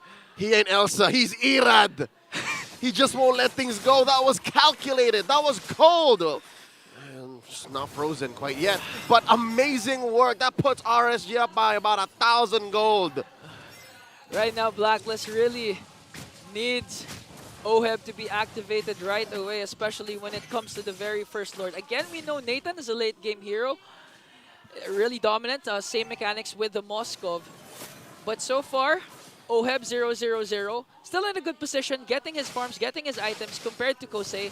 Still good. But if Irad continues to execute this amazing Lancelot plays, Blacklist is going to have a hard time trying to extend this match to the late game. Here's what's scary. Again, we were playing a lot of like short range, mid-range engagements in the early to mid game. But consider this, Ian. Consider this. What? You have Light, you have Irad, and you have Nibor. All of these 3 heroes, Lancelot, Jawhead, and Phoveus, have a free go into the back line of Blacklist. Yeah. So you mentioned how OHEB needs to get farm up. Consider this. What if he has his farm? And what if Ari just gets to him first? Who's to protect him in the back line? Lord JM? Yeah, we've actually been seeing that happen to MP the King. So far, not yet OHEB because OHEB's not in the skirmishes, but MP the King's having a hard time dealing with the unstoppable force, dealing with the infernal pursuit from Nibor. So far, MP the King's the one suffering, but later in the late game, I do agree it's going to be OHEB. It's going to be the Filipino sniper, the main target of the Raiders. But right now, the Lord has spawned. I believe no one got the third turtle because of what happened with Irad. Yep. This time, still, two teams are poised to contest for this first potential Lord. And now for sure, Oheb can't dodge the bullet. He cannot be an absentee gold laner. Yeah. It's closer to his lane now unless he decides to switch it up, avoid all sorts of conflict. But here it looks like RSG are trying to pull out a quick one, draw the Lord's ire, and maybe even force Blacklist to respond. Look at the bush control. Look at that river bush, pixel brush, the one near the rock Ursa. Everything. They love brushes. It all belongs to the Raiders. Yes. High ground control for RSG. MP the King resulting instead for the split pushes onto the top lane. And now 5 members of the Raiders are here. MP can still follow up with this Lord. Lord James trying to look for that hook. Oh! Defensive wild charge on the Haji. Put him down to a third of his health. Able to back off, regen up. Now at half, he'll be able to join in. Oh, look at this kneeboard in the back line. Lord here forced to walk the long way around. Not in retribution range. MP the King still pushing. Gets that tier 2 up top. And just like that, RSG, they know that there was enough time bought for Black there. That's a small victory for the agents. High IQ play for Haji. After MP the King got the first turret into the top lane with that Guardian's barrier, MP the King was just freely pushing, freely farming, and looking at the stats, but wait, the jungle matchup we're all been waiting for. Here we go, Irad versus MP, forcing out one, another Thorn Rose, still has the Tempest of Blades, dashing through, Irad buying time, holding the orange long bush, both players call it touche. It's a match, it's a match. It's a stalemate. Okay, It's a deadlock up top. It's a draw, it's a draw, it's a draw. But right now, one major objective will make sure that one team will come up on top. 11 minutes in, we have yet to see a Lord dance. We saw action coming from the opposite lane from both of the junglers. But this time, Lord JM, I know he's ready for the initiation. I know he wants that I'm offended play. But the problem is, again, going back to your point, Leo, the brush control of RSG is just there. Truth be told, it's difficult for Blacklist to actually check these brushes relatively scot-free. Like, nothing comes for free because, look, sure you can throw in some free spells from Exort, but even that will put you in danger. Like, can just catch you with a free TikTok ejector, right? You can't use the second skill of Vexana to just check brush because, again, a lot of heroes from RSG Philippines can actually go for the backline, but right now RSG poised to take this Lord away. Haji will be able to reset it for the ejector! There's one! We were just mentioning how Lord James could pop like that, and now the Lord docks up all of RSG. D4 goes down, in comes MP the King trying to take down Irad, and down he goes! Kusey though with the punish, and now Oheb looking low. The Filipino sniper backing up. Haji! Almost taken down, and he does! Kusey! Taken down to Homoy Mao for RSG, and Oheb walking in with just 1 HP. The Raiders go straight for the Lord. What a clash from both of these teams! MP the King picks up the kill. I mean, Irad picks up MP the King picks up the kill onto Irad. One of them. There was a lot of things that happened. There was a lot that happened, Right, but one thing for sure is the instant replay shows that Lord JM was the first man down for Blacklist, but a counterattack coming in from the setup from Haji. And the Lord. And the Lord. That's why RSG killed it. This was Black Lord. Okay. So MP has the upper hand right now. He can safely say that MP the King died first during that clash. And then eventually, the backliners from RSG were just in a better spot. That's why Blacklist got punished. Look at the contrast from the first series to the second series. 13 minutes in, the lead of Blacklist is 85. Compared to the 9-minute mark of game number 1 of Fnatic Onic versus Omega, which reached 14K. They're a different beast. Different beast. Same species, different beast. They're all MPLPH players. One more time. Irad versus MP. And Irad walks away with a dub. Underneath tier 2 down bottom. Are you not entertained? These two junglers, they have a match of their own. They don't care about the 5-on-5. They just want to go for the 1-on-1 as the Lord marches out on the top lane. And that might be a grave mistake because Blacklist needs all the bodies on the map to defend. Irad pushes through one turret, works on another. Top lane gets taken down, an inhibitor for Black. That's permanent damage for their base. Permanent damage that they continuously need to tend to. And they almost lost the tier 2 down bottom. And looking at the items, full build already for Kusey. Last picks up the Malefic Roar. So far, a while ago or earlier, it was a display of who has faster hands. But with the game going into the late game, it's going to be who has the faster hands to buy and sell those Winter Crowns, those Immortalities. But Haji throws someone there! A TikTok play by Light catches Lord JM, serving up a kill to Kusey. Now look at this, deep in goes Erad. Nibor pushes them back. Down goes Oheb. Aqua gets the kill. Run, Nixord, run! Nibor's gonna catch you. He lets go. And just like that, 2 free kills for RSG. Dominators descend to dominate the Filipino sniper. This is why Aqua is one of the most underrated players, not just in MPL Philippines, but all over the world. A 207 for that Zask. As Black tries to delay the push of RSG Philippines, the Raiders looking for that pickoff. They have to conceal as they take down Inhibitor on middle lane. So far, 5-11 scoreboard. RSG this time has a huge lead. In a flash of light, Light just takes down one in a flash. I don't think Lord Jam was expecting that. None of us were expecting that. Not that quick. No one expected that. But one thing for sure is Blacklist are still able to contest for this Lord. Again, they still have one inhibitor. They have MP the King with a Retribution Seal mechanics with the Ling. But this time, 4.7k gold lead for RSG. It's so hard. And this is what you were saying a while ago. It's so easy to go right after Oheb. A lot of people are going right after Oheb, not just Nibor. Every single one of the Raiders wants to go right after the Filipino sniper. Check it out, Lord here down to a 10th of its health. All 5 members of Blacklist right behind them. And in comes Nibor. Infernal Pursuit. And look alive to the back line. Unstoppable Force, still unable to eject. Tempest Ablaze spent it already. Down goes Light. Lord JM gets the kill. Irad taking down the Lord. RSG though, all 3 members low. Here comes Irad. Look at the clean house. Puncture in, puncture out. Looking to finish the job. Skewering members. Down goes Oheb. Another one falls. 2k for Irad. And now MP the King looking for sweet revenge. But Nibor stops him. Cold in his tracks. 3 for 1, the exchange. A Lord marching down mid for the Raiders. 5-1-5 for the Eradicator. He's out of his mind. This Lancelot pick just proves that Irad is the better player so far. Irad is mad, and here comes an EG. Lord JM gets his immortality pop. Nibor keeping Exort in range, and the base is going to be up next. A Lord and all 5 members of RSG marching in, taking game 1. Game 1 did not disappoint, especially for the Raiders, and you can see this man leading them to victory.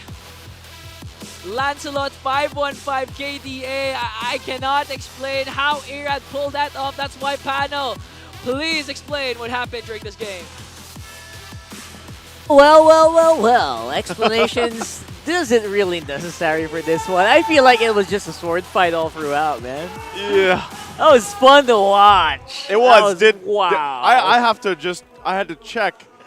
Did England say eradicated? He got eradicated. Hey. I want to say, man, we saw a mad rad here. He's a mad rad. You saw a mad rad? He's a mad rad, bro. I was impressed. At the same time, very amused and entertained. Yeah. But at the same time, they really did showcase the capabilities of those junglers, man. I love the, okay, if we just talk about the jungle matchup, it was great. Yeah. MP the King, but he was up against Irad. And it was if you don't know them very well, again, Irad, very good. Obviously, I shouldn't even say good. Just amazing at the Lancelot. Like he just showcased here, put on a clinic for this. Very great performance. And when you put it up against 2 junglers who are known for these assassin picks in these specific eras too, you can get some pretty great fights 1v1. But again, at the end of it all, MP the King is not going to be able to just carry the team through this because of, again, across from him, look what Irad does here even at this point of the game. He has highlights after highlights after highlights as we go through this. It was actually interesting because in this specific fight right here, there was already a Lord assist, like a 4-man Lord knockup. Like, that's the best case scenario you could ever ask for if you were Blacklist International. And they still got basically pushed back here by RSG. So, yeah, everyone's so busy with these junglers 1v1s. This feels bad. Oh my god! And this was a Ling initiation, right? This is the Ling initiation. So you gotta ask yourself, are these dives by MP the King necessary in some of these scenarios? I think it's a good point, Rockhart, because going back to what Coach Arcadia said, and he knows the attitude of MP the King, and I mean, going against this, like you can see MP the King was really trying to start some of these fights and get things going, and that might be what he has to do in some cases, but still, the team just wasn't able to pull through as a unit. You know what I mean? And like even with this happening here with Irad, that's the thing. Blacklist International, whatever iteration or combination we've seen from them, has not looked like one unit. Like it looks like individual players doing things.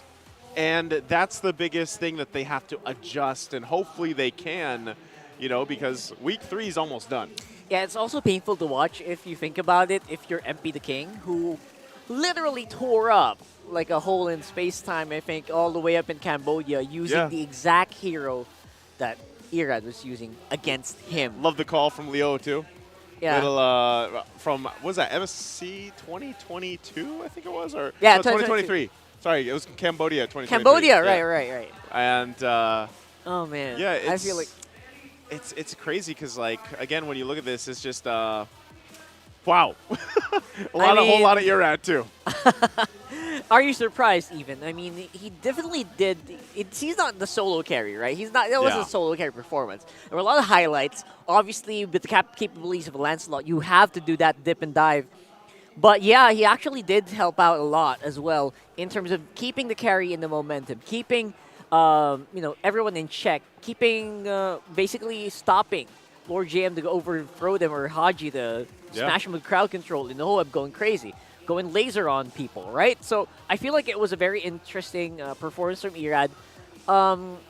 Obviously, he got most of the gold. It just so happens, but I feel like that wasn't exactly the goal here for Irad. His goal was to get as much attention as he can on him so the rest of the team can flourish.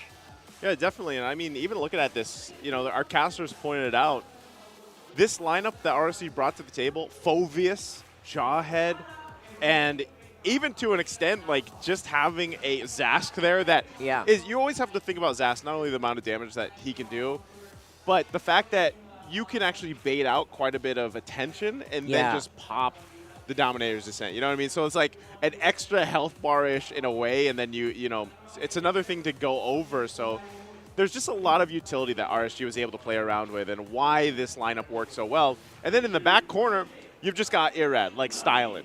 You know what I mean? That's why it works so well. Also, very underrated as well, aside from that, is the amount of space that you can actually buy. Yeah, like, you put a Dominator's Descent there, no one's going there. Like, 90% of the time, no one is going to attempt, or no one's going to try to stand in your way. So that's something that you can use to kind of buy space for the carry. This is a no-go zone around here, and then just get the win condition. It's funny because you mentioned that Dominator's Descent. Dude, I would say that even just dropping down the Nightmaric spawn, like just the little guy. The unpowered. Like that is enough to zone some people out already, Yeah. Good to see you, Ingan. Get back Good on job, this. Ingan. Get back to work. All right. Good job. Eradicated. You know what I mean? Eradicated. So with that lineup that they had, that's the problem. They didn't have a way, or at least the most confident way, to get through those obstacles in front of them. And like you pointed out, whether that was a Zask, whether that was Light, whether that was a Phoveus jumping in the air, you know what I mean? Like, they just didn't have the right kind of tools to get through that, I feel like. And so even when you lock in a Natan, for example, like, you need to get to the late game. Like, that needs to be the Natan's moment to shine. But even then, I would say to an extent, like, Lord JM's presence in that game was not felt for me. Like, I felt like, Lord JM just was not able to find the picks he was looking for, set things up. And also, he just wasn't able to kind of be that front line to deal with, a lot of the pressure coming out from the Raiders here. Yeah, we'll see if that's going to be you know, something that we can talk about later on, as we do have, I think, an interview here later on. What And do we see a lot of have? people passing by. I love that, by the way. Yeah. I love that we're so on ground, right behind We're the in the midst of audiences, it. by the way. We have audiences right here behind us, and Leo just casually passing by, Ian passing by. I wonder what's the interview going to be like, because I wonder. who's going to be it? Maybe UAAP? UA. Sure. Oh, I want. There's to so see many that. guests here. Yeah, for sure. So whoever that is, we're gonna find out right now, and they are enjoying themselves right there on the audience area.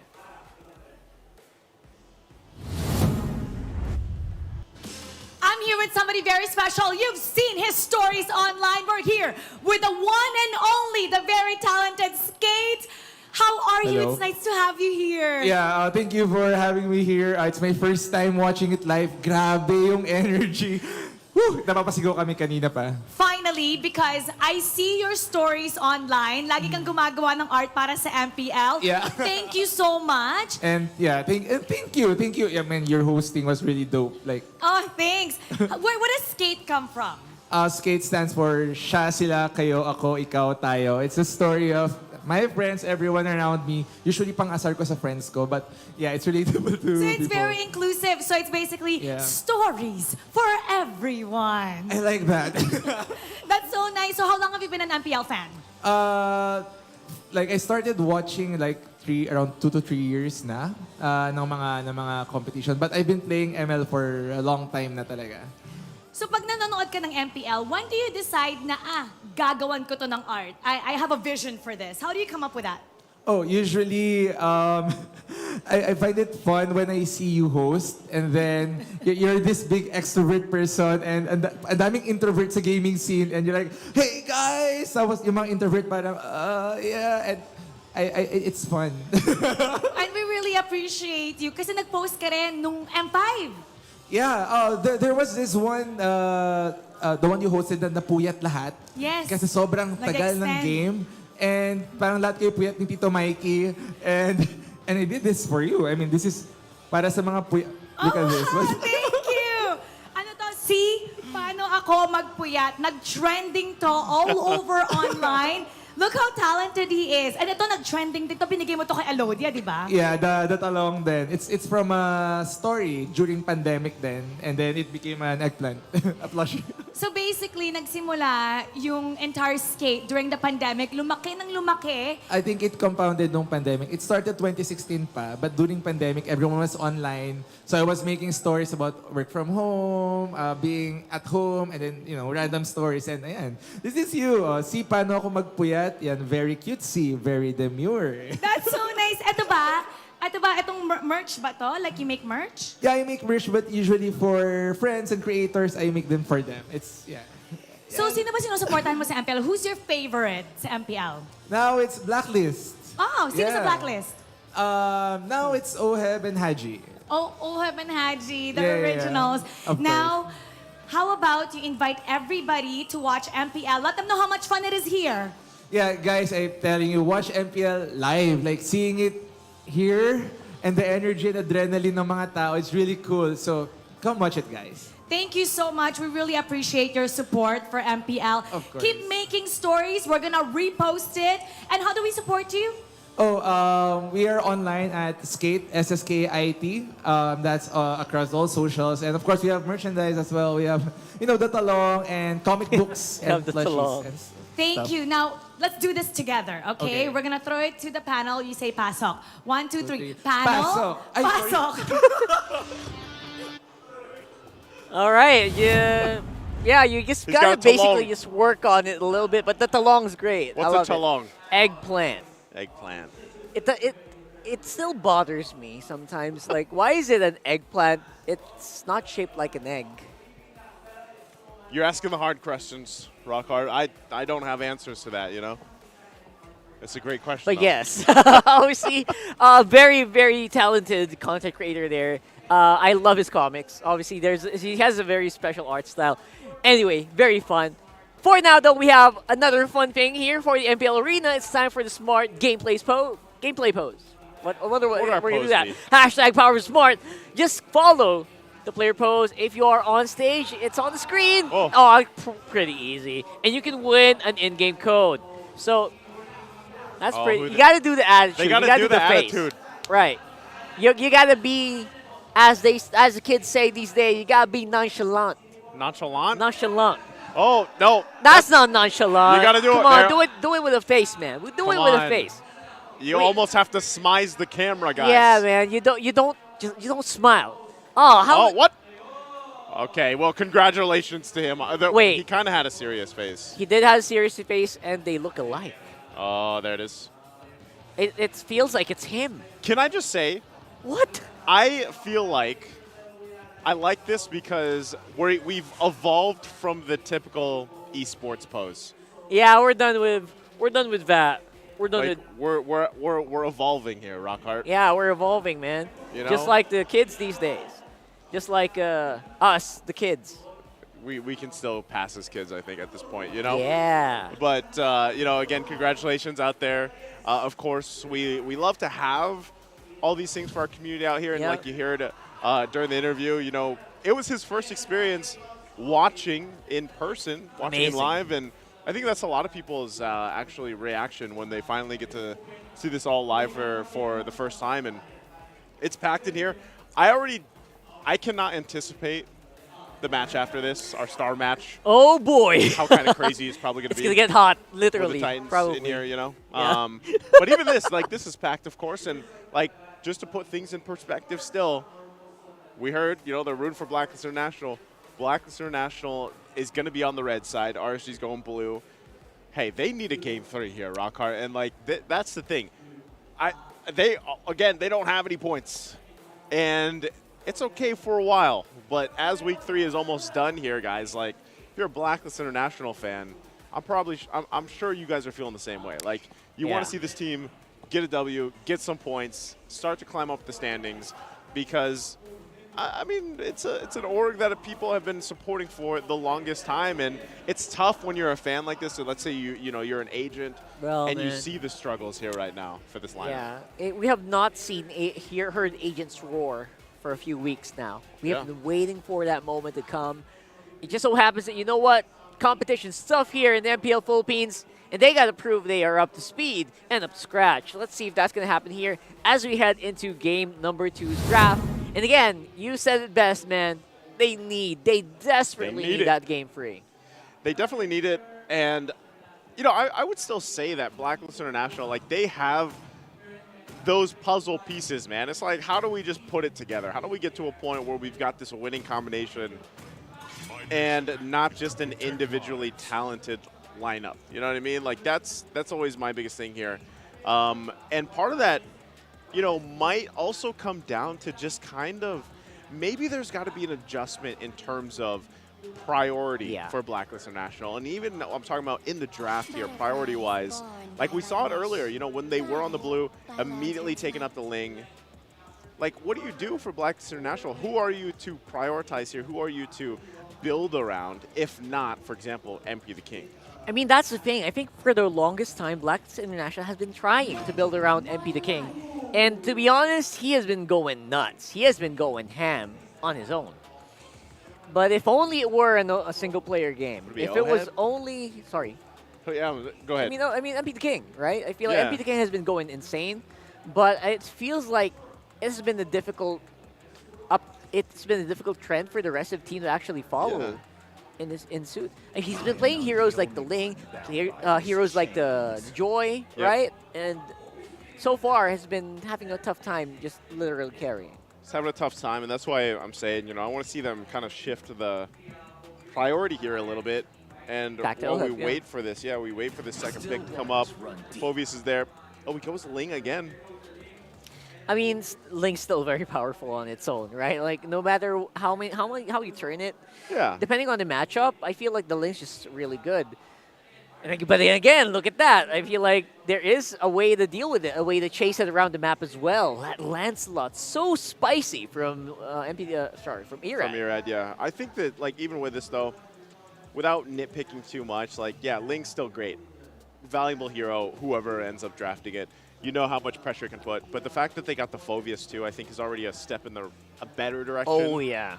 Because, like I was saying, when they had that Ruby previously, they weren't able to get much space to work around with, but still, the obstacle is there, man. It's still a Zask in front of them, and an Edith at that, too. So, just like I was saying, you know, Ling is a valuable hero. Edith, statistically, has done a lot of wonders for teams that bring it up and draft this hero. So, the answer seems to be from Blacklist, well, we might as well go ahead and try to take some ultimates if we can, depending on what else is going to come up here from RSG. So they take up a Valentina.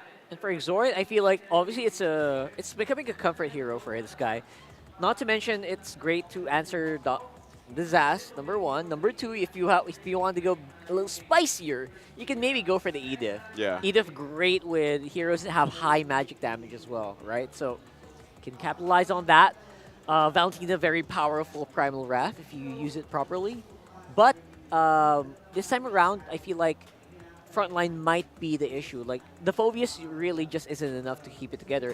The Grok was kind of mild for some reason. I thought it would have played better. I feel like it could have been better.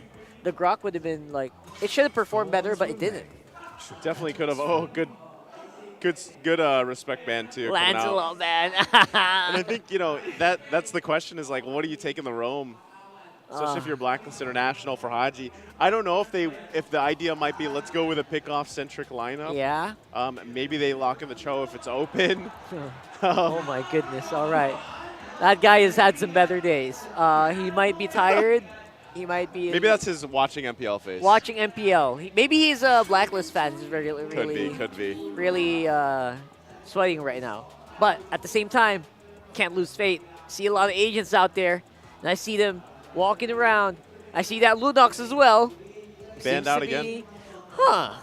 Did something happen over the weekend that we aren't aware of? A lot of these Lunoxes are. The other regions are picking it up. You Yeah? know, not so much here, I would say, but other regions around the world and different MPLs are actually So picking up people are the like Lunox. preempting it, like, oh, Yeah. you guys are gonna do something, international. That's one thing I caliber. always like looking at other regions is like, Just what are watch they 'em, what are they right? playing? You know, what kind Yeah. of like we already have some interesting picks over here. What else is popping up over in other sides of the MPLs? But with that point, you're down to your last two Really picks fun. for both teams. Is this going to be a Rome or is this the gold lane option? It looks like it's going to be the Jawhead. All right. That was left open. Jawhead Phobius. That's your front line. Like, you have that covered now for Blacklist. You know what? For Blacklist, that's actually easier to execute than a Grok. Oh, yeah. A lot easier. You know, single target, right on the docket. Point click. He's diving. He's flying. You know what? For the longest time, I thought Wild Charge was Unstoppable Force. I mixed up the names. You mixed them up? And now, yeah. I thought Grok was the Unstoppable Force because he's a rock. Technically, it makes sense, Right? right? Like, because how do you And- stop Grok? You know what I mean? Yeah, and I thought Jawhead was the guy charging in, so he Yeah. thought that was Wild Charge. That's a good way to put it. You Back know? in 2018, I messed those up.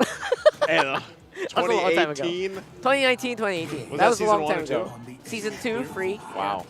That was the time where Jawhead was crazy. Oh. Hey, look, there's the Cho. I was actually thinking, you know what, maybe Haji could have picked it up, but no.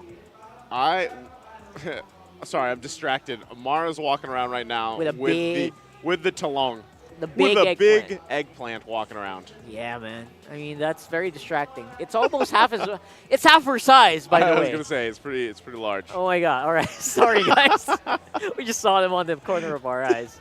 Amazing stuff happening here. You just see people walking around. If you walk around here, you'll probably bump into us.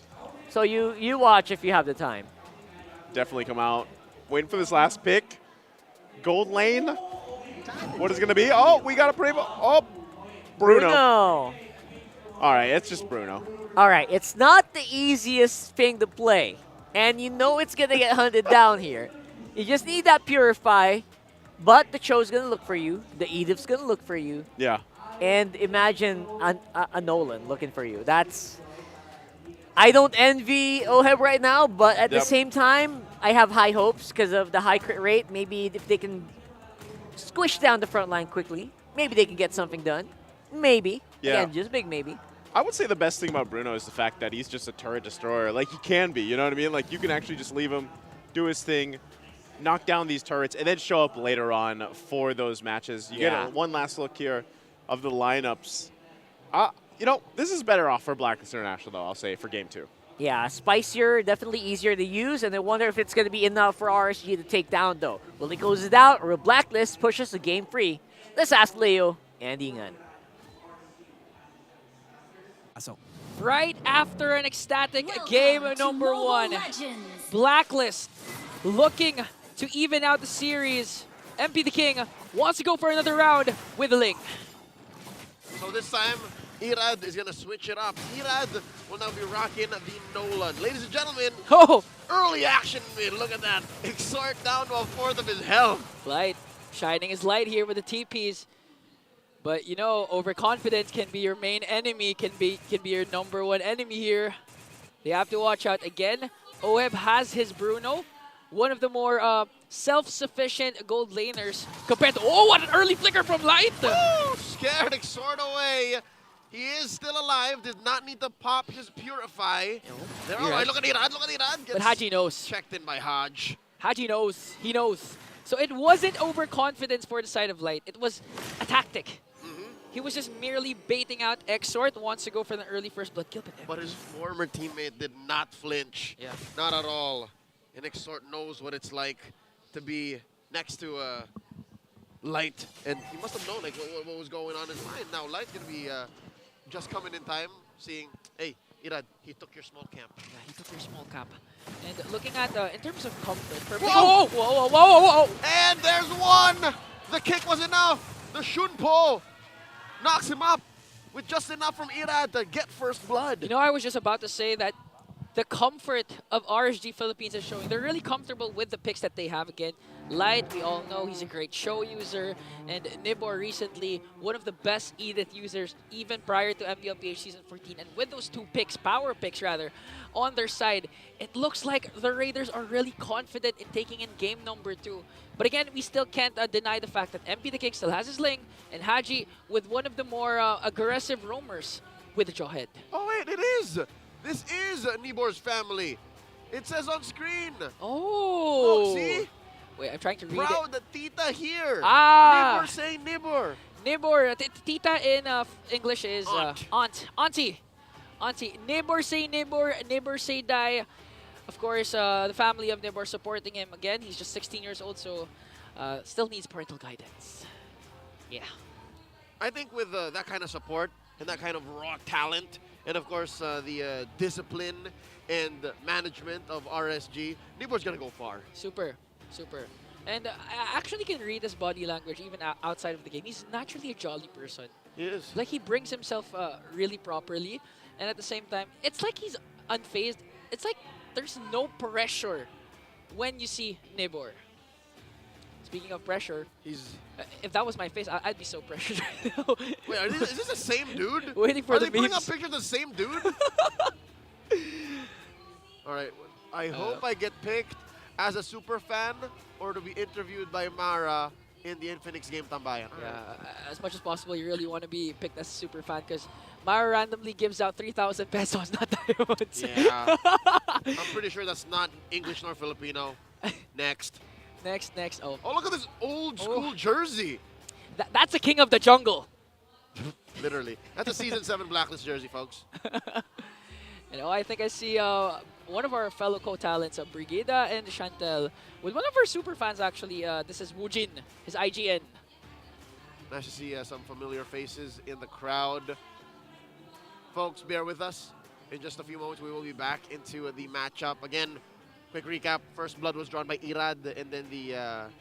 yeah, first blood. Timely pause, again, just to make sure that we iron out some kinks. And honestly, for me, it's okay to wait, but look at this. The inaugural champs of the UAAP Season 1, because inaugural champs, UE Zenith Esports.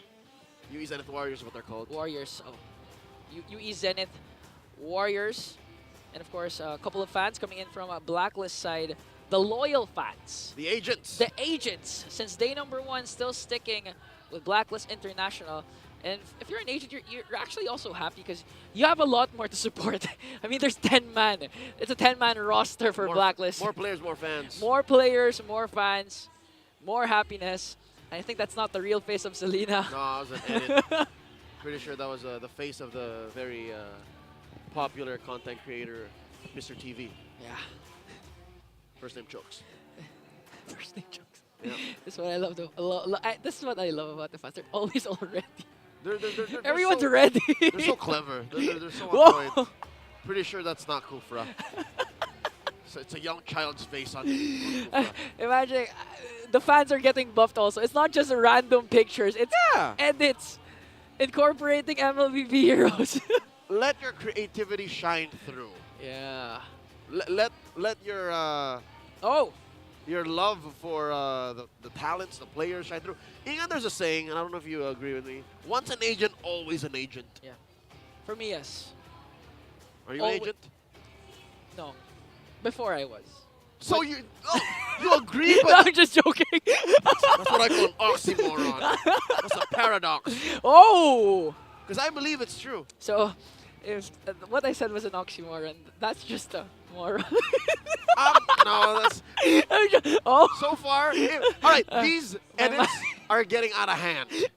Let me just say that.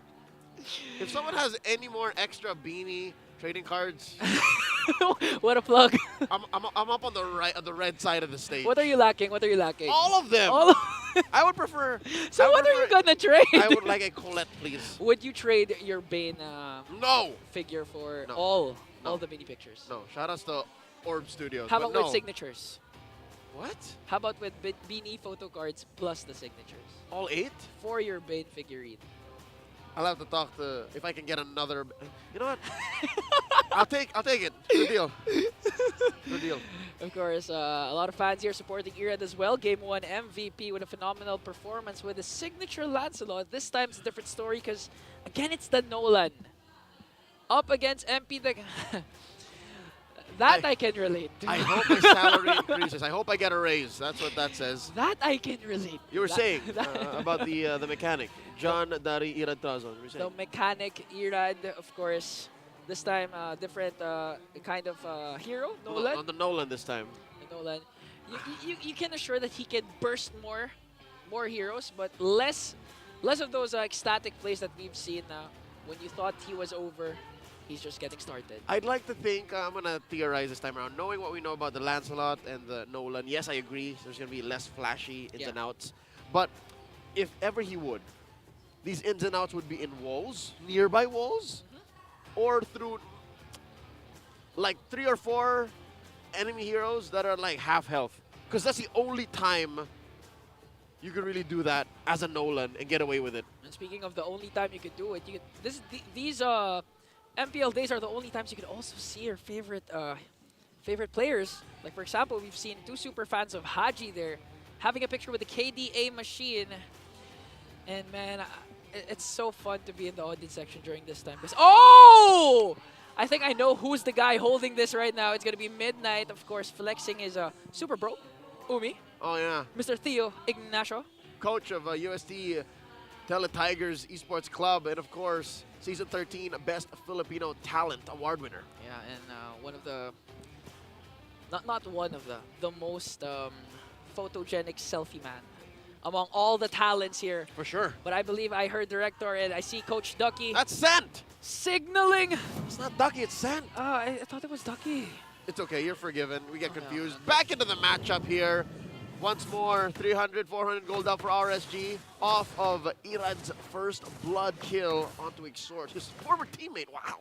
Former teammates Finally, now. they got him and they forced him to pop the Purify too. Pop the Purify plus the kill. So far, that was a well worth it play coming in from RSG. Now, a while ago, game number 1, it was MP the King who got the first turtle, but they unfortunately lost against the Raiders this time. Going to be a very first crucial neutral objective. It's going to be a 4-on-4. Who's going to set up first? It's going to be Light or Nibor or Haji and Exort. All right, they pop the Nightmaric Spawn. It's the Raiders first to the scene. Slight pull. Small advantage space-wise. RSG clearing the wave in mid. And now Lord JM coming through the flicker. Earth Shatter combo by Nibor. Lord JM down to 1/3 of his health. Pops the wild charge off of him. Primal Rat, that is. And that's him down. First turtle over to RSG. You know, we've been saying this since game number 1. The annoyingness of Zask. The damage over time, the slows with the Dominator's descent clearly was there to bring down a member of the Blacklist. And RSG picks up the very first turtle here. But MP the King looking to answer right back. Haji, unstoppable force. Catches Irad. Let's go. And back to business here. They clear out the Little Wanderer just as quickly. Deborah. Oh, goes the in. flicker and the kick by Light. Haji's not going anywhere except 6 feet on the ground. That's another kill for Irad. Wow, it feels like I'm watching Prime Light. Like back in Season 9 when they were the champions. This is the Light that RSG needs. Woo! And now Nibor pops the Primal Wrath once more. Irad! In comes Irad. Lord JM answers back with an Infernal Pursuit. And now the Tempest of Blades up. Lord JM's down. Nibor as well. Can MP run away? Yes, he can. Light's not letting him go, though. All right. An XP for an XP, but this time 3 minutes and approaching 4-minute mark. RSG already has a 1K gold lead. Still nothing happening much onto the gold lane. We'll see more of them later on, especially with the very first Lord. But this time, you can see the aggression of Light. 0-0-4 with the show. Clearly is enjoying this game. A lot of TPs coming in from Light. Yep, he's feeling himself. Feeling himself up against a very good roamer in himself, Haji also, the KDA machine. And this is actually hard to pull off a show up against a Jawhead. Yeah. But the problem is Jawhead is on the receiving end right now, so it's also hard for Haji to pull this Again, off. the answer is just out-aggro the Jawhead. You know, take away initiative, take away his approaches, his angles. And look at that, Light's getting in his head. Light's trying to get into Haji's head here with the recons. The mind games from Light, the shot caller of the Raiders. And a quick fun fact, back when they played during SBS, I don't know if I think I can say this, Light was actually the drafter. Oh yeah, of their for team real? in the absence of Coach Panda. And now, JM, Lord JM once more taken down by Irad. And the turtle, in the midst of it all, stolen away by MP. Okay, this was what you were saying a while ago. If you're gonna trade for the turtle, make sure to get the kill. But this time, MP the King sets his eyes on Irad. Sets his eyes on the wave. On the wave with Irad. On the other hand, Nibor going up against Haji. Haji, smart missiles. Looking at the force out something from Nibor. Still has the Primal Wrath. And they let go. In mid, though, look at this. The pressure continuing between Exhort and Aqua. Wow. I can safely say the dead lane of this game is the gold lane. Yeah, they're just dueling. I never saw our director panic to the bottom. Yeah, I haven't seen OM and Kusey. They're at deadlock in gold value too, like 3,600, 3,700. Slowly but surely, I think that's why Blacklist is sending in more bodies because Kusey is slowly winning. Literally more bodies for Blacklist. 4-man rotation here. Lord JM wants... Oh no! The conceal, they hear it, and now the answer. The Dominator's descent. Haji taken down, Aqua gets the kill. Kusey down to 5th of his health, and the kick by Light! Ohem is down! The Filipino sniper is down! Lord JM looking for the punish. He gets punished himself. Oh, that's another one for Irad. What now? The third all this game on Lord JM? Ironically, Light was the better footballer that time. Did you see the beautiful kick onto Ohem? The best kicker. Best kicker, the better kicker. Amidst all the chaos, he was able to pick up the right target. And wow, Kusey was able to evade that potential death, even in the presence of Lord JM MP the King. No, I think this was all according to plan. Look at this, the cross-map play. Kusey was baiting out Blacklist. He was saying, look, I'm applying pressure on Oheb. Send more dudes. I have summon force. RSG saw that coming from a mile away. Says, you know what, we'll send 2 or 3, don't worry. And I think just the positioning was prime. Speaking of positioning, I also like how Aqua positioned his Dominator's descent. You thought they were trying to retreat. You thought it was game over for them because Blacklist technically had the numbers game during that time. That's right. But once the Dominator's descent was casted, you can feel it already like Haji feels himself. Woo! Underneath tier 1, Irad some way, somehow gets away with it. Light. That was 4 members of Black. 3. You can count it 3, but he caught more than just 1 smart missile. He got missiles. Yeah, missiles. Those are actually the times wherein even if nothing, it didn't result to any death or tower takedowns, you'd know that RSG won the trade. Because that was a rotation wasted for Blacklist just to bring down Irad on 5-0-2 KDA with this Nolan. But still, the Eradicator. Imagine the shutdown goal. Yeah. Imagine. Here we go. Light looking to defend. I think RSG will just have to concede this. Oheb and a few minions, just way too much. Now Light gets hit with the ejector. taken down by Exort. Oh! The answer back! Dexter Martinez! He's feeling it! Well, off camera, the turtle scored by RSG, but man, you know there was a little something there. You know there was a little something. Plus, a kill is a kill, so... Oh! That was the Blades! Taking down Kusey deep behind enemy territory. Sandwich between Tier 2 and the Inhibitor. What are you saying that we wasted an initiation or rotation? Blacklist making sure they're going to pick up 2 kills. Kusey's also going to fall down, forcing RSG to react. Oh, look at this. Irad intercepts the retreat. Okay, there's no Lord Kusey. JM and Exort able to back off. All right, so far the score between baits and kills between the Filipino Sniper and the Kamai King, 1-1. Irad, oh. Underneath Tier 1, this is looking dangerous for RSG, but there's enough damage output. Another kill for Irad onto Lord JM. MP the King comes from the flank. And the ejector. Tibor and Irad backing off. And there's an Earth Shatter. And the knock-up. MP goes down. Aqua scores. And another. Godlike for the mechanic Irad. Taking down Haj. Ladies and gentlemen, bodies lay across mid. 7-0-2 for Irad. We saw a glimpse of Irad a while ago. Lower left frame of our screen. He was already shouting. He's feeling himself. In fact, in game number 1, he only died once. This time, he has yet to die. Amazing performance coming in from the Eradicator, the mechanic. You know, okay. We've talked about this during week number 1. Where does Irad lie amongst all the junglers? It was whether 2nd, 3rd, 4th. For you, what's your personal opinion with Irad so far? Right now, in this matchup, he is playing like he's deserving of number 1. Above KyleTzy. Mechanics alone, the way he's able to utilize all the members of RSG, the way he's responding to fights, the way he's getting away with inevitable ganks on him. He's not having any of that. This is Tier 1 level gameplay against Blacklist International. Tier 1 level gameplay against Blacklist. You get it. I get it. But Haji, okay, he has to get someone here. A while ago, used Unstoppable Force, but the ejector connected onto the wrong target. Now Conceal coming in from the Raiders. Sets their eyes on Oheb. Lord JM backing off. Haji intercepting right in between. Oh! Gets the Unstoppable Force, gets knocked up himself. Flickering on out, Lord JM. Oh, Infernal Wrath here, Infernal Wrath here. They let go. The full combo, 2 ults away from RSG. Now they're a man down. They continue to fight, spacing out Black. Blacklist right now lost 1 member. Nivor goes in! And flickers in.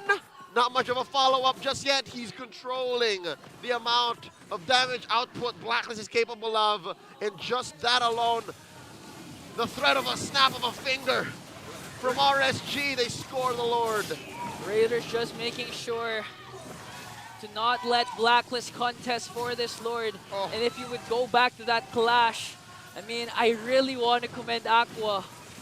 He diverted the attention of 3 agents with a good stun with the Dominator's Descent. That's right. why Lord JM was left to fend for himself. I mean, these Raiders right now are so in sync. It's like individually, they're highly mechanically gifted, but as a group, it's just that they have one mind. That's what RSG means. Really synchronized guys. Wow. 5K ahead. This time, no silent letter. You got it. Really synchronized guys. 12 minutes in. I'm looking at least 1 inhibitor down. But Blacks International, they have more than just decent wave clear. They are going to even save the Holy Shield up top.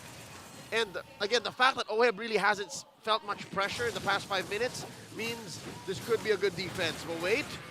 Oh, they were playing footsies. Okay, the important thing here, Light has the flicker. As long as the Jit Kundu is the... Oh, Irad! That was just off of Irad! It must be illegal to deal this much damage. It's criminal.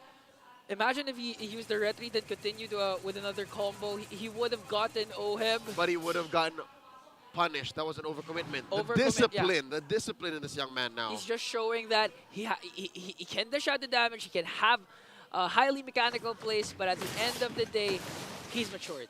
Yeah, at the end of the day, it's not a 1v1. Yeah, it's not a 9v1, not a 1v5. There are other players who are relying on you to make the right calls. Everyone has their flickers right now. RSG hiding in these brushes. Are they gonna open? Teal! Here comes Haji, and Nibor coming in, knocking up two. The answer back, the ejector. All the damage being laid down upon them. And now the Zaman Force as well. Down goes Exhort. Nibor traded out for Lord JM as well. MP the King takes out Aqua. 3 for 2 so far as MP the King falls at the hands, or should I say the foot of Light. And now Light fills it, ushering in, heralding in a wave with Kusey still up. It's just Haji and Oheb, 2 out of the 3 MV3. What? MV2, because they're only 2. Don't remind me. And now they get the penetration. RSG slowly but surely taking control of this game. I mean, Nibor initiate whenever Nibor has his skills, has his flicker. That was a conceal initiated by Blacklist. But instead of going right after Haji, Nibor skipped Haji, went straight for the backline, went straight for the damage dealers, prevented Blacklist from initiating anything. Dude, with this young man, you never know what's up. You never know what's up. Even if it seems like he's over here, oh, I'm pretty sure he doesn't have his flicker. I'm sure he's not going to spend his flicker to intercept this engagement. He'll be like, nah, fam, I'm going to do it. Imagine maybe 2-3 years ago, Never thought that he could walk through fire. Never thought that he could do a lot of things. And now he's walking with Aqua. Walking with Aqua! Finds one! The kick on the Hodge! And the pickoff. Lord JM looking to answer back. Look at MP. The King forced to use the Tempest Blaze way too early. And he gets taken down. Doused with water. The vengeance onto Lord JM. But it is only going to delay the inevitable. Another kill on Irad as he gets closer to double-digit kills here. 15 minutes into game 2. Minions on the middle lane approaching the base of Blacklist. Will this be it? The last defense of the agents? Zaman Force dropped in for good measure as RSG walk with a sweep.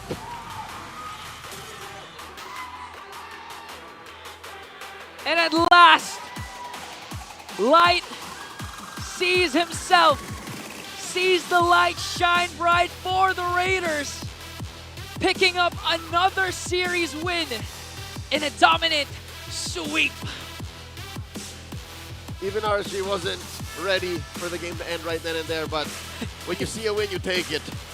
They were even shocked how it ended. Again, the Raiders showed composure, showed maturity, but most importantly, showed a very exciting match. Again, this was a heated matchup between two highly mechanical junglers in MP the King and Irad.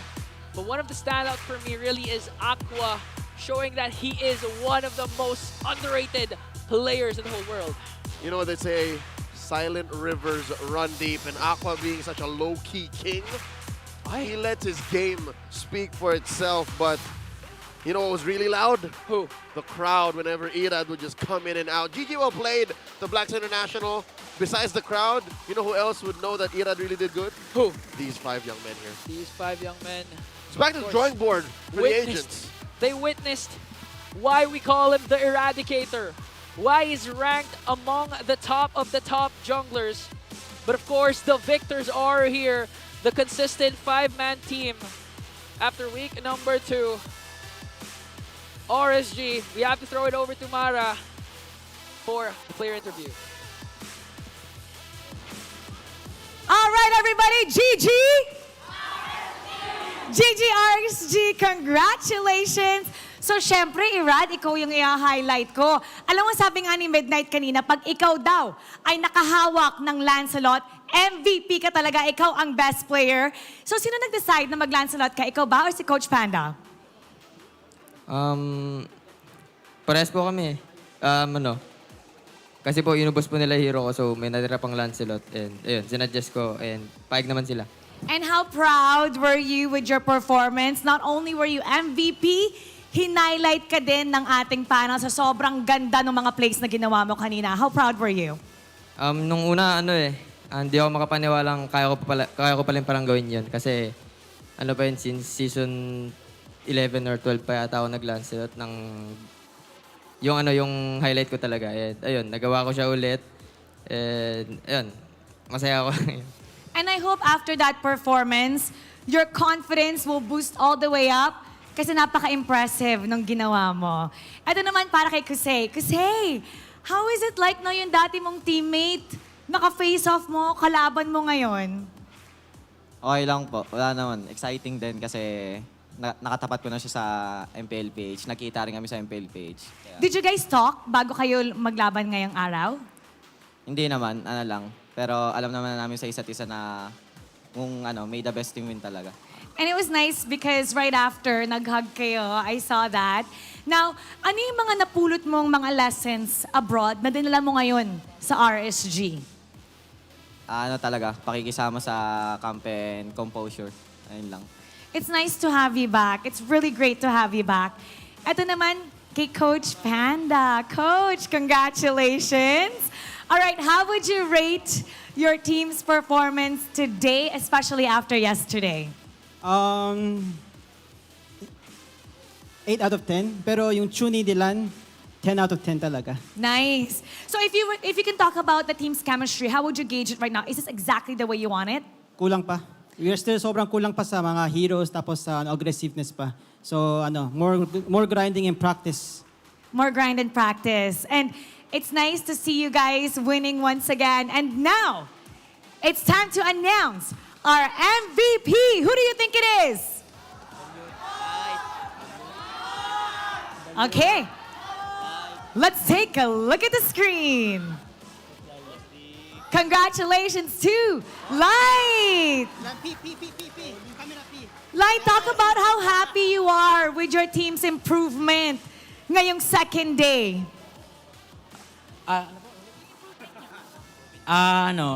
Masaya naman po since yun nga, puro talo kami nung nagsimula. Then yun, slowly, nakuha namin yung tempo namin sa tournament and yun, happy ako kasi yun, nakakapag-adjust kami agad. Victory pa lang. The past is done. All we can do is move forward and we can appreciate what you've done today. What do you want to say to the fans? Sa lahat ng sumusuporta sa RSG, maraming salamat for continue to support us and also sa family ko and then sa girlfriend ko na lagi naniniwala sa akin and nagbibigay sa akin ng strength para mag-push through and also kay Tita Nadet. Thank you. It's so nice to interview you once again. At talaga yung mga bebe dyan, iba ang influence kapag sinusuportahan nyo ang ating mga manlalaro. And now it's time to announce the lucky fan of this series who will win 3,000 diamonds. Congratulations! Come on up. Look at that beautiful smile. Hello, what's your name? Ella, Ay, sino yung favorite player mo dito sa RSG? Siyempre po, Lance Irad. Lancelot, si Irad. Okay, bakit si Irad out of everybody? What impresses you about him? Nakakabilib kasi yung disiplina niya sa laro. Lalo na kanina, yung nag-Lancelot siya. Ang galing ng mga diskarte niya. Kaya napanalo talaga. Impressive nga. Sabi ko sa'yo napapawaw kaming lahat, Irad You continue doing that. What do you want to say to Ella,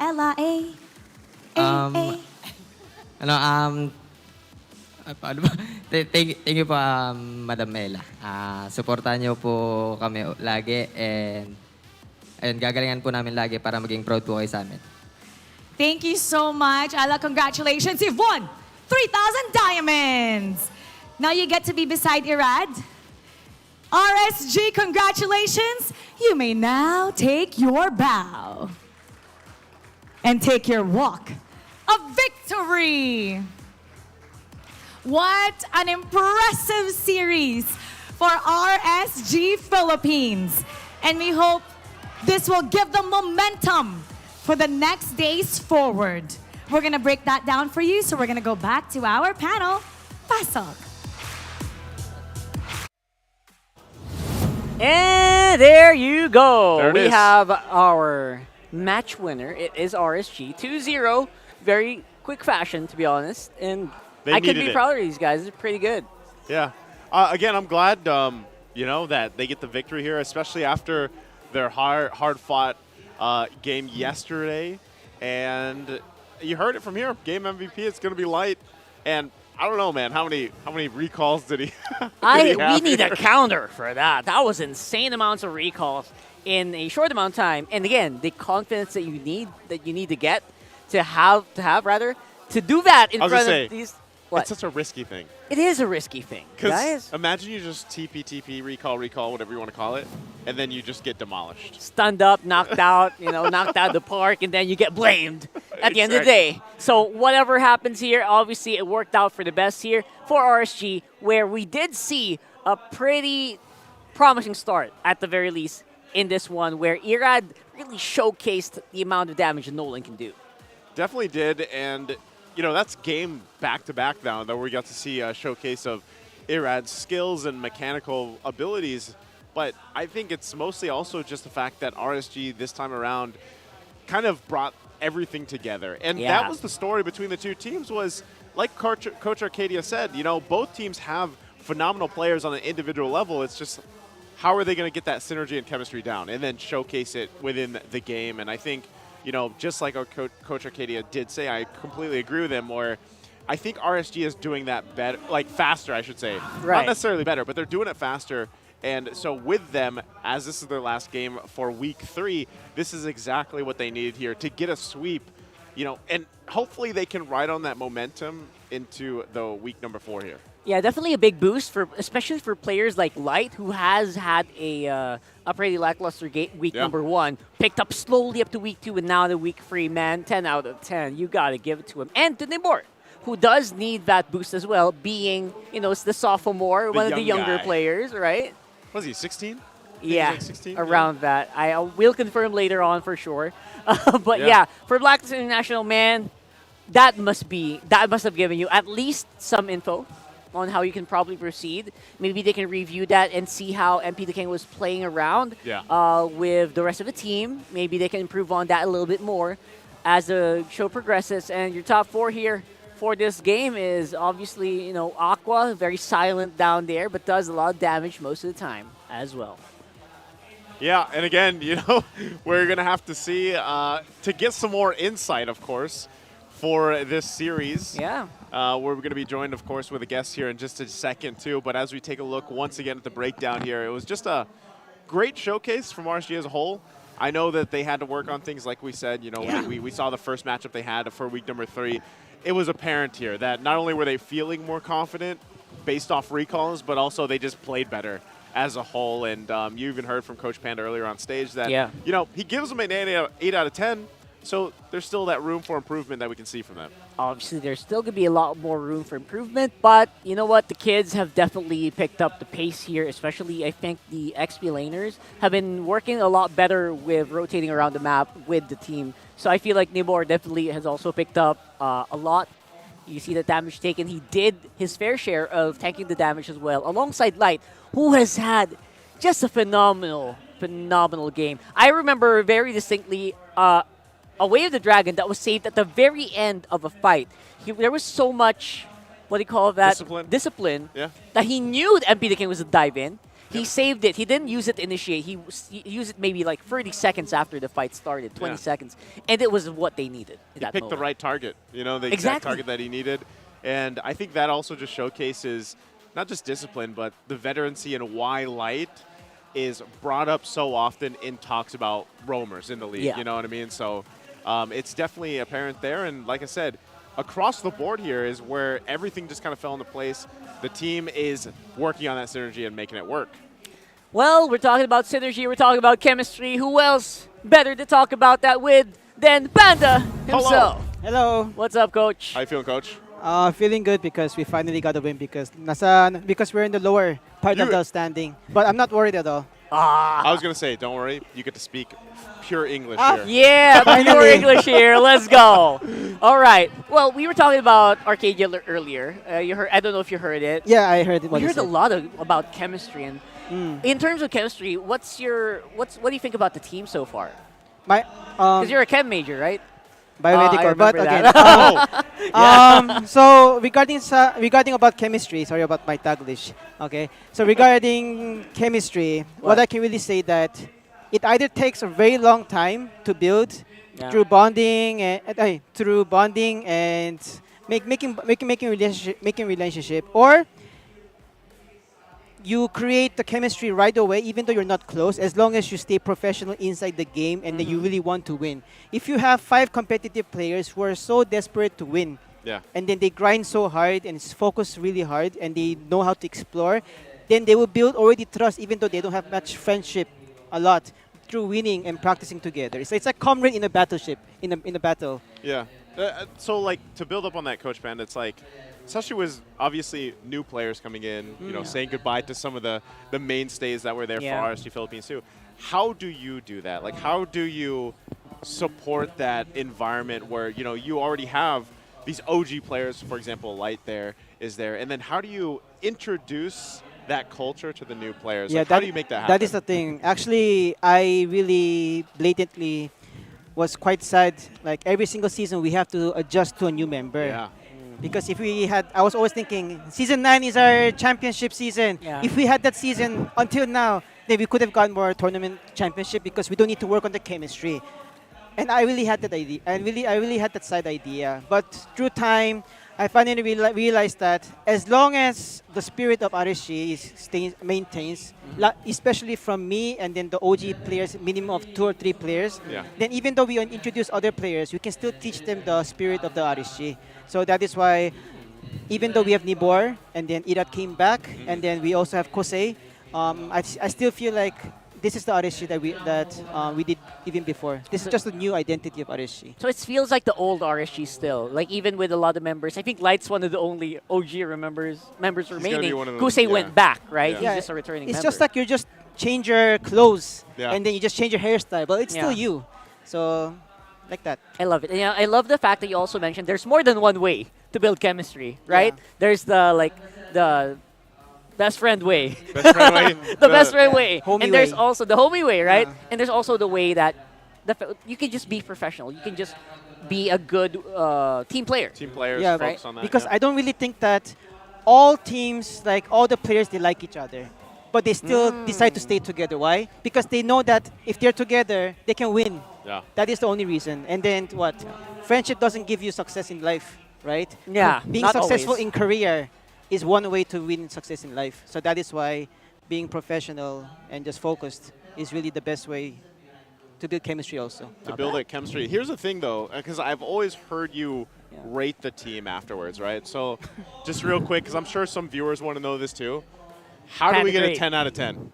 How does Coach Panda give a 10 out of 10? If I want to get 10 out of 10, I need to be a 10 out of 10 first. Because even for me, I still feel like I'm still 7 out of 10, especially in the draft. So I'll work much harder. Well, we'll have a few weeks to do that, Coach. Don't worry. But for now, thank you so much for hanging out with us. Any last messages you have for the Raiders before we go? Thank you everyone in the English cast and the Filipinos and everyone who's watching this that are supporting RSG. I know that we are quite falling apart, quite falling off right now. But you know, RSG, we always have a struggle in the early season because of new adjustment, especially through chemistry. But I can guarantee that through the regular season, we will get more ready and stronger. And then by playoffs, we'll be full battle mode, 100%. So let's go. Battle mode. They're Battle getting mode? ready for it, man. They're getting ready, and you guys he has a sword already, right? He has a sword. He has a sword. But They have the community. Yeah, what do you think about that? Higher percentage for RSG here. They went 55% for the community prediction for this. So, I mean, how do you feel about that? I mean, even though it's 5%, I still feel thankful. So numbers is numbers. All I need is that just focus on my team. Yeah. Well, the numbers in the game will definitely be something that Coach Panda will have to work on as we head into week number 4. So that last match for the week, right? Yep. All right, so you're going to have a fun week, probably some KBBQ, Korean barbecue later on. So good luck to He's you getting guys. his steps in. That's what he's doing. I'm always checking this. Just checking the steps. But for you guys, Franco means it's your time to shine, naman. Kasi it's your time to get the newest MPL exclusive skin, Quantum Vanguard of Franco, in the shop. So hook your enemies now, a la MPL player style, and get it for 33% off. All right. Pretty cool. You use Franco? I know you used Takai before, but you use... Yeah, I do Franco. 0% hook rate. Okay, well, Perfect. you're going to have to ask Light to help you out on that. I will. Maybe we could see Light play some Franco too eventually. I don't know, you know? Yeah, actually we practiced that, so We let's see. in the Why did future. you leak it? It's okay. It's okay. It's okay. Okay. All right, so that's going to be it for us here in the English desk. Thank you so much, Coach Panda of RSG Philippines. And of course, you also have Naisu. Don't go anywhere, guys. We have a pretty stacked game number 3 here. Before you go, We have to ask him. we have to ask. Sorry, it's Titans. very. It's a big game. It's a big game later, right? Yep. It's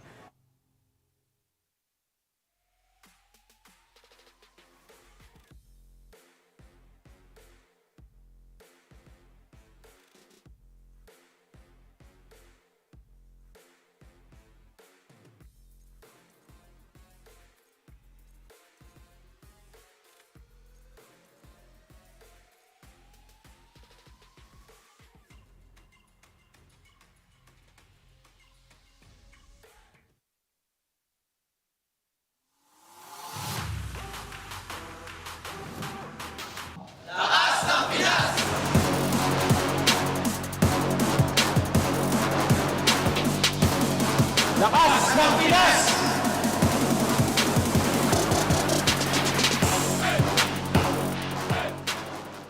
Ako or siya yung siya yung nagbigay sa akin ng opportunity. So, marami siyang natulong sa akin. Tsaka kung ba't si Energy ako ngayon, isa siya sa dahilan. Yung Attack on Titan na MLBB skin na nilabas nila. Kasi tawag dito, bago nila ilabas yan, kakanood ko lang mismo ng Attack on Titan. Kahit hindi na sobrang hype ng Attack on Titan that time kasi pili ko ako lang nahuli kasi hindi talaga ako nanonood ng anime eh. Pero dahil na-encourage ako ng mga ka-team ko manood ng anime, pinanood ko siya at sobrang nagustuhan ko. Tapos nung nilabas yung Attack on Titan na skin ni ML, talagang gumastos talaga ako ng pera ko. First time ko gumastos nun. So gusto ko talaga ilalim kay Levi. Yes, thank you kay Muntun dahil dami kong nakuha ngayon na bagong MLBB skin na libre lang, yung 4 na skin. Tapos meron pa siya yung pagka 500 na yung total skins mo, umihilaw yung loading screen. So yan. Siguro yung recent career ko ngayon para sa akin, parang ulit from the scratch ulit kasi bagong kami, bagong team, tapos new journey kasi bagong bagong org din. So yun, sana maging successful lahat, tapos yan, champion tayo.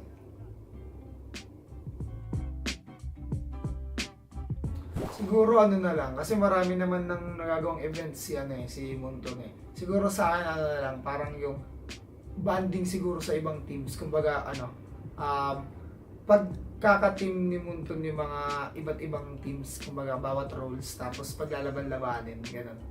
Yun lang siguro sa akin. Siyempre, unang-una gusto kong magpasalamat sa lahat ng mga MLBB fans ko.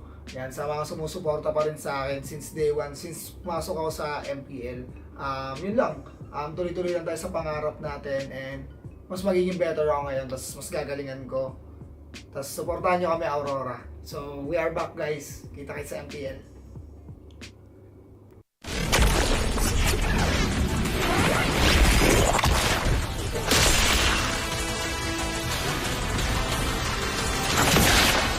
Strike first and without mercy.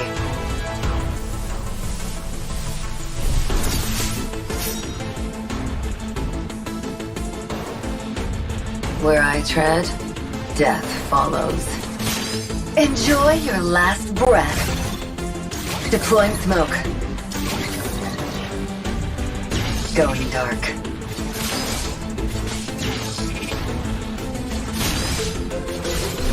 War is my trade. Death is my craft. Backup plan? I am the backup plan. My destiny is what I make of it.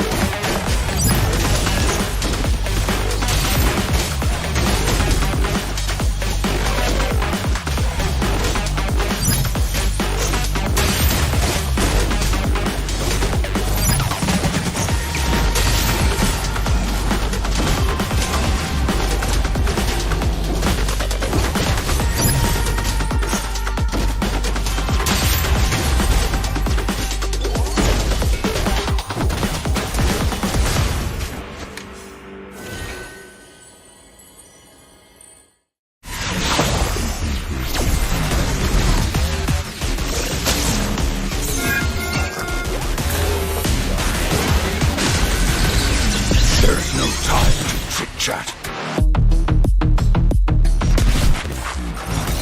You will never learn. Mystic magic is so wonderful. Face yourself.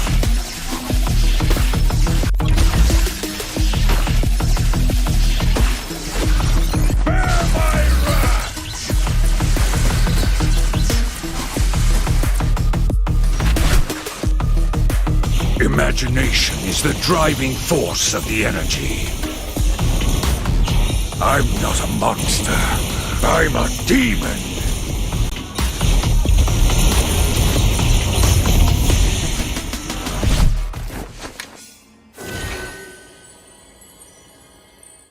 Get 8 gigabytes of all-access power. To do it all. Plus only TikTok to scroll and share non-stop. Power, work, life, and more. With Smart Power all-access data now up to 90 days. Load now. No signal, no fun. If only you could switch in an instant. But wait, you can with the Smart eSIM. Backed up by nationwide coverage. Get your Smart eSIM now.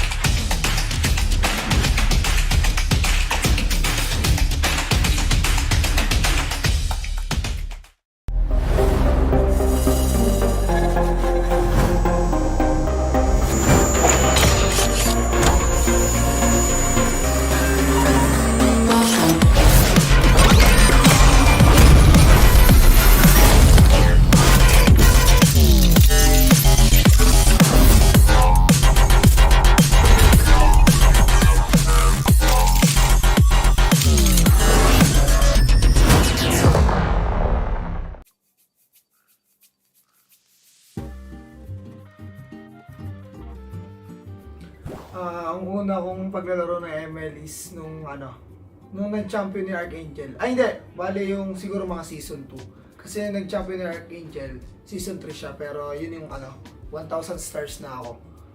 So, siguro tingin ko mga season 2 ako nag-start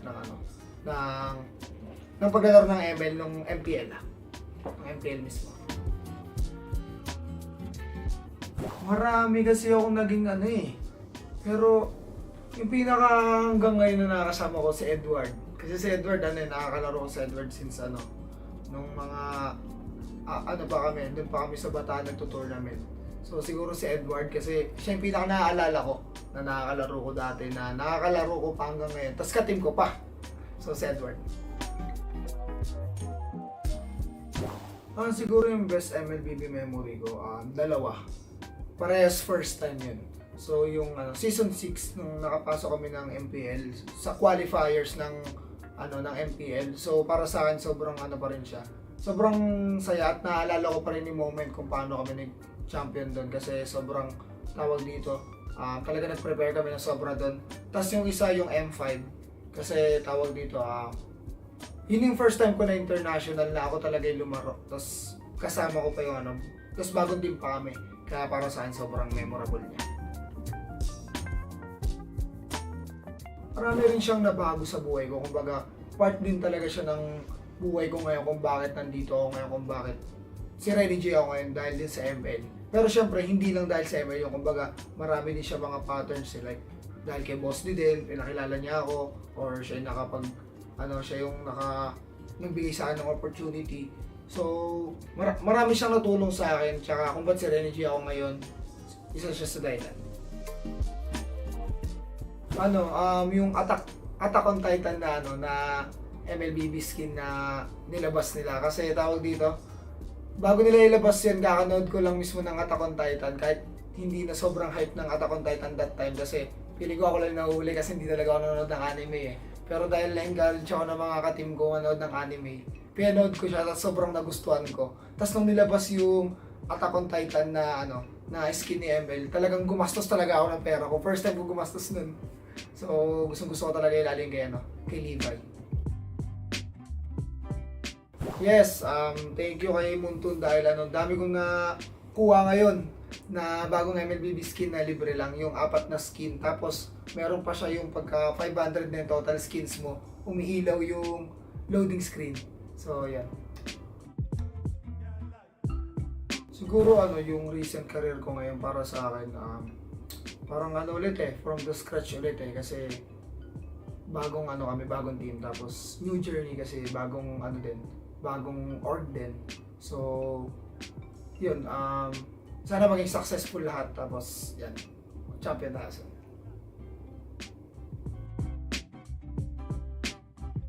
Siguro na lang, kasi marami naman nang nagagawang events si Munton Siguro sa akin na lang, parang yung banding siguro sa ibang teams. Kumbaga pagkaka-team ni Munton yung mga iba't ibang teams, kumbaga bawat roles, tapos paglalaban-labanin, ganun. Yun lang siguro sa akin. Siyempre, unang-una gusto ko magpasalamat sa lahat ng mga MLBB fans ko. Yan, sa mga sumusuporta pa rin sa akin since day one, since pumasok ako sa MPL. Yun lang, tuloy-tuloy lang tayo sa pangarap natin, and mas magiging better ako ngayon, tapos mas gagalingan ko. Tapos supportahan nyo kami, Aurora. So, we are back guys. Kita-kits sa MPL.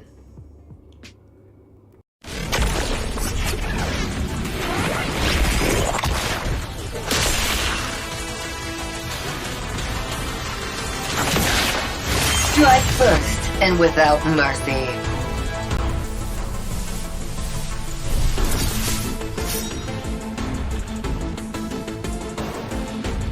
Where I tread, death follows. Enjoy your last breath. Deploying smoke. Going dark.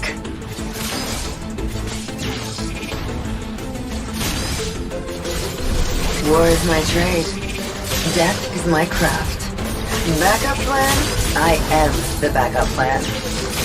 My destiny is what I make of it.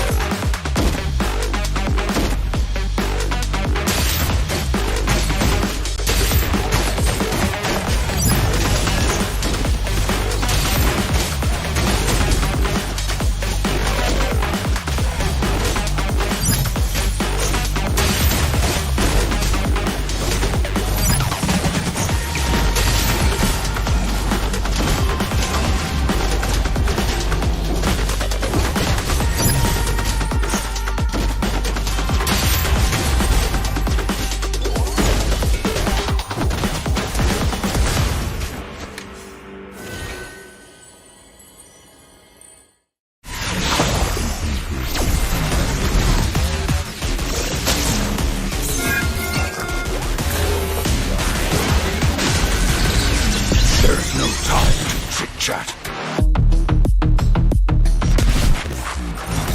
You will never learn. Mystic magic is so wonderful. Face yourself.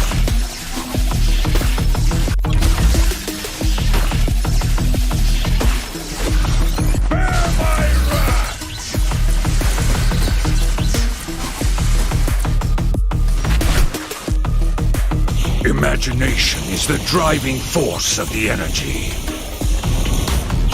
I'm not a monster. I'm a demon.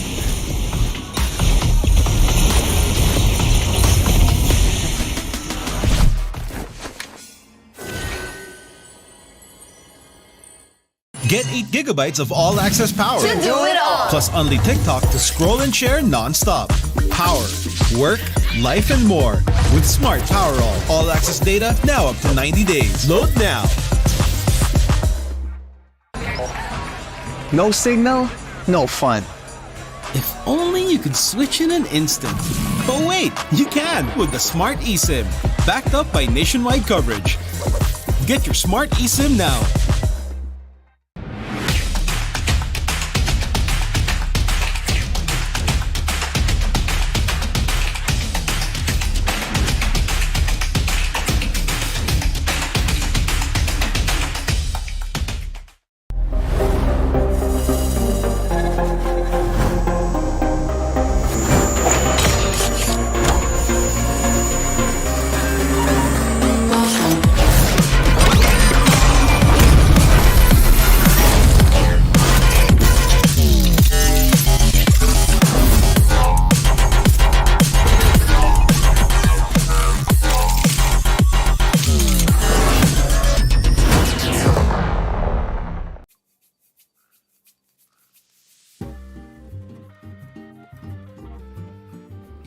Ang una kong paglalaro ng ML is nung nag-champion ni Archangel. Ay hindi, bale yung siguro mga season 2. Kasi nag-champion ni Archangel, season 3 siya, pero yun yung 1,000 stars na ako.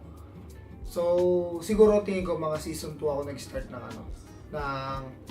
ng paglalaro ng ML nung MPL. Ng MPL mismo. Marami kasi akong naging pero yung pinaka hanggang ngayon na nakasama ko si Edward. Kasi si Edward, nakakalaro ko si Edward since nung mga, pa kami, doon pa kami sa Bataan nagto-tournament.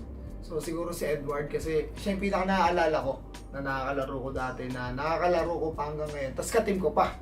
So si Edward.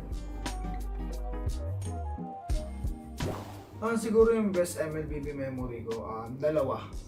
Parehas first time yun. So yung season 6 nung nakapasok kami ng MPL sa qualifiers ng MPL. So para sa akin sobrang pa rin siya. Sobrang saya at naalala ko pa rin yung moment kung paano kami nag-champion doon kasi sobrang tawag dito. Talaga nag-prepare kami ng sobra doon. Tapos yung isa yung M5 kasi tawag dito yun yung first time ko na international na ako talaga yung lumaro. Tapos kasama ko pa yung tapos bagong team pa kami. Kaya para sa akin sobrang memorable niya. Marami rin siyang nabago sa buhay ko. Kumbaga, part din talaga siya ng buhay ko ngayon kung bakit nandito ako ngayon, kung bakit si Renny J ako ngayon dahil din sa ML. Pero syempre, hindi lang dahil sa ML yung kumbaga, marami din siya mga patterns like dahil kay Boss D din, pinakilala niya ako or siya yung siya yung nagbigay sa akin ng opportunity. So, marami siyang natulong sa akin. Tsaka kung ba't si Renny J ako ngayon, isa siya sa dahilan. Yung Attack on Titan na MLBB skin na nilabas nila. Kasi tawag dito, bago nila ilabas yan, kakanood ko lang mismo ng Attack on Titan. Kahit hindi na sobrang hype ng Attack on Titan that time. Kasi feeling ko ako lang nahuli kasi hindi talaga ako nanonood ng anime Pero dahil na-encourage ako ng mga ka-team ko manood ng anime, pinanood ko siya at sobrang nagustuhan ko. Tapos nung nilabas yung Attack on Titan na skin ni ML, talagang gumastos talaga ako ng pera ko. First time ko gumastos nun. So, gusto ko talaga ilalim kay Levi. Yes, thank you kay Muntun dahil dami kong nakuha ngayon na bagong MLBB skin na libre lang, yung 4 na skin. Tapos, meron pa siya yung pagka 500 na total skins mo, umiilaw yung loading screen. So, yan. Siguro yung recent career ko ngayon para sa akin, parang ulit from the scratch ulit kasi bagong bagong team, tapos new journey kasi bagong bagong org din. So, yun, sana maging successful lahat, tapos yan, champion tayo.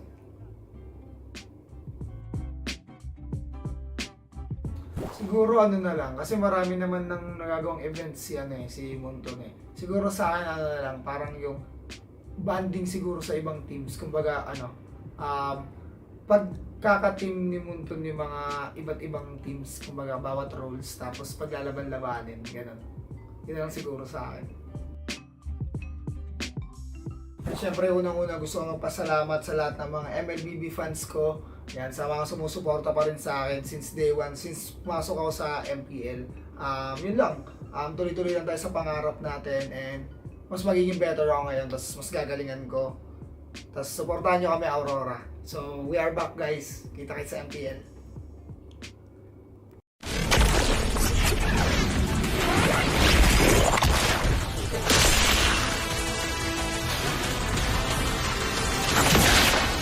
Strike first and without mercy.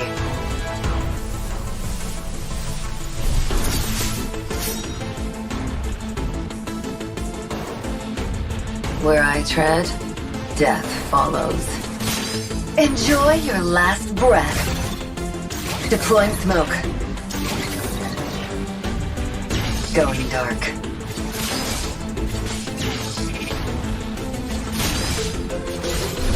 War is my trade. Death is my craft. Here with us ang napakasikat na si Mima! How are you? Yeah, ito, okay naman. At meron tayong kasama ngayon. Yeah, si Maika! Maika! Introduce yourself to everybody. Hi guys, I'm Maika, moderator ng Echo. Ay, ng TLPH pala. Ikaw ay isang super fan. Yeah. Paano nga ba nagiging super fan? Kailangan lang pong lumuwas na di alam ng parents. Lumawas ka galing saan? From Iloilo. From Iloilo! Sige nga, sino nga favorite player mo? Si Zaida.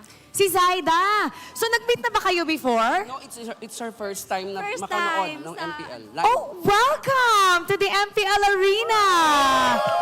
Oh, okay. Paano nga ba yung mga fans dyan? Paano sila magiging super fan para ma-feature natin dito? Alam mo ba, Mima?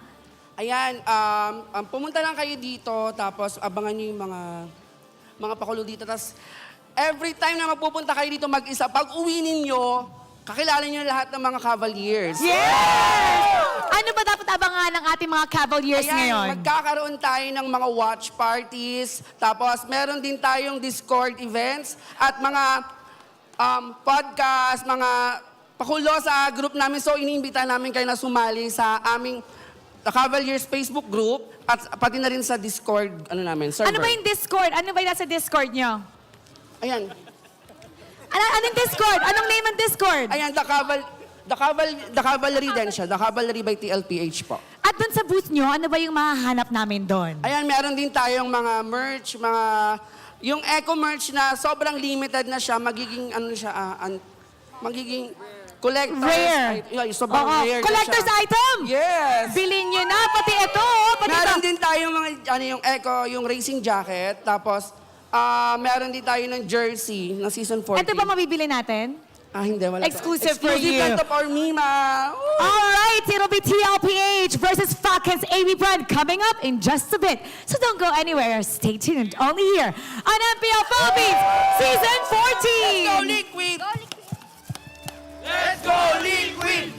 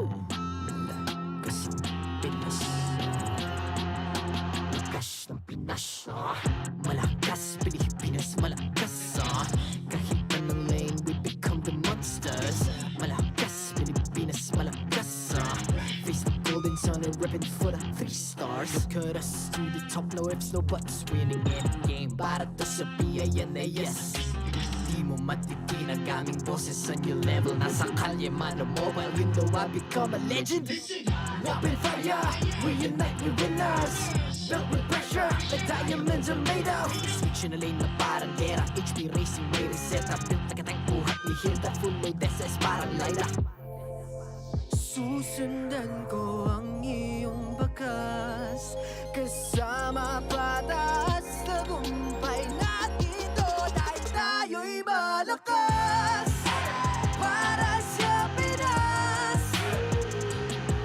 Nasa amin ang alas Hindi tuwa atras Kinikilala sa taas Kasi kami ang malakas Para sa Pinas Nasa amin ang alas Hindi tuwa atras Kinikilala sa taas Ganito kami sa Pinas Wow!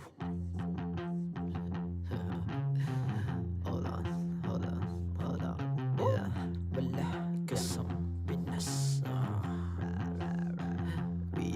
Laging every beat, no surrender, no retreat Pag nagsama-sama, just imagine what we can achieve Lacking MVP, no surrender, no retreat. Giving 100 all my all, cause we just cannot be defeated. We are unstoppable, immune and invulnerable. Ready ang equipment, lahat frozen, malang crowd control. Pakita ko na jab like beast of the southeast.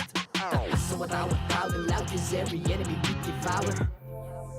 Susundan ko ang iyong bakas, kasama patas, tagumpay natin to, dahil tayo'y malakas.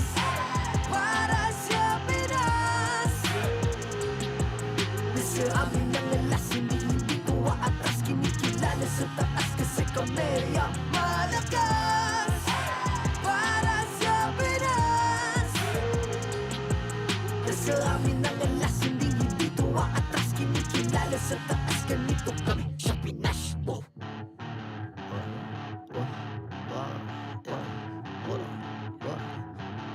Malakas, Pilipinas, malakas. Kahit anong lane, we become the monsters. Malakas, Pilipinas, malakas.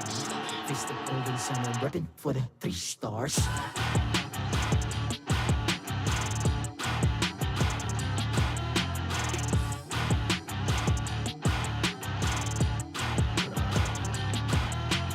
Ang lakas ng Pinas, we unite, be the stars. Ang lakas ng Pinas, we unite, be the stars. Ang lakas ng Pinas, we unite, be the stars. Ang lakas ng Pinas, we the stars. Ang lakas ng Pinas, we unite, we the stars. Ang lakas ng Pinas, we unite, we the stars. Ang lakas ng Pinas, we unite, we the stars. Ang lakas ng Pinas, we the stars.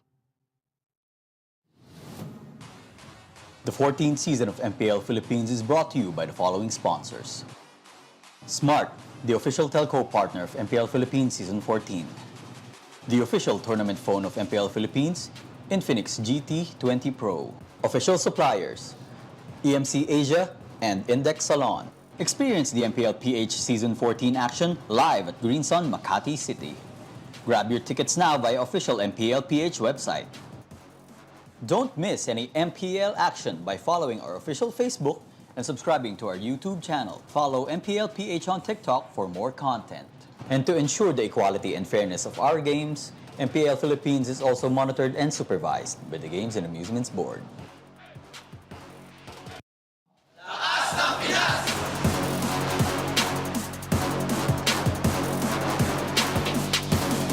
Lakas ng Pinas!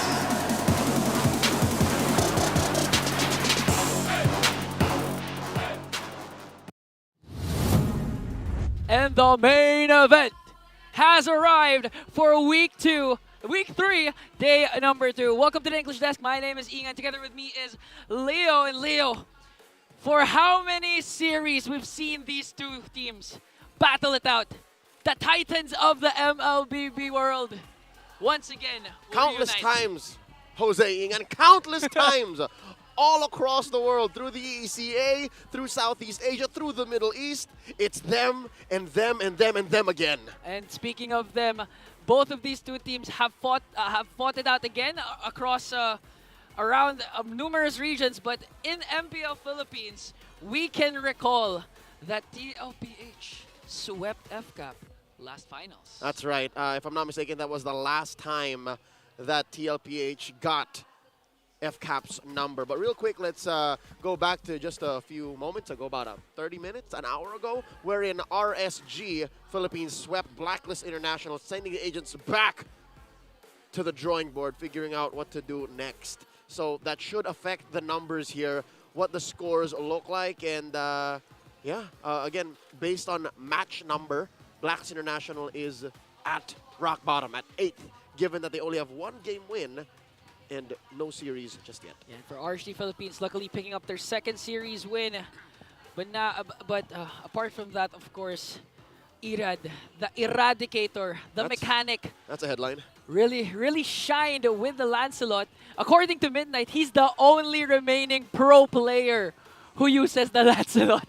The last Lancelot main. Yes. There is. Is Wow. that true? How is that what?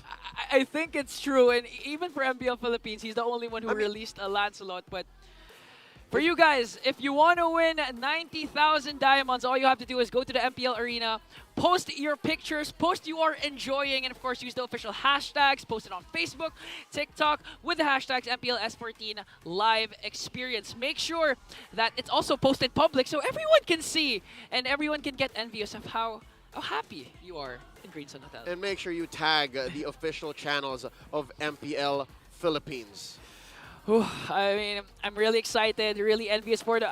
I hope the people watching at home are envious because the atmosphere here is amazing. Again, it's FCAP going head-to-head once again with Team Liquid Philippines. I know the panel has a lot to say. That's why, guys, let's throw it over to the Infinix Game Tambayan with our panel.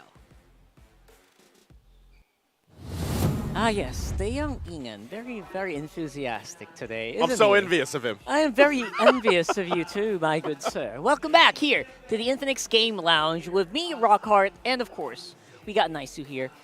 We got a bear, guys. Yeah, we got one of them. You got one of the bears, just like the one on top. The other one's over there. I gotta say, welcome to the main event. Actually, that's something I really agree on. This is definitely the main event for a lot of reasons. Like, the moment you see the marquee, you can feel, it feels like, oh my god, are we in an international event again? It just feels that way. Feels like it. You know, they've been battling it out across the globe pretty much at this point, like Leo mentioned there. And it's funny because, yeah, the atmosphere by the fans are definitely there too. Because when you walk in here, you already hear them cheering for the Titans. Of course, these two titanic teams, of course, Falcons, APBren, and TLPH, Team at Liquid Philippines. Time and time again, they have fought it out, and this is the standings for all of them. Yeah, and these are, again, just so many matchups in the past few months in so many different tournaments.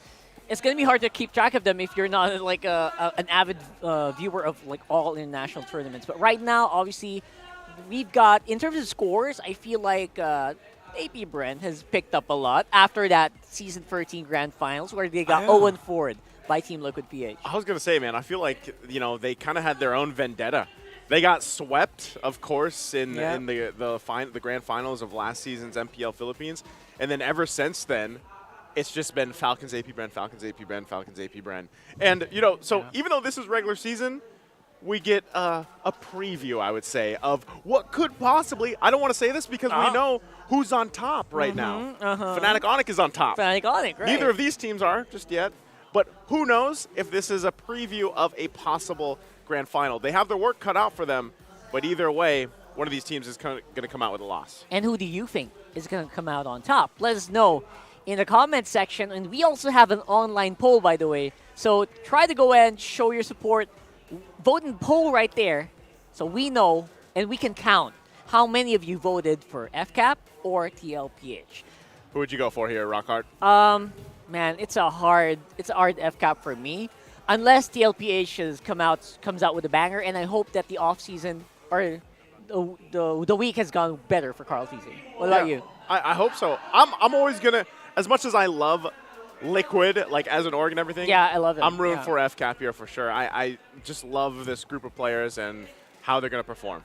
Yeah, and of course, to kind of just elaborate further, we've actually prepared a video, apparently. So special video. A very, very, very special video with this team intro. Well, big fight deserves a big vid. So let's check this one out.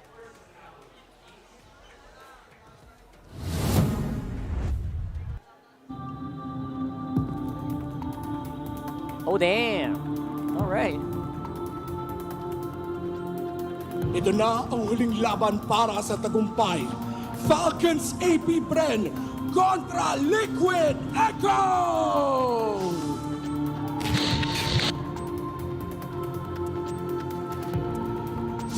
Ito yung malupit kasi dinala ng TLPH at FCAP yung kanilang rivalry through Pasay, Riyadh, ngayon sa Kuala Lumpur.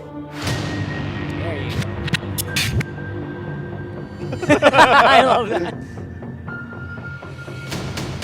I would say out of all the teams in the world, in terms of like school of thought ng playstyle ng MLBV, these two teams represent kung ano yung epitome ng kanilang playstyle. even with the losses that they've experienced, I still think they're the best in the world right now, those two teams. FCAP in general, I know we saw what happened to them in MSC, but it's the same thing. Like, I would still pick FCAP or Liquid in against any other team. Now, going against each other is probably one of the most exciting, competitive MLBB matches you're ever going to watch. The fated matchup between Liquid Philippines at Falcons APBren sa International Tournament ay mapupunta sa Game 7! I can tell from these two teams, from their players, that they're really out to get each other. So yes, definitely rivals for sure. Tingin ko sobrang big threat talaga nila sa amin kasi, ayun nga, sobrang taas na rin talaga ng chemistry na hindi sila nagpapalit ng player. Lalo na nadagdagan pa yung coaching staff nila na kilala naman natin si Cyrus, sobrang talino rin talagang taong yan. Which team, someone that you're looking forward to na durugin? Siguro yung Bren. Falcons APBren are moving on through the grand finals. GG, well played. It's Falcons APBren in a successful 3-1 match to end this BL5 and representing PH in the grand finals. Masabi ko na halos pareho lang yung game style namin ng FCAP and ng TLPH. Sobrang aggressive namin kaya lagi kaming nasanay. Kumbaga, kasi international, kami pa rin nagtatapat-tapat eh. Nagstorya ng pinakamalakas! Isa lang ang mananatiling matikas at nasa taas! Team Liquid Echo, ang kampyon ng MPL Philippines Season 13! Healthy na competitive. Kasi recently, parang nag-grow siya. Parang before, diba, nanggaling tayo sa MPL Philippines or last season, 4-0. Tapos biglang next na mga naging laban nila, umabot ng 7 games. So yung pagiging rivals nila is parang nagkakaroon sila ng hunger na mag-exceed pa doon sa kaya nilang gawin. So in a way, tumataas din yung level of play for both schools.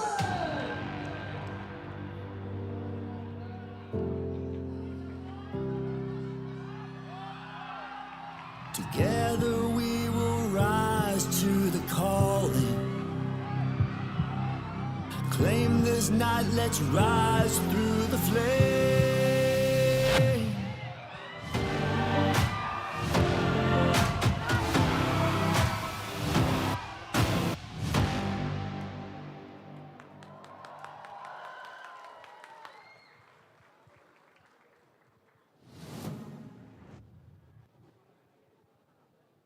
World-class competition demands a world-class authority. Here are your marshals for this match: Jeff, Ems, Pat, and Wilbert.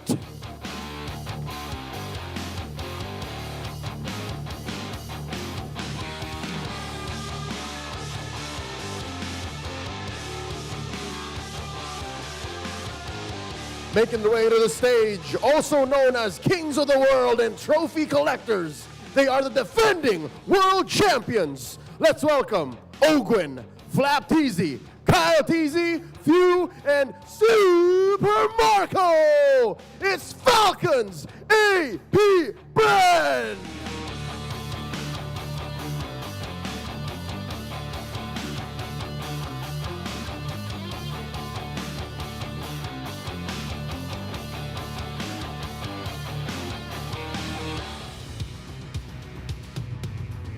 And their opponents.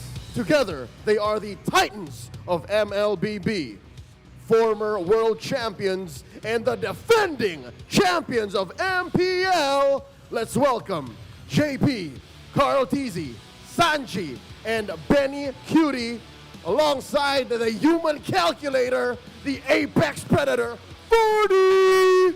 Let's go, Liquid Philippines!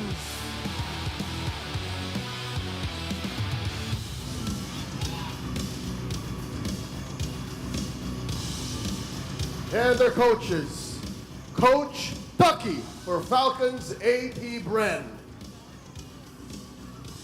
And the new recruit, Team Liquid Philippines, Coach Cyrus.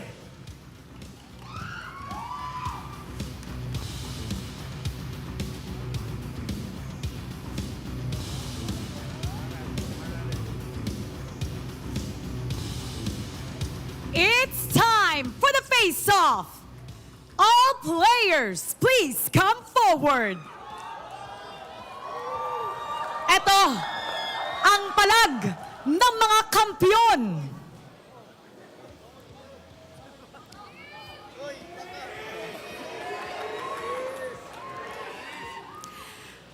FLAP-TZ, ano ang palag mo? Mahina lang ako. Sanford, ano ang palag mo? Mas mahina ako. Ogwen, palag. Di ako makasalanan. JP, ano ang palag mo? Kasalanan ko. Few, ano ang palag mo? Di ka pa nakakapag-meet and egit kay FLAP-TZ. Sanji, ano ang palag mo? Ang lupit. KyleTzy, ano ang palag mo? Mas malupit ako.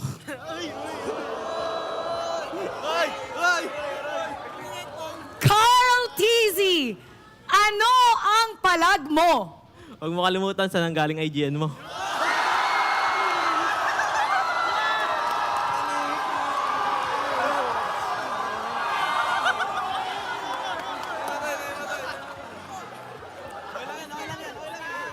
Super Marco, ano ang palag mo? Sana di kami baguhin. Benny Cutie, ano ang palag mo? May dalawang payong. Palag kong palag, fist bomb! The Titans of MLBB will face each other once again, and this time in our home soil. World champion versus world champion. Panel, pasok!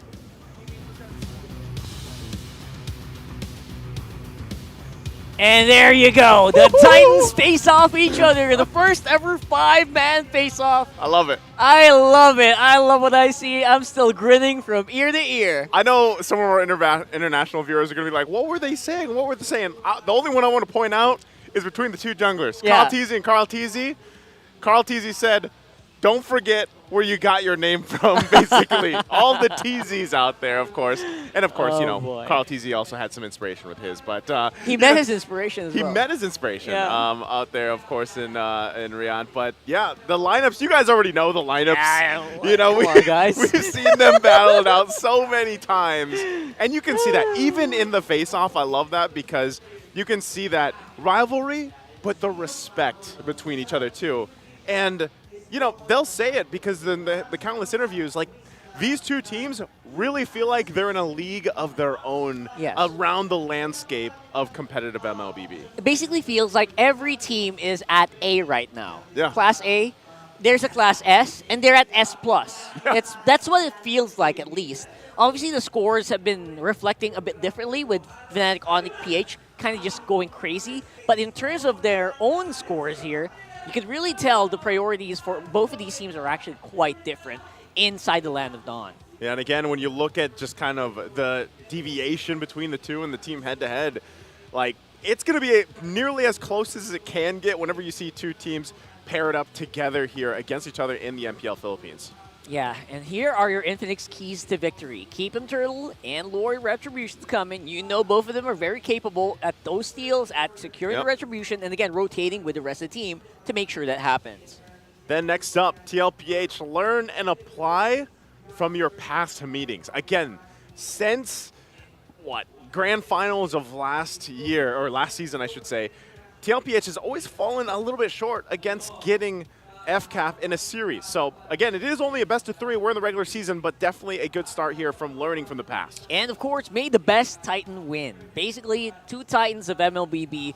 Very few teams actually come close in terms of how consistent they can be, both locally and internationally. So all that said and done, I feel like definitely it's all going to boil down probably to who woke up better today or who had the better breakfast. You know, what kind of other superstitious beliefs these pro players actually have in common. And Yeah, KyleTzy has been ranking pretty highly on the junglers of this league so far. Is he still #1? I or is it believe King so. Kong now? Oh, that's a good question. I haven't I'll have to seen the double check. updated. Yeah, I haven't seen the Yeah. updated. But KyleTzy, I believe in a lot of different stats, is still #1. Yes. Like, I think it was just yesterday. It was Renmar and Brigida talking about this on the panel here. That, before the matches yesterday, he was 17 for 21. I think in terms of like the turtles, and then by the end of their first game, he was already 20 for 24. And that's the thing. So, and that's why I think that key to victory from Infinix, that #1 is really the battle of the junglers here. Like, who is going to be able to out-retribution each other? But not only that, because it's much bigger than that, is you always have to pay attention to how both these teams build up around their junglers. Yep. And how they execute that game plan and what allows the junglers to shine. And I think that's why everybody points out the junglers so much. But realistically, it's just the entire team. It really is the entire team. I feel like if you didn't watch yesterday, it was less about the junglers, more on the gold laners. So later on, maybe we'll find a glimpse of that, but definitely a big difference from what we saw in the previous series where these two junglers, Irad and MP the King, were just 1v1ing each other on the map. It's not like that, guys. It's not like that. Literally at any role, any lane here, they're going to be going head-to-head and toe-to-toe as we go into the drafting phase here for game #1. And we'll see, again, FCAP's going to be on the blue side, TLPH here on the red.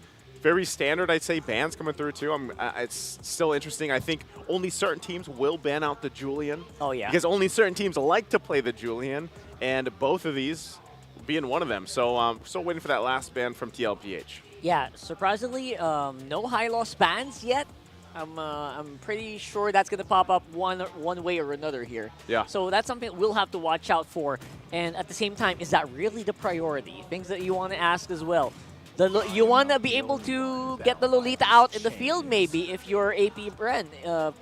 For guys who didn't watch yesterday, Falcons APBren pulled off the first successful Lolita and Hanabi combination here in the MPL Philippines Season 14. Obviously, yeah, we know. We've seen it in the ranked games. We know how crazy it can be. But you know what? It is something entirely seeing it in ranked games. You can get 15K in ranked games. Goal lead, no problem. Anyone can do that. But if you do it in the MPLPH, the biggest MLBB esports scene in the whole world, that's a different story. It's a different story, and I don't know. I'm expecting 3 games out of this series. I would save it for maybe game 3 if we saw something crazy like that, at that point. But to start off game #1, I expect both the teams just to obviously bring sort of what I would say, quote-unquote, is their standard drafts for both these teams. You can already see it, like it's already fallen into place. FCAP is going to pick up that Roger here. We've seen Super Marco even play that tons of times. Same thing with KyleTzy. Yep. We'll see what they end up flexing that into. And it's going to be highly dependent on what TLPH takes. Already the fact that they have the Hylos and the Harith is, things fall into the right place because of the fact that Hylos has been such a detriment to a lot of teams playing against it. You roll with that Glorious Pathway, you've got that Revitalize, and the answer on the flip side tends to be the Jawhead. So they already lock in the Jawhead. Lu Yi comes through too. Again, one of the heroes that we don't see picked up in the first phase for a lot of teams currently, at least here in MPLPH.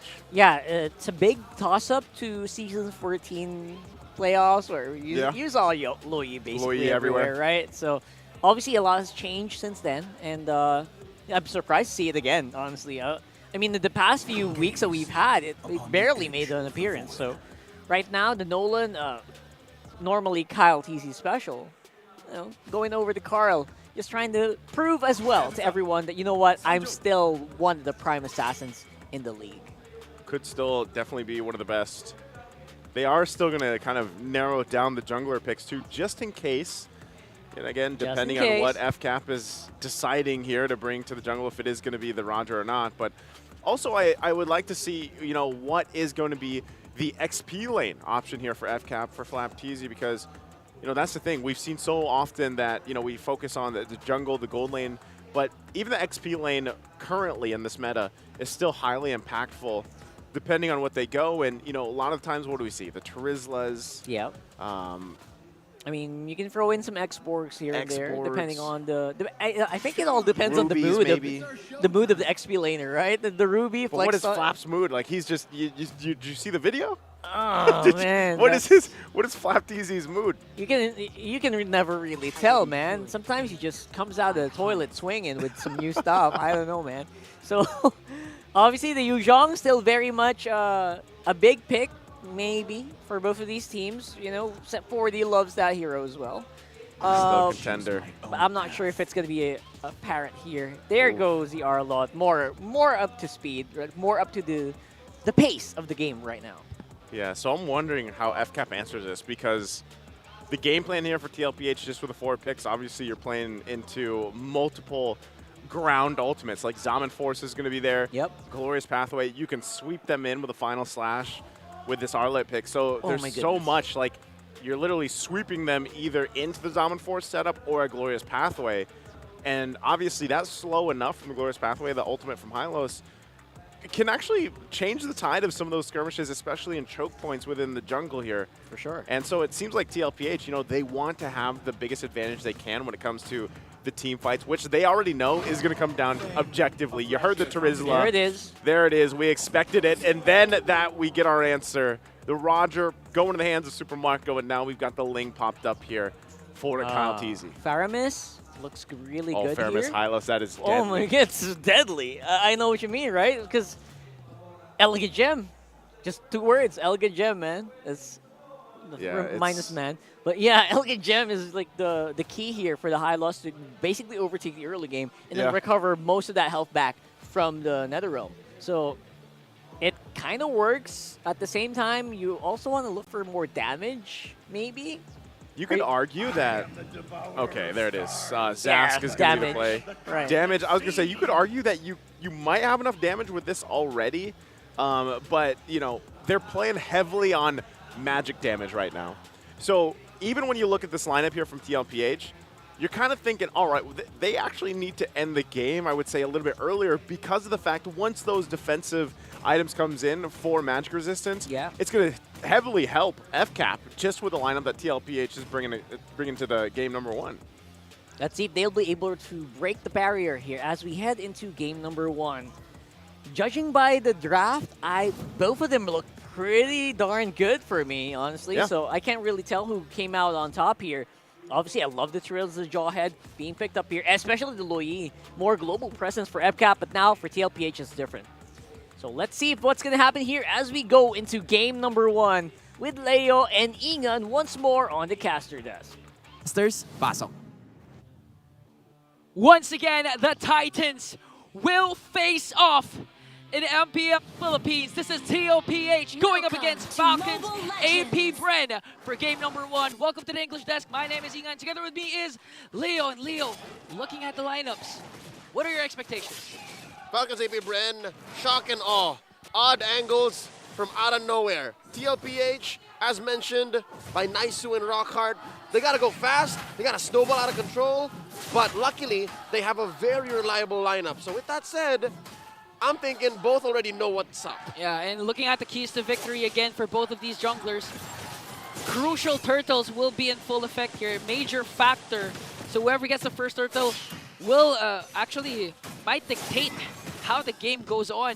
If Falcons APBren gets the first turtle, you know Super Marco is going to be super confident and going for those outplay, whether it's in the gold lane or whether it's during those neutral objectives. For sure. Real quick, gander at the items. You mentioned Super Marco.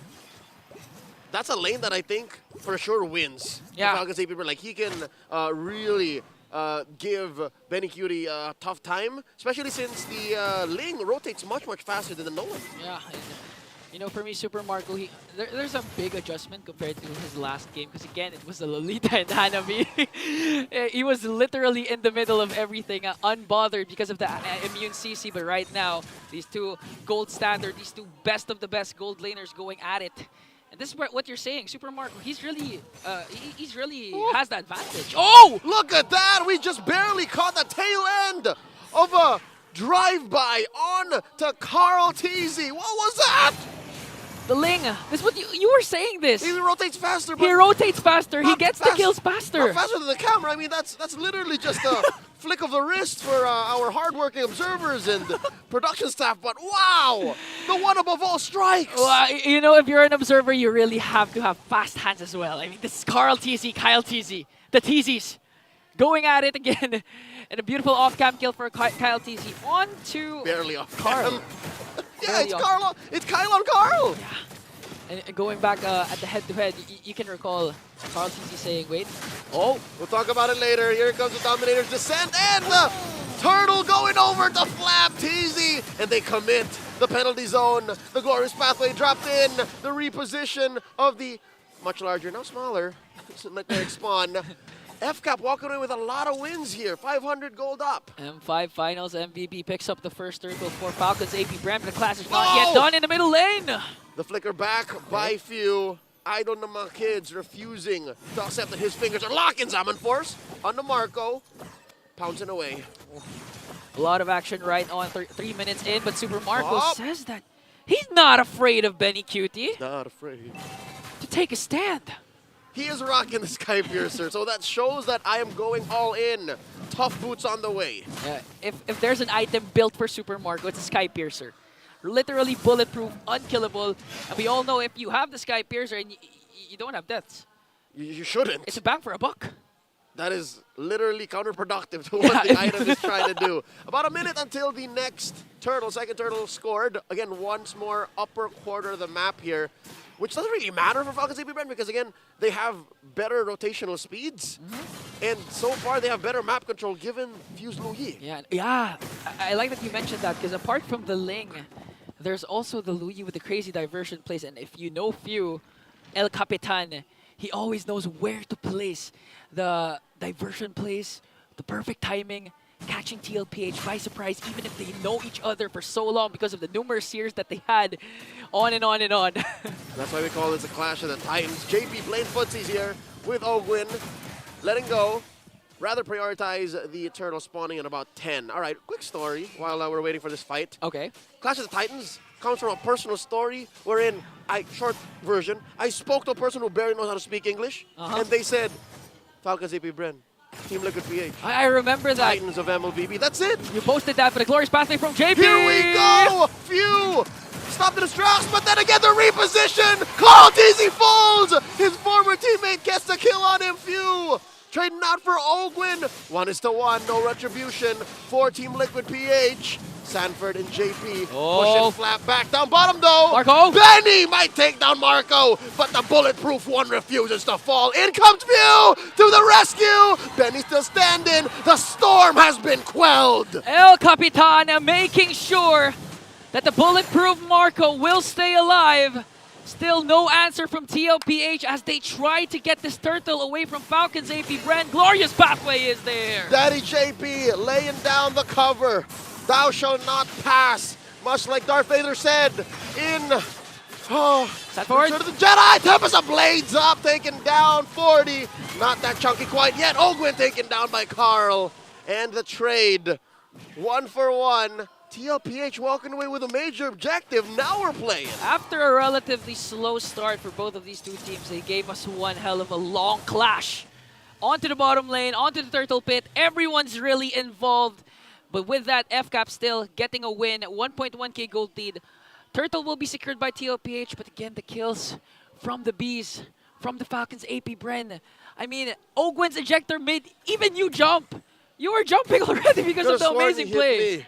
Could have sworn he hit me. And again, these kills aren't coming for free. These plays don't come for free. Ogwin has to be ready to sacrifice himself. His flicker, as soon as it's off cooldown, FCAP would do their best to try and get a play out of that. Yeah, and I remember Naisu along with Rockhart mentioning that TLPH, they're the ones who have a natural timer that they have to end this early because again, if the Athena Shield, the Radiant Armors comes into play for Falcons APBren, their power spike will diminish. And so far, KarlTzy not off to a good start. 1-1. If you're Nolan, you'd like a lot of kills without suffering any casualties. And so far, it looks like the answer for Team Liquid PH, the answer for the Cavalry, is to pressure Marco.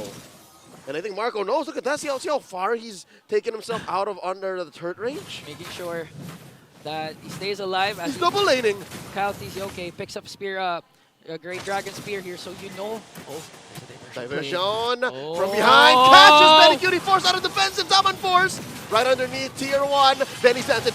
Damage of Blades here by Kyle, trying to get a kill. Finch Boys out underneath the glorious pathway. FlapTzy might fall here. KyleTzy falls first. Sanji gets a kill. Now Flap running away. Flap taken down by 40. 2 free kills for Team Liquid. 2 kills to none, setting TLPH for this last turtle take. And what a beautiful, glorious pathway coming in from JP. Imagine the pathway plus the Zaman Force. Where would you go? A sword and a carpet. A lethal combination from the cavalry. The pendulum swingeth. The final turtle scored by Team Liquid PH. The combinations of TLP. Imagine Zaman Force, glorious pathway, ultra slow. Not to mention Sanji with the Dominator's Descent, damage over time plus the slow.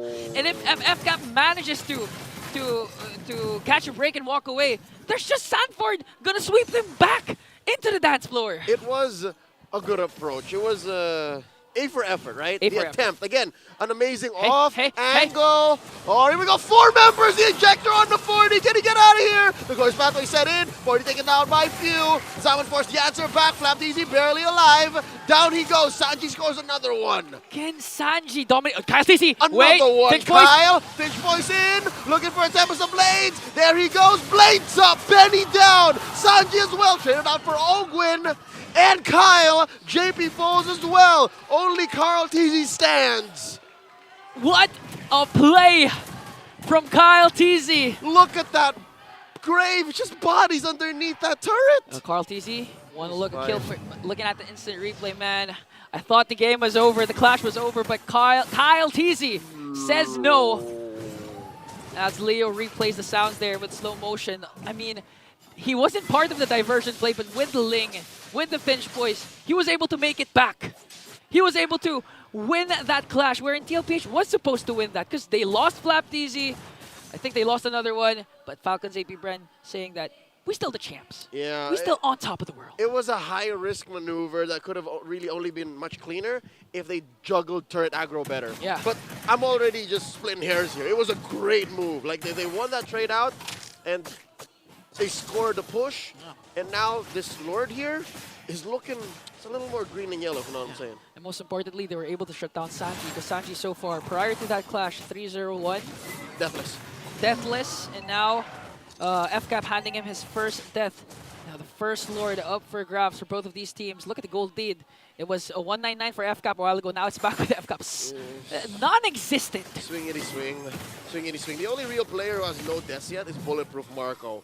As so usual. It would be best for him to keep that the way it is and figure out why exactly TLPH can find him. Number one, my theory is TLPH is very honest. Yeah. You know what I mean? Like, if they were to catch you, it would be off of a glorious pathway. Yeah. Or else a flicker. Or final slash. Final slash, exactly. That aside, Marco can just play with that range. Marco can just, keep himself scarce and then bite back when it's clear. Agree, and in terms of versatility and with the setups FCAP, they have the FlapTzy penalty zone flicker, or even the ejector coming in from Ogwin, so they have a lot of variety when it comes to setups. Not just, they have the equivalent of Batman prep time in MLBB. The diversion play, like they can just literally pick any bush in range and put 3 or 4 members in there, maybe even all 5. Yeah, not to mention KyleTzy. That Doesn't idea even to have do to be 5. part of the diversion. Exactly. Just did a split push on top here, getting a second. Oh, look at that Sanford! Whoa! Suddenly, Ogwin got in a blink of an eye, and FlapTzy trying to do some damage control. JP down to a 1/5 of his health, heals back. Imagine, Terizla in itself is already slow in terms of mobility, paired up with the glorious pathway plus the Dominator's Descent from Sanji. I thought FlapTzy was going to die, but a beautiful pickup coming in from Sanford. And this is what you were saying. The setups are going to come from Sanford, but the problem is it's too honest. So he heavily relies on the flicker. Because without the flicker, FCAP could just really expect it. Yeah, so now in hindsight, might not have been worth it. Again, that is the roamer. That is the Ogwin and the Jawhead. So that's the most expendable hero from Falcons APBren. But a kill is a kill. Helps keep the gold lead at bay. Oh, diversion. Oh, where's it going? Did they send Marco out? Marco, two, and Few. I believe it's Few also. Get out of there! Oh no, they're playing it with it. They're playing with the range. Look. I think they're waiting for one member from TLPH. Oh, they're repositioning. Ideally, it's supposed to be KarlTzy, but Oh, Kyle with the steal on the Little Wanderer! And they shut down in corner. The young goat, KarlTzy, didn't expect that. They see that coming. Diversion sandwich play from Falcons APBren. And now they can afford to send KyleTzy up top to push and deal with the Lord because KarlTzy not in the picture right now. That was a worth it diversion play. What was it, like 10, 15 seconds of setup? That's worth it to take down Karl. Yeah. To make the split push all the more cleaner. Ah. Oh, here he comes! KyleTzy, right in the middle of everyone, taking down JP, Tempest of Blades, answering. Dominator's descent, Sanji gets popped. But here comes Benny Cutie. Gets one. Benny going 2v5, not a good idea. Got a bunch of Falcons. APBren knows that the damage from TLPH could be real. KarlTzy just respawned. They're letting go. Okay, Falcons APBren decided not to commit with the Lord. Oh, wow. Okay, diversion play. Oh, plus a Good good steal! Finds Benny, dashes through the wall. Purify! And he's good. Final slash, no one home. Clutch Purify from Benny Cutie, but this means Falcons APBren. A Lord opportunity is wide open. Ogwen still zoning out Sanford and KarlTzy here. The burst down, 40 dashing through. That's the vengeance, Cyclone Eye in. KarlTzy looking for the cheeky retribution. Ogwen very low, KarlTzy in death's range. Down goes Ogwen. They lay down the glorious pathway. Few is out of the picture. KarlTzy does not beat Kyle in the retribution. Oh, Marco hunting down the young goat. What an exchange! A 2-for-2 for the Titans. And KyleTzy secures the first Lord. When you thought the clash is over, either KyleTzy or Super Marco will extend the clash, and in that case, KarlTzy was the target.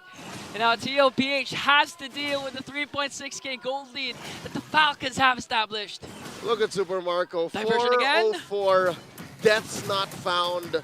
He's just gonna keep on getting stacks on his Sky Piercer and this Lord push up top.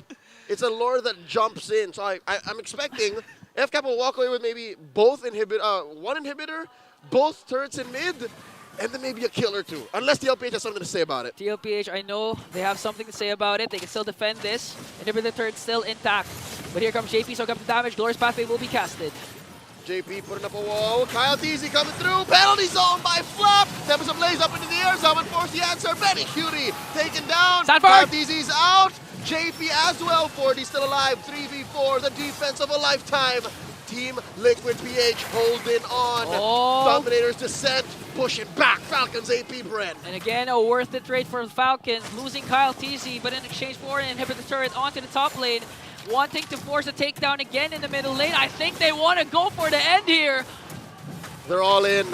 Base at less than half health. Minions getting cleared out. Sanford holding on to an ultimate. The final slash. The penalty zone. The answer back. Look at Marco taking down Sanji. And they're still going. Taking down 40 as well. The ejector on to Karl. Karl is holding on. Taken down by few. The glorious pathway. Where's the punish? Benny Cutie drops his out and force. Taking down FlapTzy. Ogwen. Immortality out. Few still laying down. The spells, the free hits. Marco staying in range. The diversion play fainted out. Here In comes comes Kyle. Kyle.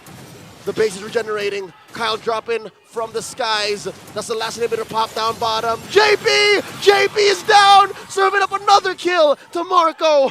Someone force in by Benny. The only defender left. That's a minion. That's Ogwen down. KyleTzy and the rest of Falcons APBren will end it right here, right now. 1-0 for Falcons APBren. A decisive Game 1 win from the Bees as they outmaneuver the Cavalry with the diversion plays coming in from El Capitan as well as the outplays from Super Marco himself, the Bulletproof Man. You mean Bulletproof? Yeah, there you go. Bulletproof Marco. Oh my lord. Wow. And just like that, we have to throw it over to Rockhard and Nisu because they have to explain how did Falcons APBren pull this off against TLPH. Honestly, I was just at the edge of my seat there earlier. I was like, oh my god. Seriously, that was I don't know. What other adjectives do we have left? We've used everything.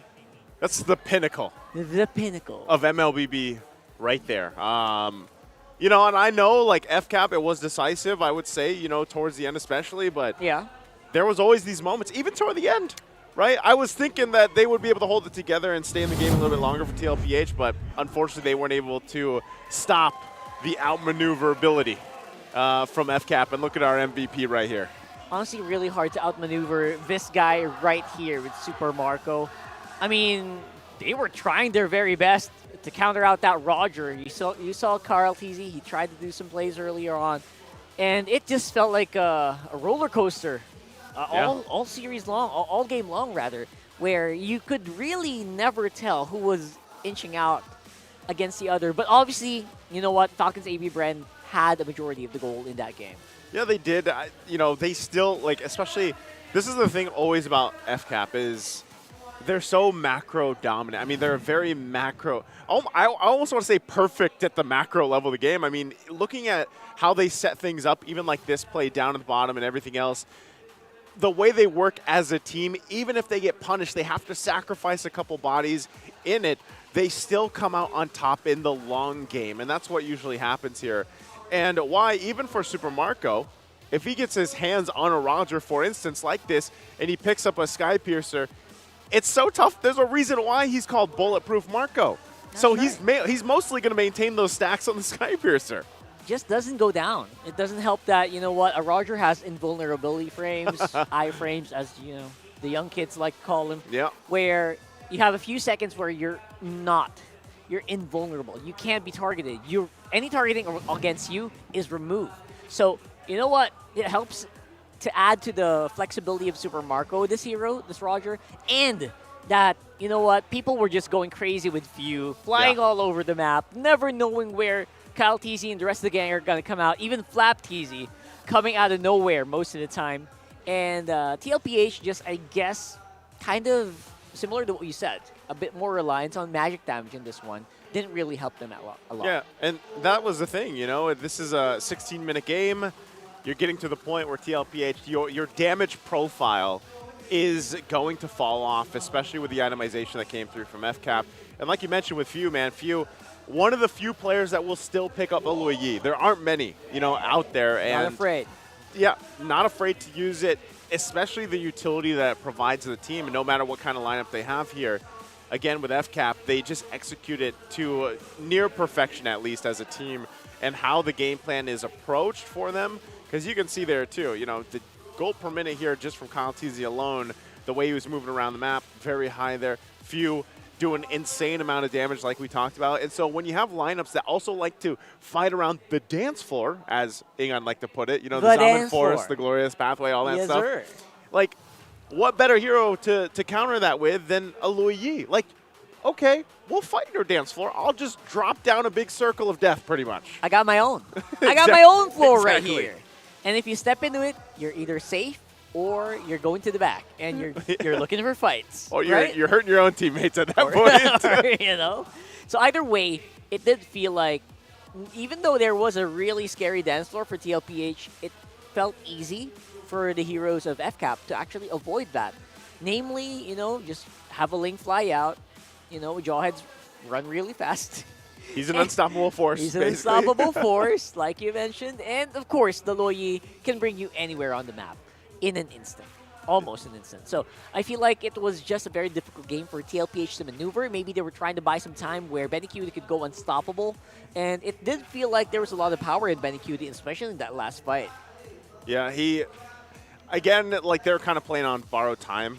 And, you know, like I said, TLPH's game plan was there. It was very apparent what they wanted to do in game one. And, you know, execution-wise, like, they were finding these minor moments here and there.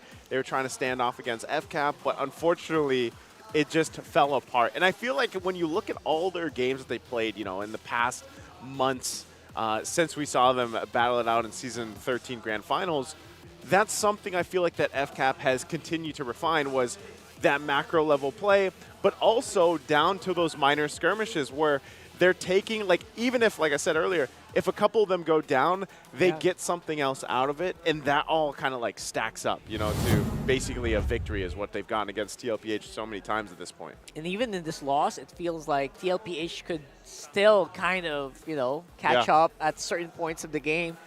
And again, it's not really JP's fault at this point. I don't think it was completely JP's fault. I think he did a pretty good job in tanking most of the damage. Yeah. It just so happens that there's just so much. There's so much to do. There's so much to do if you're fighting off against FCAP. And again, TLPH, no better team.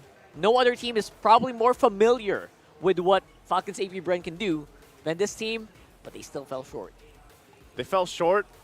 I think in a situation where it's a best of 3, like you have enough time to hopefully adjust from this. In most cases, when teams are against a team of this caliber like FCAP or TLPH, in a best of 3, it's not enough time. But we're talking again about the 2 titans here for MPL Philippines and just in the world, really. And so I do expect, you know, between this time now and when we get to the draft for Game 2 eventually here, like you'll see those adjustments come through TLPH. And I don't know what that all is going to be, but I would say primarily a little more balanced lineup. Like not so towards the side of magic damage. Cover your grounds in the mid-game, like or early game, mid-game, and then the late game. Have those, you know, that balanced lineup. Or maybe, again, we see them take a page out of FCAP's book from yesterday. Not saying that we see the Lolita Hanabi come up. I'm not saying that. But maybe. Maybe there's something up their sleeves to pull through for Game 2. I am looking forward to that. Honestly, if there was anything that Ch4knu, coach, the new coach recruit Ch4knu, has up his sleeves, we are happy to, you know, to witness that.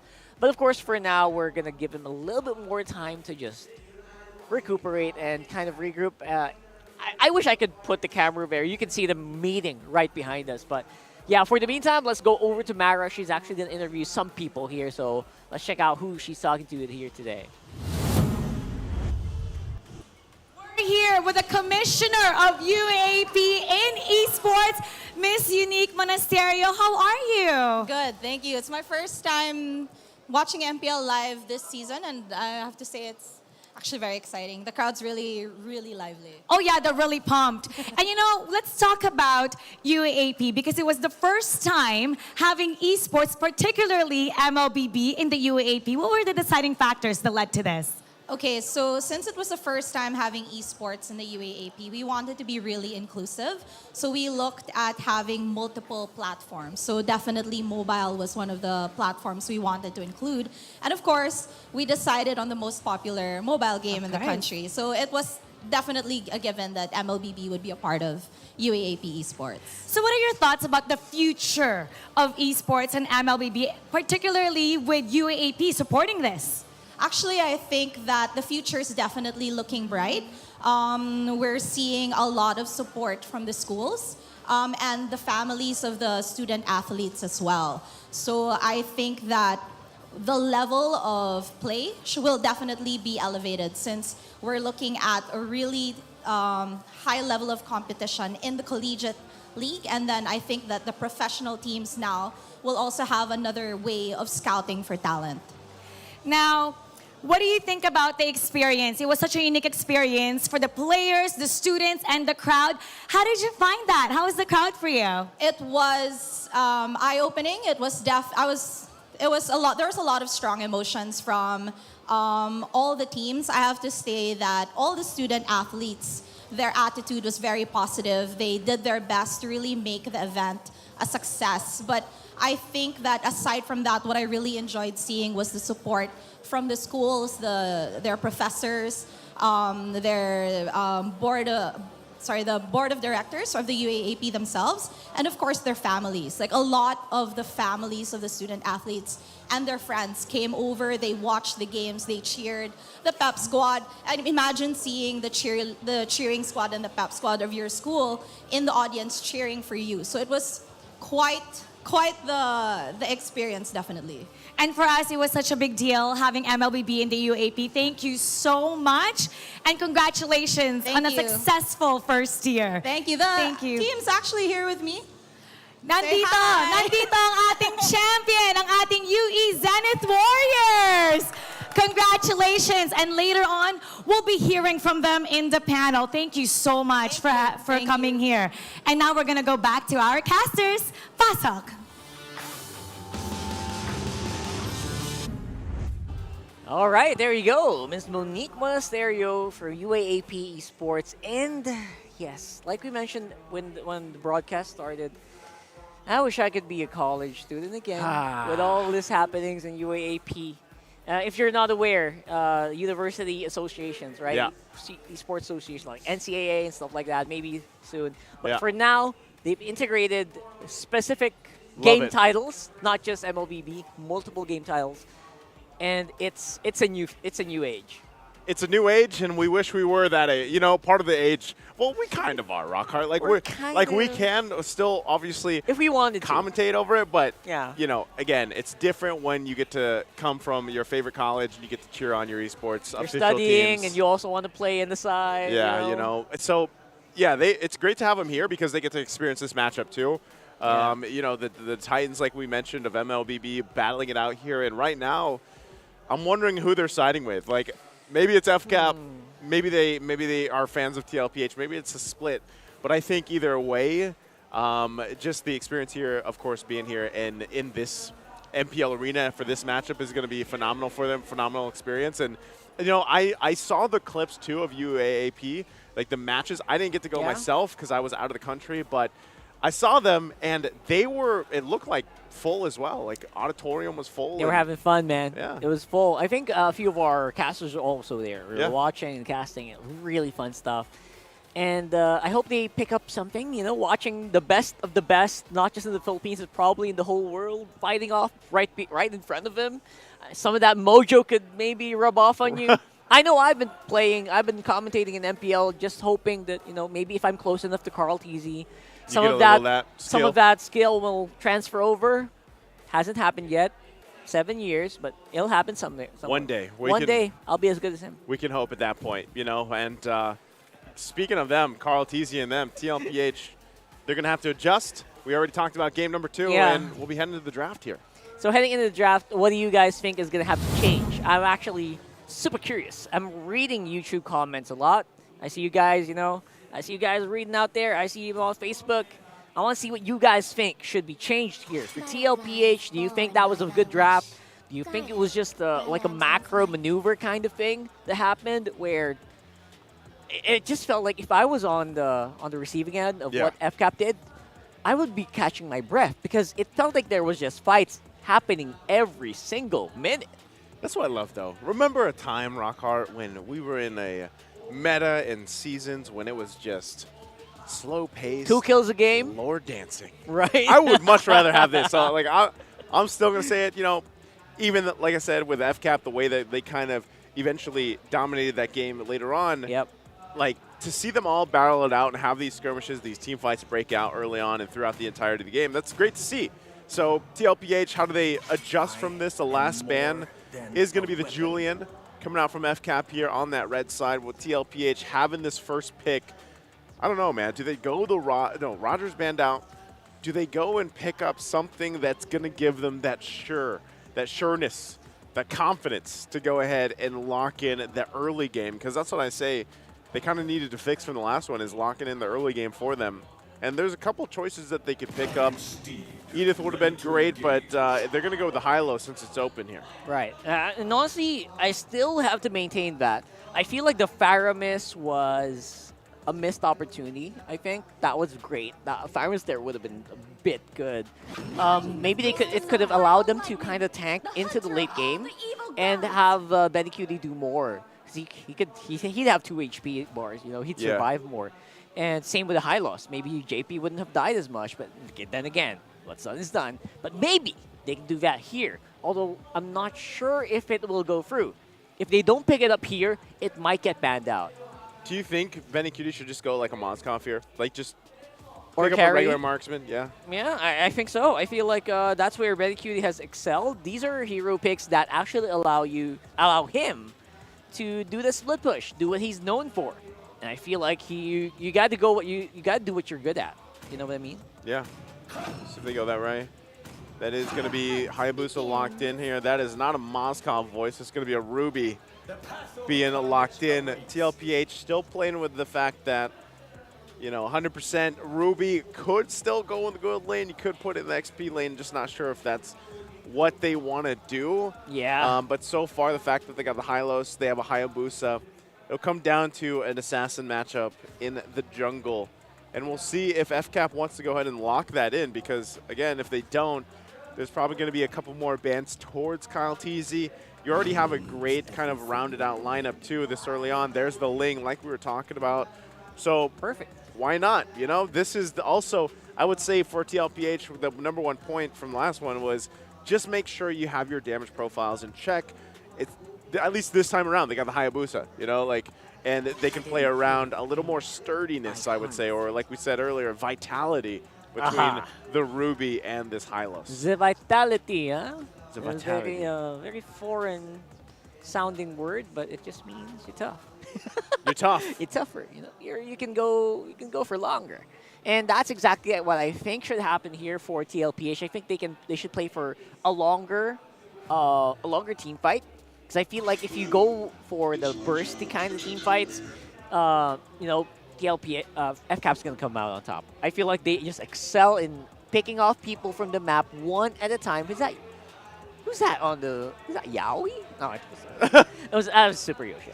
Well, that's Mara. Was that Yoshi? That there's Mara right there. As usual, really good with kids. Love Mara's getting into that. Sometimes it's hard for me to spawn out players in the crowd, especially because I'm so used to seeing them in their jerseys. Oh yeah, for You know? sure. same here. Same. I feel like it's the same thing when we go out and we're wearing their jerseys. People can kind of notice us easier because oh, is that MPL? Oh, is that Rahar? So that happens a lot to for me. us it's like the suit. Like Oh yeah, the suit. 100% the suit. But if you're like just wearing your normal shorts, You're and just in your t-shirt, no one really like. What is that? You? They'll go like that. I guess I kind of stick out.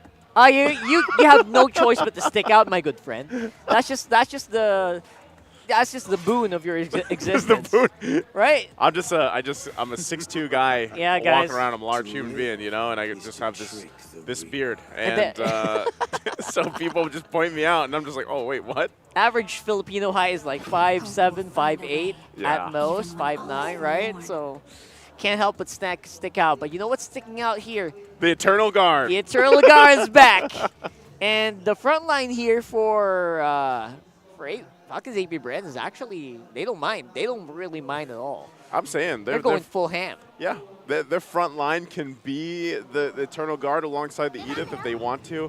Obviously, they're still gonna choose to pick up possibly one more, at least like durability hero here that they can work with. Aurora's on the flip side, so that covers the magic damage department already. We saw a lot of lockdowns happening with this hero previously throughout the week already. Now, last pick, is it going to be a gold lane option? What is this? Oh, There's okay. the Lunox. We've seen this banned out. We've seen it banned out twice today, and finally makes an appearance. Definitely going to be on gold lane. But you know what? You can also kind of swap out the Ruby and the Hylos for XP and Roam. Yep. Interestingly enough, for TLPH, so you're not 100% sure which one's going where. But definitely Hylos on Roam is better. But right now, what's the answer going to be here for if you're FCAP? I don't know, honestly. Well, it sounds like it's Tigreal. Tigreal, there it is. All right. You know what? You getting chaos bolted in the face. Tigreal doesn't care. Might as well. Might as well pick a hero that doesn't mind getting chaos bolted to the face. He might get frozen too. But the main point with this for FCAP is, you know what, Ogwin, if he gets his setups with the implosion, great. If he doesn't, you still got an Edith, and you actually still have the knock-up too from the Eternal Guard usage. So that's why I think FCAP's like, you know what, we can possibly get some of the utility out from TLPH's lineup, but we still have, option 2 and option 3 if we need to. Yeah, gonna go for the wombo combo here. And I'm not gonna lie, it looks pretty spicy here for Team Liquid PH as well. Having that gold lane Ruby here should definitely help out with damage that we were talking about earlier. But again, it's still magic, right? So let's see if FCAP can do it, or if TLPH can come out on top. Let's see what Leo and Ian thinks about this. We're heading game 2. Wow! The fans in the venue are going wild for game number 2 again between the Clash of the Titans. Falcons APBren match point going up against TLPH.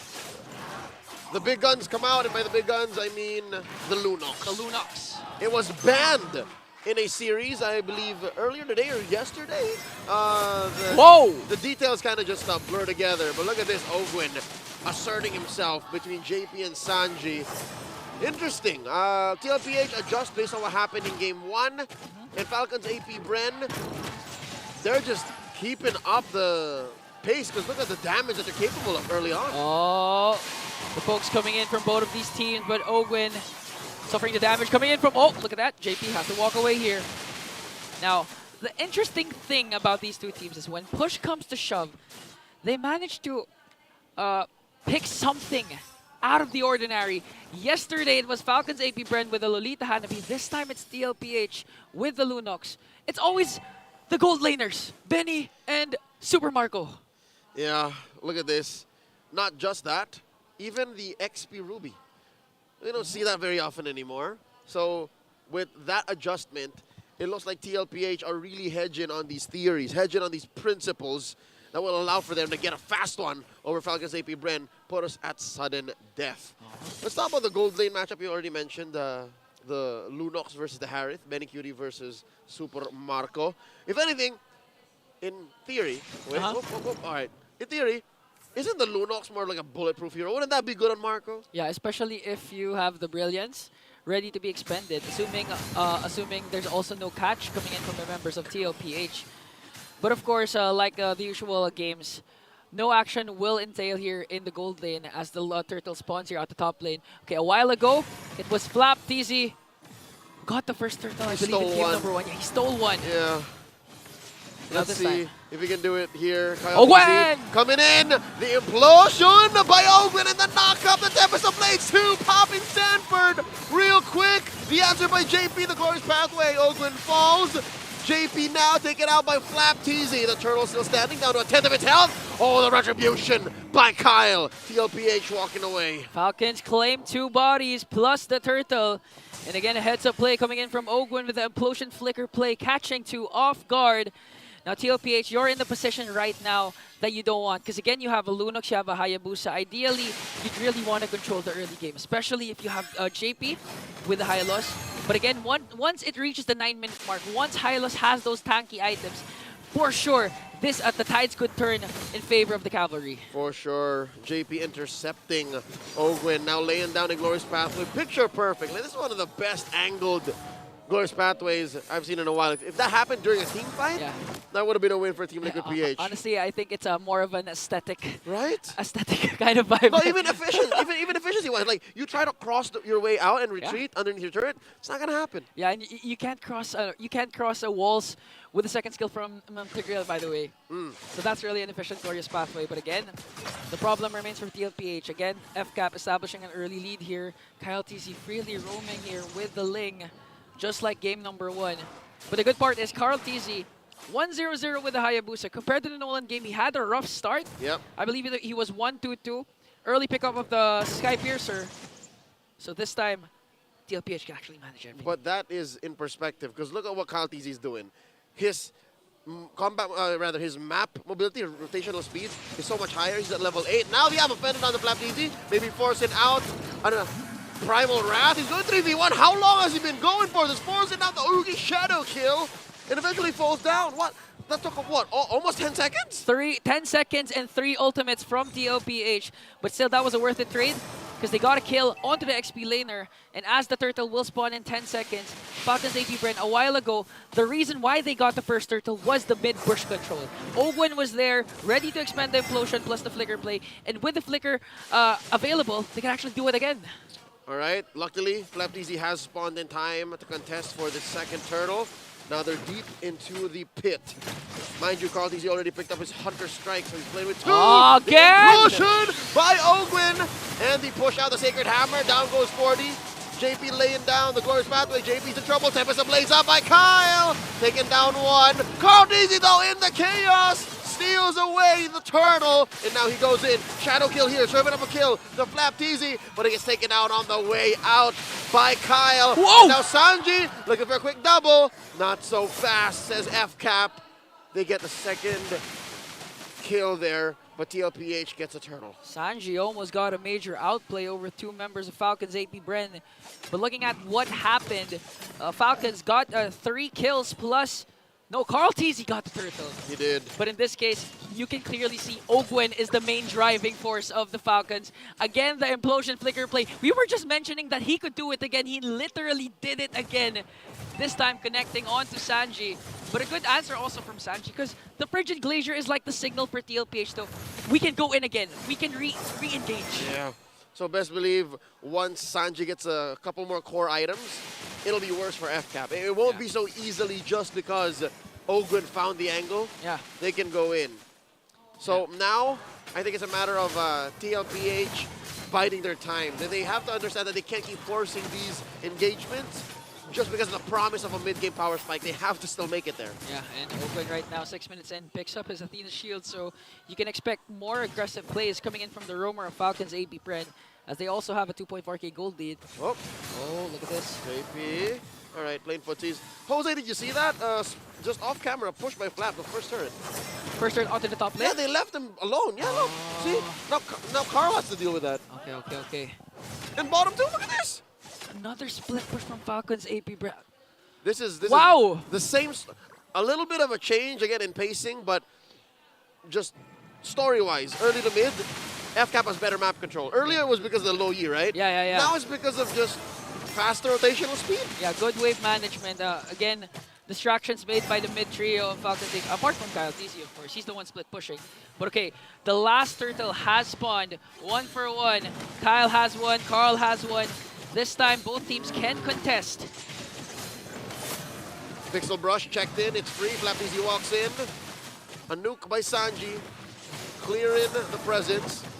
Small advantage for Team Liquid PH. Turtle slightly placed on their side. Oh, Gwen coming in, catches one. It's just JP. Still looking for a good implosion. Turtle gets reset. Okay, battle spell still available for both of these teams. It's a matter of who's gonna set first. Glorious Pathway is there. Oh, Gwen! Implosion, the answer back, plus the EG. Turtle gets taken down by KarlTzy, but where's the damage? There it is on Ogwen. 7 of a kill to Benny Cutie. JP falls 1 for 1, roamer for roam. And now they back off. Okay, for TLPH, that's a good sign. This time, no extra additional casualties with KarlTzy. Just making sure, keeping FCAP in check. Goes in alongside Sanford there. But again, looking at the trade, 1 for 1, roamer for roamer. KarlTzy securing it with a good retribution steal. And looking at the items right now. Yeah, I got my eyes on Sanji. Check it out, man. His first big item is the glowing wand. Yeah. So he would rather punish Ogwen and Flap for, maybe pushing too much forward. Yeah. And then eventually he'll start building the big boy magic items. And I actually saw that Benny Cutie on the other, but wait, again. Oh, here we go. Sanji's in trouble. Drops the ult, but trades out for few first. 40's down. KyleTzy gets a double. JP's up next. Tripping up on 5 members of FCAP. 3 for 1. That was actually a good Frigid Glacier coming in from Sanji, but the problem is Falcons APBren. They have the mobility, they have the sustain, counter-attack always on point, and they're not yet done. As KyleTzy working on the orange buff here of KarlTzy, not quite sure who got it. He stole it away, I think. He stole it away. He stole it away now. And now they're working on the middle lane turret here. And they're able to push it. Okay. One more from the Ballista. Ooh! One more. Literally one more. Just one more. Uno mas. Now Falcons APBren, 3.5k gold lead. So far, so good.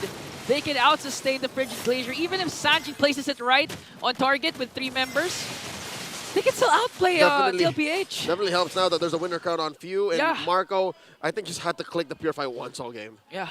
Again, bulletproof. Shades of game number 3 yesterday wherein he has an Aegis with Hanabi, but I think... Rarely had to press it. I didn't even think that he pressed it once. Talking about last night's game, we saw a lot of Blood Wings now on Benny Cutie. So he knows that he's a prime target as well. He knows that KyleTzy might go for him. Yeah. Right now, TLPH really looking for the momentum, really looking for an opening here. And again, KarlTzy with the last 2 neutral objective takedowns. Still believe he's confident enough to steal this away from KyleTzy. But FCAP again has the high ground here onto the Lord Pit. FlapTzy zoning out the members of TLPH. as they start things off with the Lord. But look at that position of KyleTzy. You can see a play coming in from Ogwin. He has the flicker though. Coming in. Spots him in that fence bush, and now 40 reclaiming back a little bit of ground for Team Liquid PH. Because of the whole Lord shuffle, BLCK was able to take care of that long lane and then come back and join in. Still managing the waves. Again, one of the best split pushers, backdoor enders of MLBB, BLCK. He knows how to manage this, the lanes. So TLPH still confident enough that they can contest for this Lord. But again, Ogwin, they have the battle spells. 2 for 2 so far for the roamer of Falcons APBren in terms of flicker implosion plays. And now, Few Super Marco. This is the patient game again. The patience of both of these two teams in full display. The Land of Dawn is really quiet, Leo. It's really quiet. The tension is building. And look at this. Because of how unsure both teams are of being able to take this major objective, they would rather play the bushes. Look at this. Look at this. Flap is crossing over. But again, the Flap advantage. I mean, they know now at this point, you know? But again, the advantage of the Ling. You can clearly see it. And he can join in quickly. Look at this, the push! Look at this, KyleTzy again, working on the bottom lane. Just one more turret out of the base. That's up top. And that's up top. Falcons APBren still making the most out of the patient game. 2 mid still standing. Okay. Still has an outer turret in the middle lane and also the top lane. But again, this is where Ogwin loves the position when he's the Tigreal. The mid lane brush. Again, he has the flicker. He has the implosion as KyleTzy picks up a BOD. Yes, it hurts. I mean, I'm just thinking about it. It hurts. Yeah, as the game progresses, Falcons APBren's lead just keeps on going and going, getting bigger. Now 4.5K. Lord Shuffle engaged. JP and FlapTzy, the frontliners. Ogwin going for the conceal. Spotted by Sanford. Cancelled out. The implosion preemptively used. FlapTzy now at less than half health. Can he press the Primal Wrath? He's already in it. The Glorious Pathway. The retreat. Back aboard, says Team Liquid PH. As they play with the range. 40 and Sanji. Gotta be sent back home while FCAP stand their ground. Oh, this is an opportunity for Falcons APBren to burst down the Lord. But again, KyleTzy working on the mind games, working on the macro. He wants someone from TLPH, specifically BLCK, to work on the minions as they try to take this first Lord away. It's not as free. It's not as free. Unless they know where BLCK is, it's never free. Okay, but he's going to work on first his purple buff. Ooh, Karl just picked up the Malefic Roar, so he's about maybe a half step behind half a shadow. Kyle now. But you know what? I can't say that because Kyle is at about 11, 12K. Yeah. Karl is barely past 8. Yeah, but again, this is still KarlTzy. Still go for the steal, but Ogwin! And here we go. The Glorious Pathway let in, but look at the back line. Sending away KyleTzy. Down goes 40 and JP. Not a single soul taken out of Falcons APBren. And this is a clear go signal for Falcons to secure the Lord. A third consecutive flicker implosion play from Ogwin. He is the inevitable. Same spot, the Thanos of this game. A literal titan as they work on the middle lane turret.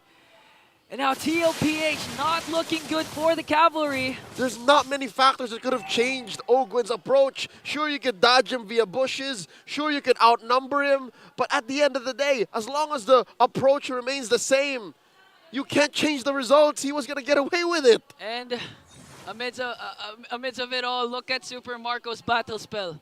Has yet to be pressed. Wow. It's still deathless. Same with BLCK though, so they can hold on to that. But up to what point? Up to what point can you say Benny not dying is a good thing? Lord. There's a Lord down bottom. He's going to crash into that inhibitor. Down to less than half health.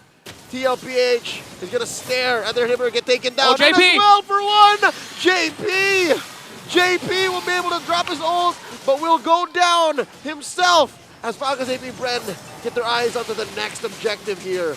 The orange buff, the turret in mid. And now the purple. Oh no, they're going to start taking it away from Karl. Oh, depriving KarlTzy, the young goat, of necessary resources to come back from this 9.5K gold deficit. Much needed purple. But look at Ogwin, what a heads-up play. As soon as the Glorious Pathway was casted, casting the implosion and making sure that the horse, the half-man, half-horse can't go away. But a concealed play coming in from Falcons. Looking for the range. Let's go. It was just a feint, Egan. It was just a feint. They were forcing Team Liquid to respond, and best believe if TLPH did respond, that's maybe when Marco would have dropped the Purify, dropped his Almond Force, and danced. But right now, TLPH really having a hard time. Okay, Falcons APBren with that concealed play was able to get down the inhibitor turret into the middle lane, leaving TLPH with one more turret. And looking at the turrets of Falcons APBren, they only lost one, and that's on the top lane. Just one. I'm looking at the gold lead here, 10,000. Half of that is between Kyle and Karl. There's literally 2 economic classes between these 2 junglers right now. Exactly. 5,000, that's like an item and a half for an assassin. Item and a half lead for Falcons APBren. Looking at the KDAs, you're not going to wonder why. Still deathless for Marco, still deathless for KyleTzy. And now TLPH, they still could turn things around. Again, they have Sanford with the Ruby.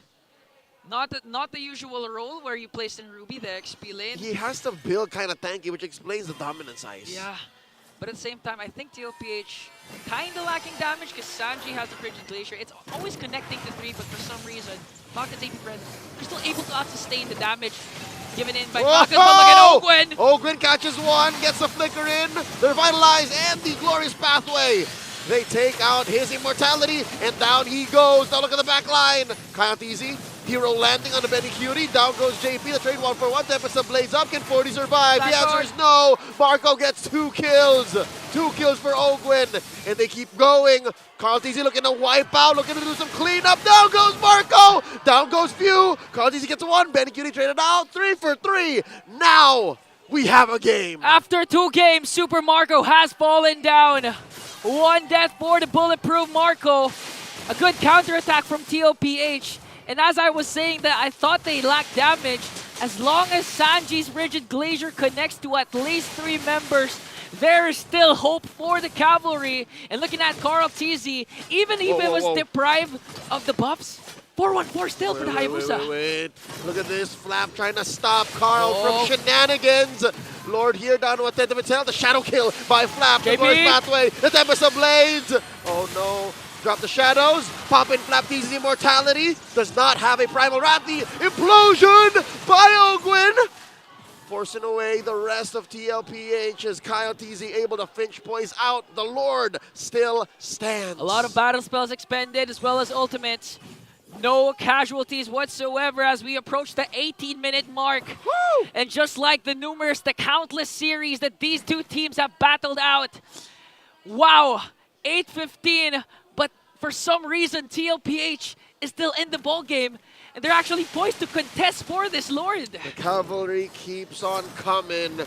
And look at this, JP's gonna dance. JP's gonna shuffle with Ogwen and Few. And for the first time in a while, look at this, 40 has control of the river bush. Pulls one on the Flap, popping him. After the Glorious Pathway. And now Ogwen with the answer. KarlTzy's down. The shutdown by Marco. The double kill. JP's down. 40 as well. In Kyle's eyes. Benny! Low. Benny gets 2. 3 for 2, the trade out. Where's Kyle going? Kyle can smell blood, but he's also pretty low himself. Sanji pushing him away from the walls. Nothing comes free, nothing comes close, nothing comes easy. Crucial. As Team Liquid PH get a winning trade. Crucial brilliance play coming in from Benny Cutie as El Capitan Few try to chase after him. And this is TLPH. This is how they swept Falcons APBren, clinging on to every bit of hope that they have. And looking at the instant replay, a beautiful setup from Ogwen, but the problem is they weren't able to sustain Benny Cutie. Look at the patience of Benny Cutie. He literally waited for the skills to be expended before entering the clash. Dude, that's his own version of the Benny Bomb with a Lunox. That's a Benny Bomb if ever I've seen one. A push forward burst of magic in your face. And now the plan for Falcons APBren is to work on the macro game once again. KyleTzy making sure that there's a slow push ensuing here in the bottom lane. Oh yeah.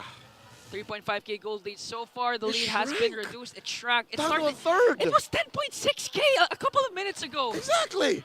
Now it's 3.5. Quick maths. All right, so now we're approaching the 20-minute mark again, way past the average of what a Season 14 game would look like in MPL Philippines. Yeah, this is an Omega game, a smart Omega game. It's approaching that point, yes. This is the ultra late game now.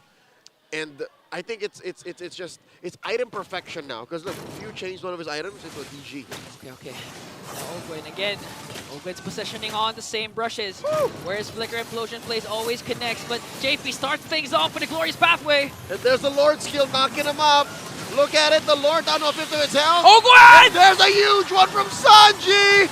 And there's the ult from Kyle. Tempest of Blaze Lord still standing. Down goes Kyle. Down goes Ogwin. 2 free kills for Team Liquid PH as they score the Lord off of Sanji's cold hands. Another frigid glacier play from the Aurora as they clear the minions from the middle lane and the bottom lane. You can hear the crowd in Green Sun Hotel making some noise.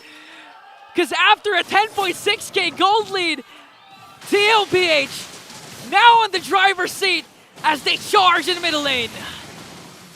For the first time in 21 minutes, for the first time in this whole series, Team Liquid PH are in control. 3 men are going to defend from FCAP. They're missing Ogwin, they're missing Kyle, and TLPH are in their base. 7 seconds before KyleTzy and Ogwin shows up in a battlefield, but the problem remains for Falcons APBren.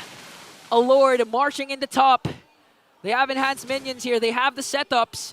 They could easily end this game and turn things around. JP goes in. Glorious pathway set in the answer, the EG. The dance by Super Marco. Zaman Force underneath is tier 3 in the top lane. Down goes JP. Down 4 by Flop and Few. Tempest Ablaze by Kyle. Dancing around. Winner crown trigger by Sanji, but he gets taken out just as quickly.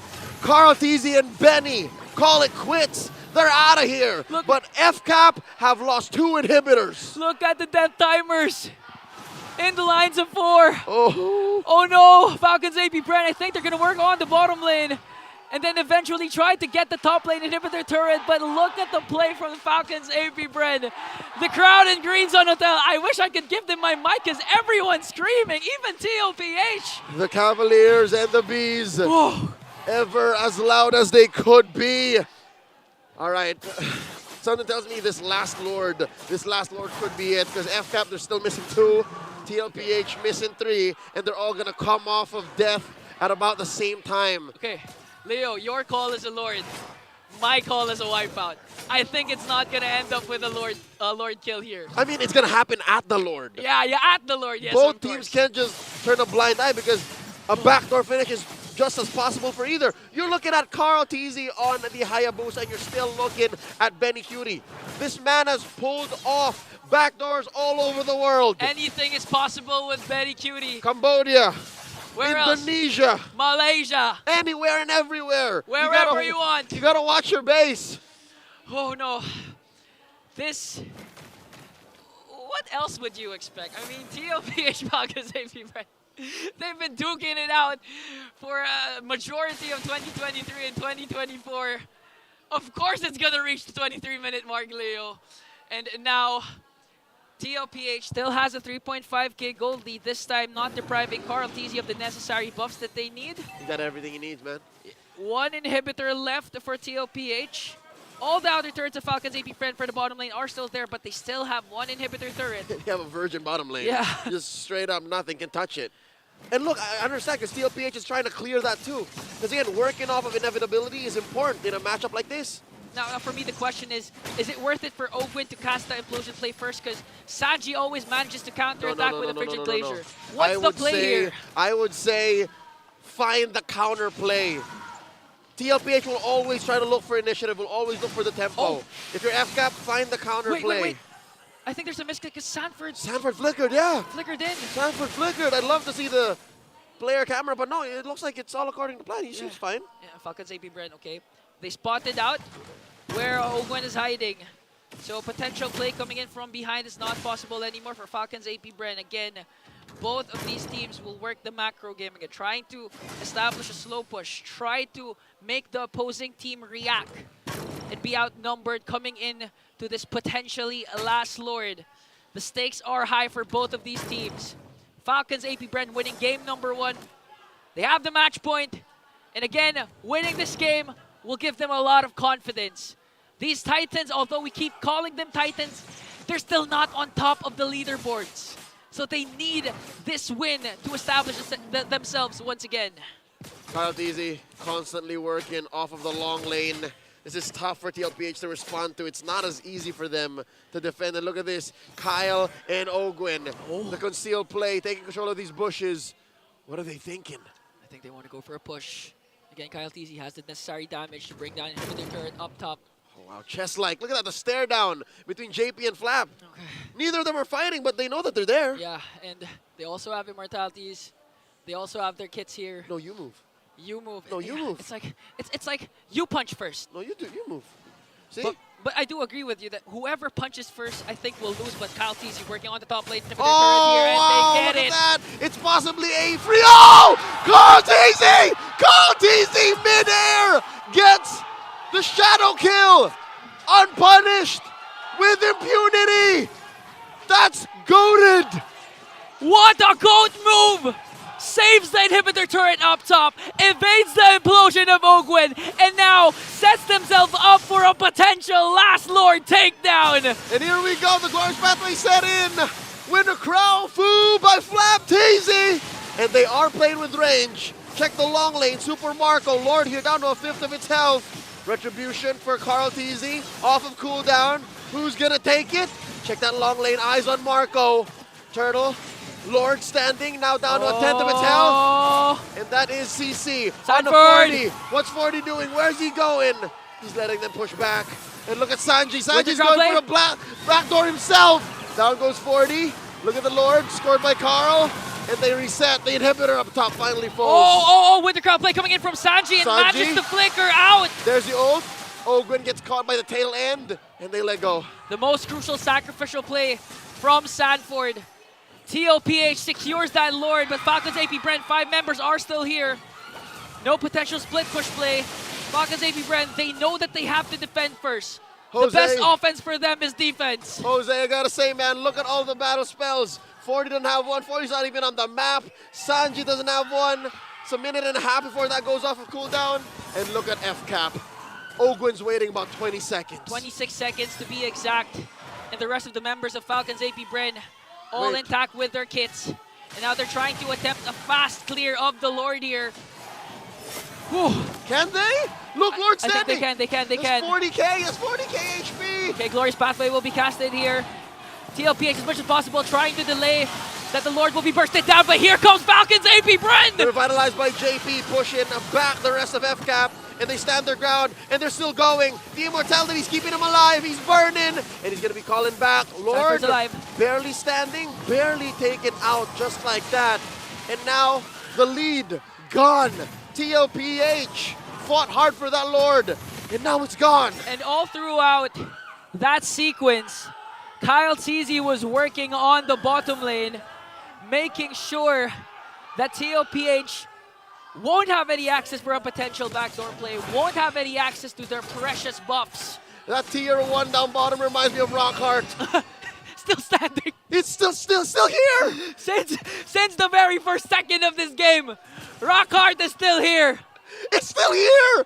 30 minutes in, tier 1 down bottom, it's still here! Leo, just please translate, but in Filipino, since season 1 ka pa, Rockhart! He's been here since forever, and KyleTzy made sure to take care of that. And Ingan, I gotta tell you, I think that is a master stroke. It's a stroke of genius from KyleTzy, because no matter what TLPH do, no matter how risky they play, they always have to think the map is not on our side. Yeah.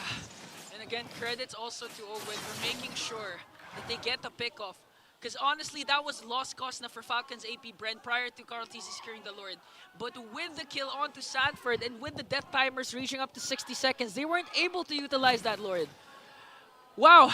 And okay, battle spells are ready for Falcons APBren. Okay. 24 seconds before the 4th Lord. Looks like it's an equal ball game aside from the bottom lane.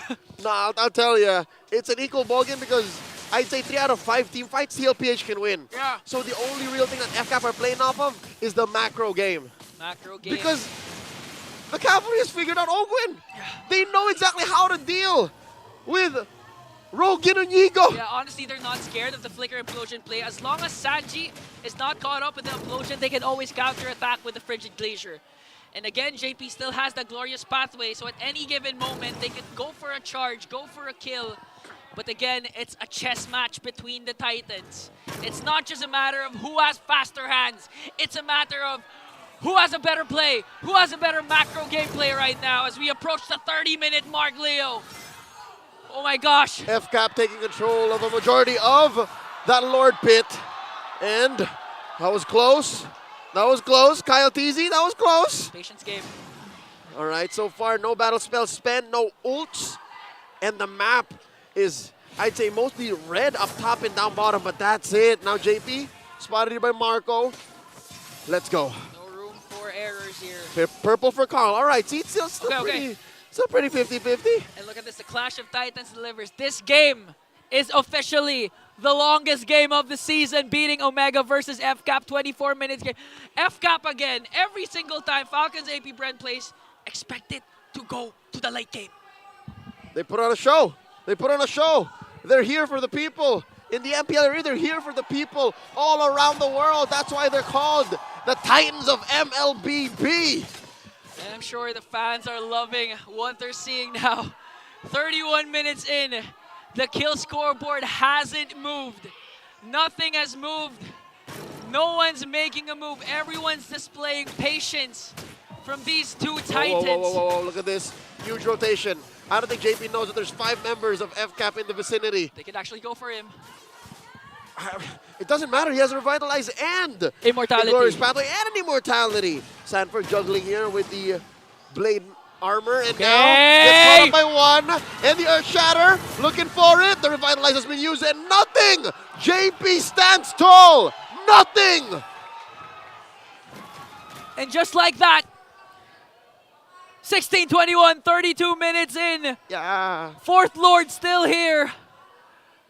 Again, at this point, the veterancy will come into play. The maturity will come into play. Across the board. Yes, and most importantly, the mental fortitude of both of these teams. The physical endurance. The physical endurance. Y'all ever played a 30-minute game of ML?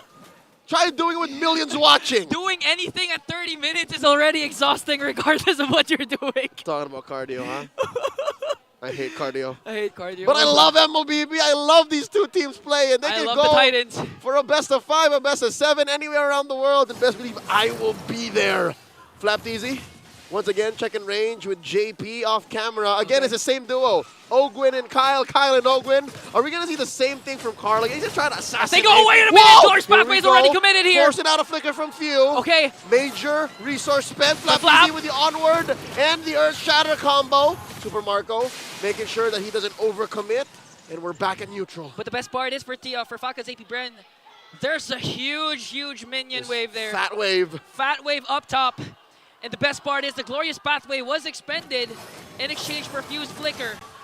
So Falcons APBren poised to get this Lord. Let's see which goes off a cooldown first. JP just keeping tabs, watching all 5 members of FCAP trying to burst down this Lord. Lord currently at half health. At this point, you can't hold this Lord for this long because eventually it's going to hurt. It's going to hoit. True damage every single second. And now Sanford! And now answered back. I'm offended with the Glorious Pathway. Ogwin still alive. Zaman forced by Marco. TLPH playing with range, times out the massive ults. KyleTzy trying to jump in on Asanji. The answer, the Winter Crown. No one falls. But the question is, will Falcons APBren burst down this Lord? I mean, looking at the map, the minions, they have control. It's a hard resetting, and it's a hard reset. Another hard reset. 2 members of Falcons APBren forced to TP back to regenerate, and again, nothing's happening. Stalemate, 34 minutes in. It's like I'm in Madison Square Garden with the Bulls and the Lakers going 200 apiece in triple overtime. Honestly, 12 minutes away from having a full-length NBA game. That's how long this game is right now, and you can still see the crowd from Green Sun Hotel. The 2 sides, but FlapTzy goes in. There it is, the answer to the Primal Wrath, to the Earth Shatter. JP dealing a lot of damage. And there's the old play. Sanji, look at Kyle from the back. KyleTzy playing with range. JP popped by Marco. That's a member down for TLPH, the first in minutes. Oh no, TLPH. I think they still have to contest here. 75 minutes before Daddy JP comes back. They're down by numbers, they're down on the map, and look at Kyle. He's going to force the inevitable. How does TLPH clear the waves fast enough while keeping tabs on the Lord? Someone needs to deal with KyleTzy, and it looks like it's going to be KarlTzy. We might see a 1v1 between the two junglers. And there it is, Tempest of Blade spent up already, and KyleTzy pops Karl's immortality! And with the help of Marco and Few, take down the young goat. That's 3 members down. TLPH can't even think of going for the Lord as FCAP scores the 4th one. And they're just delaying the inevitable. I think they don't even have to wait for the Lord. It's just for formality. After numerous series, it looks like Falcons APBren will get another win onto TLPH. 35 minutes in. Waves through top, mid, and bottom, and I'm offended from Sanford, and the ult from Sanji, Tempest of Blades from Kyle. This is going to be a sweep from Falcons APBren.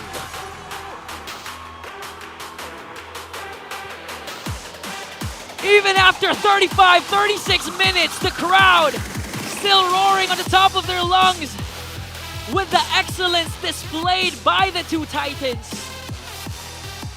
This may look like a sweep, but it didn't feel like it. They played 2 games worth in game 2.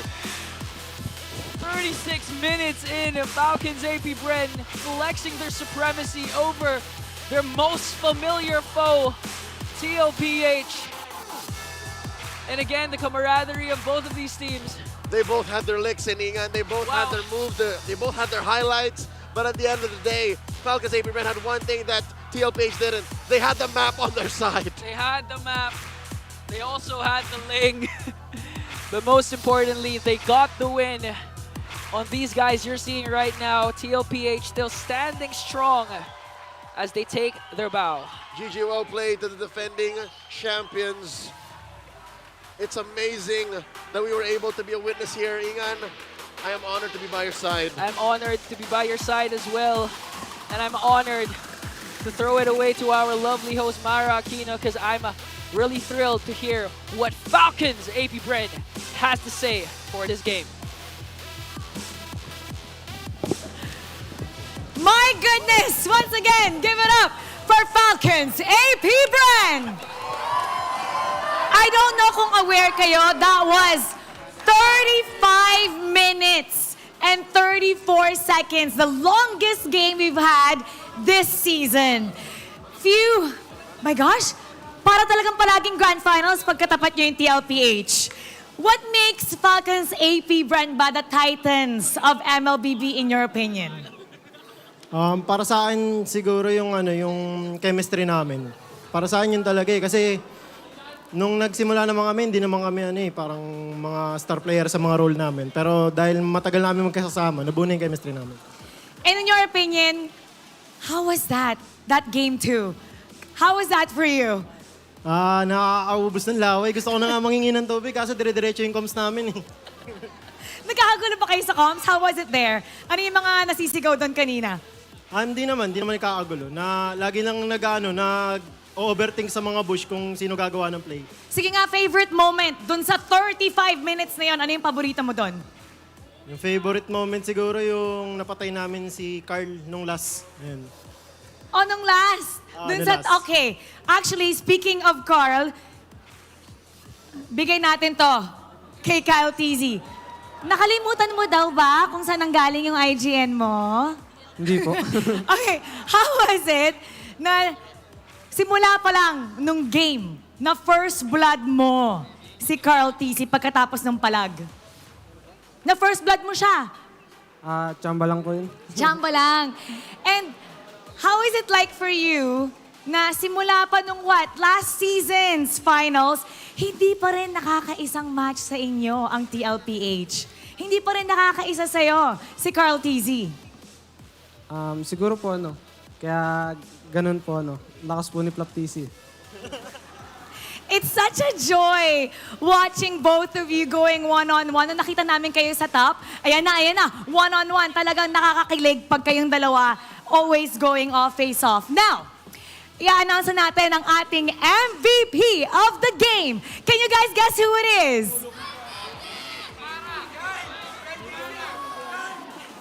Tignan natin. May wild reaction tayo sa harap. Let's take a look at the screen. MVP is KyleTzy.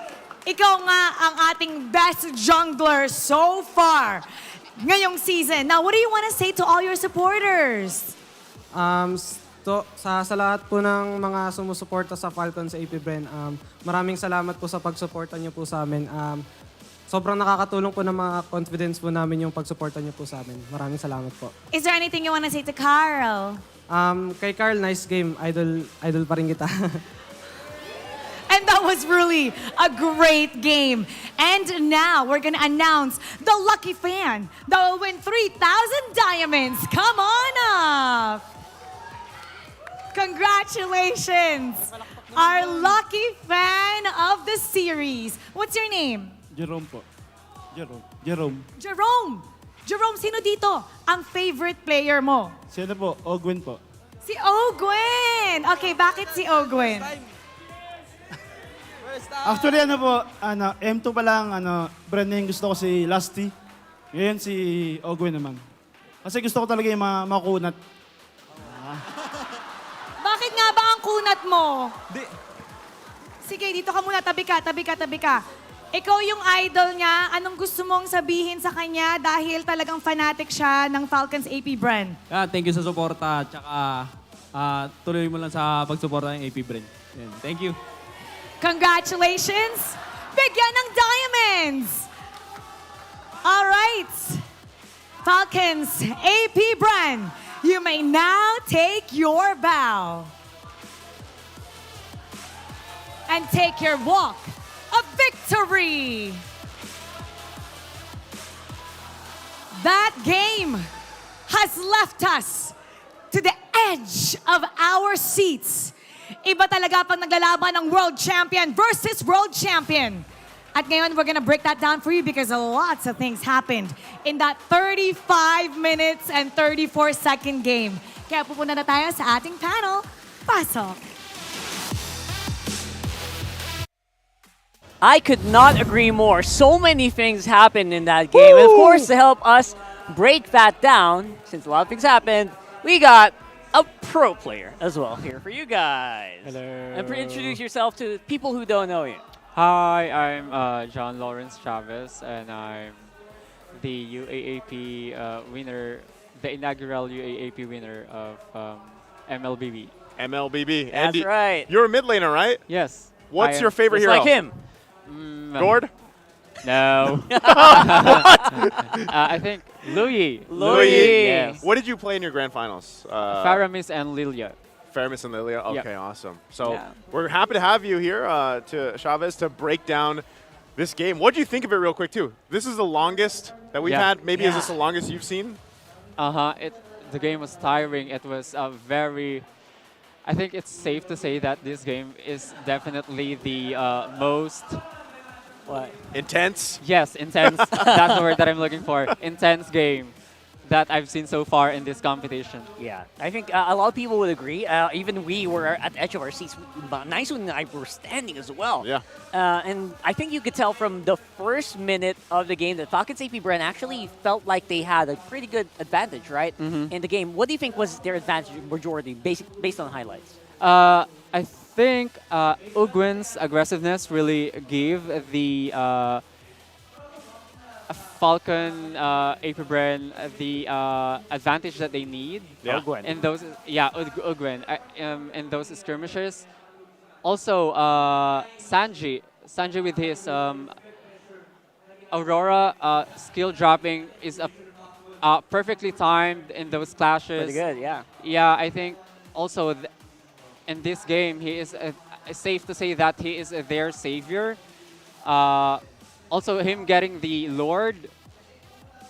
It was, yeah. We got to ask him this, though. What? Like, what did you think about Few specifically here? Because Few, yeah. like, on He's the next mid line, laner. you're a mid laner, too. Yeah. So, with Few, like, did you see impressive plays from Few for FCAP?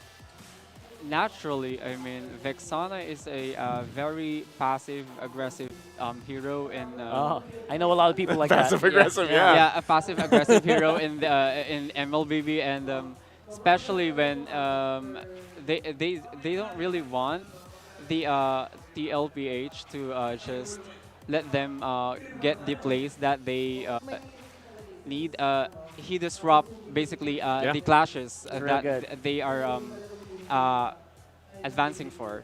Yeah, I feel like you're right. They did have a lot of ways to actually maybe overtake FCAP, but the Vexana, with of course the crowd control that you offer with the Eternal Guard, not just the crowd control, right? It hurts. It is like a tank. Yeah. Especially early game, late game rather. That's what I was mentioning in the draft. I was saying, this is such a good line. Both sides had great lineups, but I think because you have this Eternal Guard that helps into pretty much setting things up, and that's what we saw between the Edith, the Tigreal, like all those setups were kind of exchanged. And I like what we heard even from Flap earlier. He's like, no, like we don't care that it was the longest game so far in the season. It's like we still keep a calm head. Remember, this is a team that played in a meta where it was all about the long game. Oh, remember those times we were watching MPLPH back then when the Lord Dances were like 20 minutes or so. Way different now. And we're talking about what do we prefer. Obviously, Assassins are very fun to watch. Exactly. I don't know if you agree. I know Assassins can be a pain in the butt in the mid lane, definitely. right? Yep. So, but for now, what do you think about the Assassin matchup this time? Ling and Hayabusa. Ling and Haya. What do you think about that? It's a natural matchup between those two assassins. I mean, obviously Ling has the advantage with his ultimate, dodging the ultimate of Hayabusa. But I think both of them did really great, especially Ling trying to assassinate Sanji, and KarlTzy just definitely doing his best to just defend and go to the Lord Pit, defend, go to the Lord Pit. We didn't even get a chance to ask Chavez, by the way. What? Who do you support here? Are you that's a good more of question. a Falcons APBren fan, or are you more of a Team Liquid PH fan who, formerly Echo? Like, I mean, I support whoever's ever winning. you support whoever's winning? Whoever wins. You don't have a favorite player? Well, I mean, for now, it's definitely few. Few? Yep. I mean, technically, he is a kid still a I know little the bit. kids, right? Adult going into kid, right? Kid going to adult. Since Yeah. you are collegiate Uh-huh. pro player, so safe to say, I love the kids still very much, right? After all these years, right? Yep. Wait, sorry. When did you start playing MLBB? Out of curiosity. Just this pandemic. Wow, that's recent. Just like Naisu, right? No, Naisu. No, I started when the game came He out. started when the game came out, but Yeah. he really started I streaming. really started And- pushing rank and stuff during the okay. pandemic and everything. Cool. That's And why I you're both asked you mid about laners. Gord, by the way, because I'm a Gord. mid laner, and Top I was PH. global #1. Oh, nice. global. So so In case you It's a missed pleasure it. to meet. I'm not. It is a pleasure to meet. I'm not throwing that out there or anything. I'm not challenging you. That was in my heyday. I'm much older now. You know what I mean? So 100%. So that's why I was looking, Nice is going to have a fun interview here today. But at the end of the day, obviously, team play still came out on top here. For TLPH, they still kept it pretty competitive even until the very late game where you saw some minor, minor miscoms that might have happened. I think you picked that up as well. Some small miscoms, obviously, resources that they could have used in a team fight was used like to check bushes, to kind of just push back FCAP. So it was a really resource-intensive, heavy battle, right? So I feel like I was in for a roller coaster. I was sweating all throughout that. I don't know about you guys, what you felt about that game. it was amazing. And I know Chavez was really paying attention to that too. And once again, for all of you guys, again, this is mostly international viewers here too. Yeah. So that's why, this is a player. Chavez is from the University of East Zenith Warriors. They just won the first ever official UAAP MLBB tournament. They went to grand finals. Was it a best of 5? Nope, just best of 3. Best of 3? Yep. Best of 3? Yeah. And what'd you guys end up doing? Did you go 2-1, 3-0? Like 2-0. 2-0? Yep. You went 2-0? Okay, they went 2-0. And, it's great to have them. Real quick, though, how was your experience finally watching this in person? It was, it was fun. It was exciting. Right now I'm very excited to see more of this in the future. Would you want to play in the Oh MPL yeah. one day? Future plans. What about it? MPL I page think- player? Sure. What's why your not? course, by the way? Your course? I'm BS Tourism. BS Tourism. Okay. Yep. All right. We'll probably see a lot more of you then. All right. I So hope so. cool. By the way, immediate plans after this. Like, what's the next for you personally? Like, do you want to pursue? Do you have like a few years left for UAP sports, or what's next for you? For now, I think I want to. I visualize myself finishing the school, obviously. and Obviously, of course- 100%. Education, stay in school. Education, stay in school, boy. I mean, if given a chance, why not? Why not play the game? Play more. Yeah. I mean, you're a champion. You're gonna have to defend your crown sooner Definitely, or later, yeah, right? So, sure. man, oh man. All right, so we have a few polls here. What do you think about this? This is very interesting. We always want to get your opinion. What do you think about that poll? That's about as close as we've seen, by the way. 0.5. 49.5, 50.5. Oh my goodness. All right. But either way, however the poll happened, like, do you think Who would you have voted? Who would you have voted for, rather, before this game started? The Falcons. Falcons. Falcons, APBren. So you're part of that 49.5. Yeah. All right. Well, they were pretty much, they were. I don't know, man. I was expecting Game 3. I don't know about you guys. I was rooting for a Game 3, obviously. We all predicted Falcons, but you know what? We were rooting for a Game 3. It's always fun to watch. And then I wonder if you also picked up. Did you learn a lot from that game? I Just did. watching Yeah, from I did. Actually, the skirmishes, the holding of the Lord, the minion waves, especially on top. Those things are very important when you want to win those clashes that, Yeah. You know what I was thinking when he was watching? You know what? He's probably picking up a lot more than we are because he plays. Because He he plays plays a lot. constantly? Yeah. Yeah, he plays constantly on scrims, right? Do you guys plan? So I didn't ask. What year are you in college, by the way? I'm second year. So you're second year. Yeah. So you're basically for international. He's a sophomore in college. Sophomore. And so at that point, like, is there a guarantee that your team, or at least you, will be playing next year for UA or the next UAP? I'm not Good sure question, exactly yeah. the plans for it, but if you can, I guess balancing the studies and competing for UE, are you still going to do that? Like, do you still want to pursue that too? Why not? I mean, yeah. I think the roster might change, but I'm going for it. Do you guys have some I'm seniors on the claiming it. roster, or Awesome. We You have fourth years? Yeah, we do have a senior in our roster. Ah, okay. I think it's called the Team A, and we are the Team B. Oh, so you got two teams? Yes. But you're technically varsity, right? Uh-huh. Is that right? Oh my God, what a feeling to be a varsity player for As a sophomore. As a sophomore for a university. Yeah, I mean, that's awesome. You know what they need to do now? They just need to What? start giving out scholarships. College Absolutely. scholarships. University of the East. For the MLBB players. Absolutely. Come on. Let's do Hey, it. the rest of the world does it. Why can the Philippines not? Well, you know what? That's what we got to petition, man. That's the next step. We'll talk to the commissioner about this. Oh I don't know how much pull we have. But I don't know how much. Yeah, I know exactly, but we will definitely try. And for you guys, I'm sure maybe check out your university. Maybe they do have a local esport as well. So we'll see. So right now, though, we do have a question for you guys. Oh, the Which heated match do question. you think should be Week 4 star matchup? So, Oh, no. A is Blacklist versus TNC. That's going to be an interesting matchup. I don't know about you guys. They're at the bottom of the standings. Interesting. TLPH Aurora, Omega, TLPH, or FCAP Falcons, FCAP Onic. What do you think? A, B, or D? A, B, C, or D? Sorry. A, B, C, D. So this is what we asked. Okay, we asked the. Did we ask this yesterday? I think it was yesterday. I think we asked yesterday. Okay, All it was yesterday. So FCAP We're asking and today again. FNOP. FCAP's FNOP. It's of a course, close fight, though. It is. Yeah, it is actually pretty close. But Falcons, APBren going against Fnatic Onic. I mean, people want to see continuously. I feel like almost every week, as long as Fnatic Onic maintains the win streak that they're on. Again, they're 5-0. They've been undefeated. People want to see if they're going to lose or not. Like, I mean, that's kind of what it is when you have a win streak. When Like, you're undefeated. yeah, people want to see if there's going to be a team that takes you down. That was FCAP before, so now So that's the you place. got to be careful because people want to beat you as well. You're champions. Uh-huh. So here we are with the standings for Week 3, day number 2. Fnatic Onic still undefeated. It's a 5-0.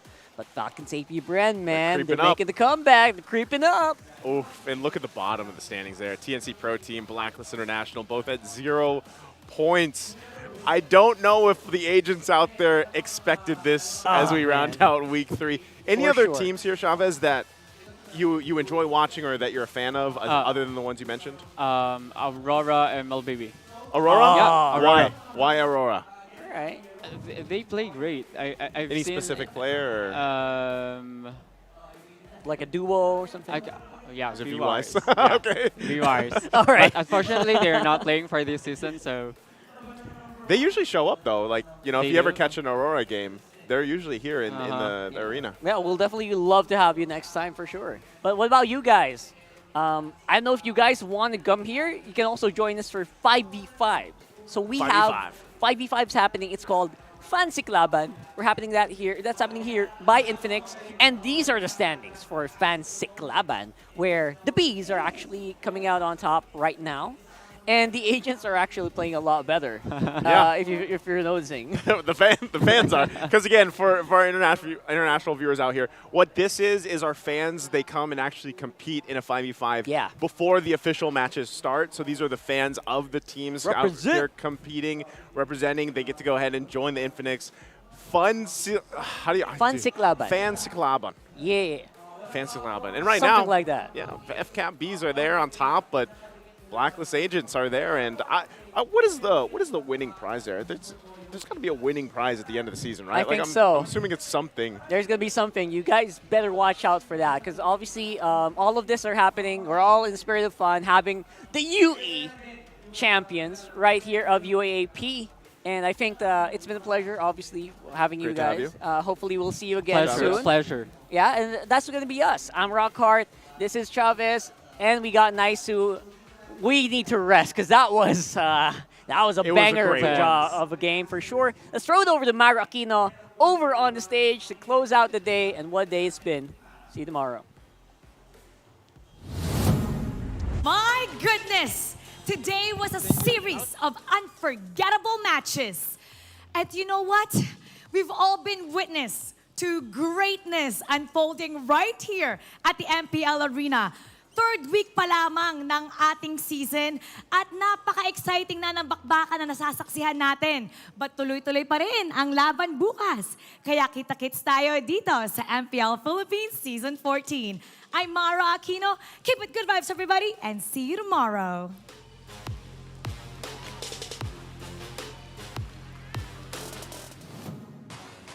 The 14th season of MPL Philippines is brought to you by the following sponsors. Smart, the official telco partner of MPL Philippines Season 14. The official tournament phone of MPL Philippines, Infinix GT20 Pro. Official suppliers, EMC Asia and Index Salon. Experience the MPLPH Season 14 action live at Green Sun, Makati City. Grab your tickets now via official MPLPH website. Don't miss any MPL action by following our official Facebook and subscribing to our YouTube channel. Follow MPLPH on TikTok for more content. And to ensure the equality and fairness of our games, MPL Philippines is also monitored and supervised by the Games and Amusements Board.